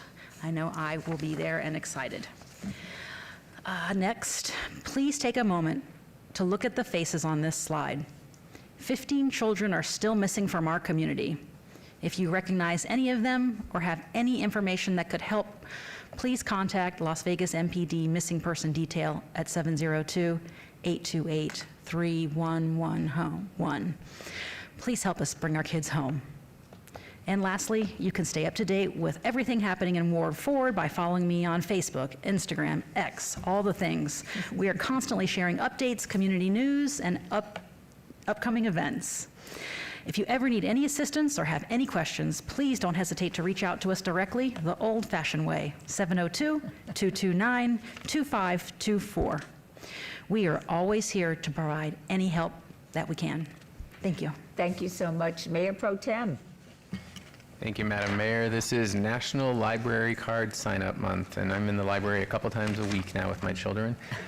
So you can get access to books, movies, digital resources, homework help, and more, and it's all for free. And card holders this month can enter to win amazing prizes from the Library District. Scan the QR code to learn more. And I'm promoting Family Fun Night at Mirabelli. You can join our community for a night of fun for the whole family. This Friday at Mirabelli Community Center is Family Bingo from 5:30 to 7. Follow the QR code to register. Thank you, Mayor. No, thank you so much. Ms. Diaz? Thank you, Madam Mayor. I just want to remind everyone watching that we won't have a meeting in the first week of October, so we will not be doing the business of the city until October 15th. So just want to put it out there because that was not calendared. So just a gentle reminder to those who view us and tune in to our meetings. We'll see you on October 15th. On September 4th, we had a great day here in our fabulous city. Mayor Berkeley and my colleagues and myself, we all were able to cut the ribbon of the awesome Las Vegas Civic Center and Plaza, also known as Carolyn G. Goodman Plaza. Obviously, Mike went extensively into this endeavor earlier today, but it was just awesome to have 3 prior city managers there with us, and both Mayor Goodmans also present for this just a momentous occasion for us as we opened and recognized that greatness is in our future. So thank you to all who joined us that day. On September 6th, we had a National Cleanup Day in the Mayfair neighborhood. A huge thank you to everyone who participated in that effort. We had our incredible Neighborhood Services Department taking the lead on this event, and our volunteers, including a team from Morgan & Morgan and students from UNLV. All of your time, energy, and commitment make a lasting impact, especially for our neighbors, and we are so grateful to you. So thank you all. With the collective help, we were able to pick up 271 pounds of trash. Whoa. On September 8th, the Economic Development Administration made a visit to Las Vegas, and it was a great pleasure to welcome Tarshay Collins and Brittany McFarland, who unfortunately couldn't make it last minute, but we hope she'll come back to see what amazing efforts we continue to drive here with Workforce Connections, with CSN, with the city, with our awesome YDSI department. But we basically had her here to talk to her about all the awesome workforce things that we're doing, including our historic West Side Education and Training Center, and thank them for their $6.9 million investment to make this project a reality. And yesterday, we got the news that the $5 million EDA award to go to our East Side Education and Training Center is also a reality. So can't wait for the East Side to have their Etsy coming on board in a few years too. On September 15th, this is for all the foodies. If you love Thai food, we have a Weera Thai now closer to City Hall campus. The Weera Thai street food had its grand opening on Monday, and we were thrilled to have the mayor there celebrating this successful grand opening, and it's the 5th restaurant for the owner, for Sasi, and to the 2nd location in city boundaries. And so I feel like the luckiest council member to have Thai food offerings of high caliber in Ward 3. And I hope you guys will go out and support, because they do amazing food there. We want to go right now. Yes, right? Woo. Right, adjourned. No, I'm kidding.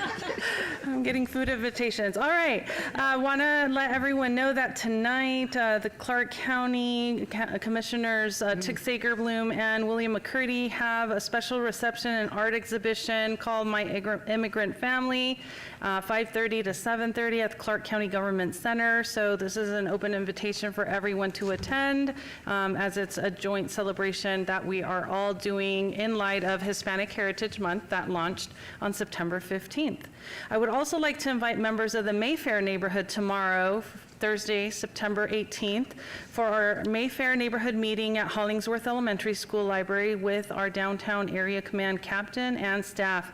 This meeting is a place to share all of their concerns as of late for public safety in the neighborhood, and that's why the Captain Seeley and his awesome officers and myself will be there taking note and addressing them.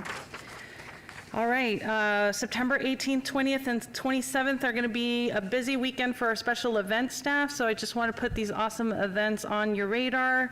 We have a back-to-back weekend family-friendly events at our brand-new Civic Plaza, and this is your opportunity to come and check out what we have across City Hall. So we have an evening of country music with Paige and the Overtones on Thursday, September 18th at 5:30, and return on Saturday, September 20th from 11 a.m. to 4 p.m. for the official grand opening celebration, and this is where we invite all of the public to come and check out the Goodman Plaza.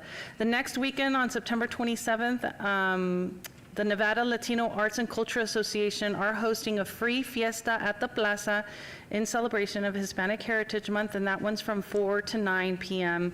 It's a great opportunity to come and do some free entertainment with your family and friends. Next, I'd like to put upcoming events in October on your radar. I would like to invite you to participate in 2 events, the Binational Health Fair and the Las Vegas Book Festival. You're invited to the East Las Vegas Community Center on October 4th to a free health fair for everyone to receive important health services and resources, including vision screening, flu vaccines, general health screenings, and more. Save the date for our Las Vegas Book Festival, which is returning on October 18th at our historic Fifth Street School for a full day of free book signings, talks, workshops, panel discussions, and fun activities for residents of all ages. Again, we're just putting on your radar that we do have no school fun days. The Staff Development Day on the 15th helped accommodate a lot of parents that had to go to work, but their kids stayed at home or stayed with us. And this is an amazing opportunity for the upcoming no school days, October 17th, 20th, and November 26th. Please check out your nearest community center for information. Wanted to bring to your attention that YNAB grant funds are available now through October 30th. So your Youth Neighborhood Association Partnership Program is offering grants of up to $2,000 for youth ages 8 to 18 to design and lead projects that make a positive and lasting difference in their neighborhoods. There is a virtual workshop tonight, and their workshops will walk the applicants or potential applicants and answer questions they may have about the entire process. The last day to apply for these funds is October 30th. So go ahead and Google YNAB Grant City of Las Vegas and you'll get to the landing page. I'm getting there. I know, I want to go celebrate my birthday too. But my staff didn't help me. Okay. Help shape the future of Charleston Boulevard. The future of Charleston belongs to you. Share your input on the future of Charleston Boulevard for a chance to win a $100 Visa gift card. Who can't use extra money for shopping? So make sure you check that out at RTC and leave us your input. And that's it for me. You know how to get a hold of me and my fabulous staff. We're always here to hear your concerns and also heed the call to serve you. Thank you so much. Thank you so much. Councilwoman Bruni. Last but not least, again, feliz cumpleaños to my colleague, Councilman Diaz. I hope your day is as special as you are. Second, congratulations again to Kara Kelly, our new Ward 2 councilwoman. We look forward to working with you. Next, we can go to the next one since we already covered this. Service has been a big part of the month of September for Team Bruni. Groups around the valley have been working to turn the pain of 9/11 into purpose. We've been pleased to partner with several groups to organize and participate in these service activities. Earlier this month, we partnered with Just Serve and Faith Leaders for a 9/11 Community Day of Service. About 400 volunteers came together and we made a huge impact. We collected and sorted thousands of pounds of clothes equivalent to 3 moving vans for unhoused and foster youth, which were distributed to 11 charities around the valley. We painted over 100 rocks to beautify Centennial Hills Park, and we decorated 200 Christmas ornaments for the U.S. Capitol Christmas tree, which is being provided by Nevada. Next up, last week we met with our neighbors for our monthly Bocaditos with Bruni to talk about development, our school district, and education. Speaking of education, the Department of Education recently released the star ratings, which is the state's way of rating our schools.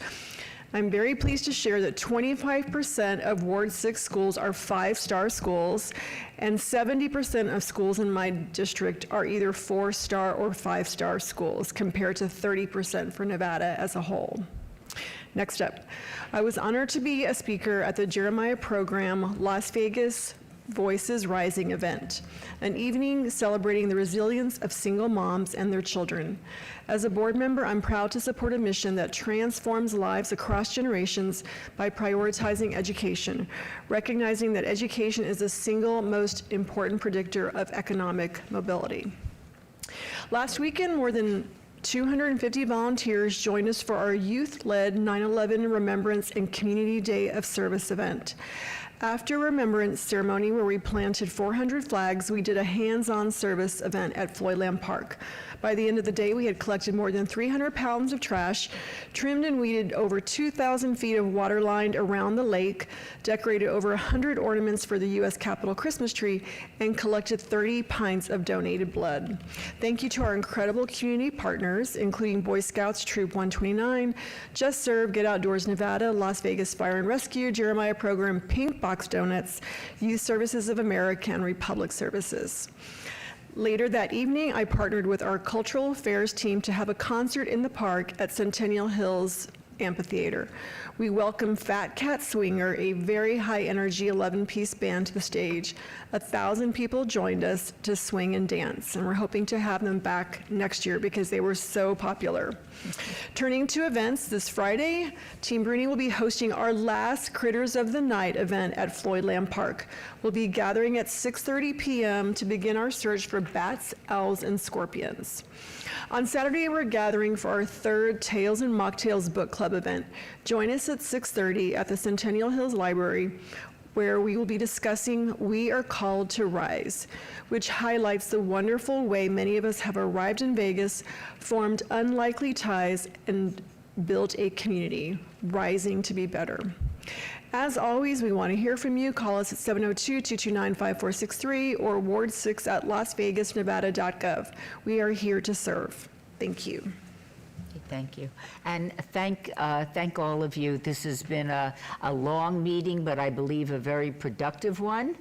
Very happy to welcome Kara Kelly to the City Council, and congratulations, City Manager, for an outstanding job and an outstanding review. And at this time, the September 17th meeting of the City Council is adjourned.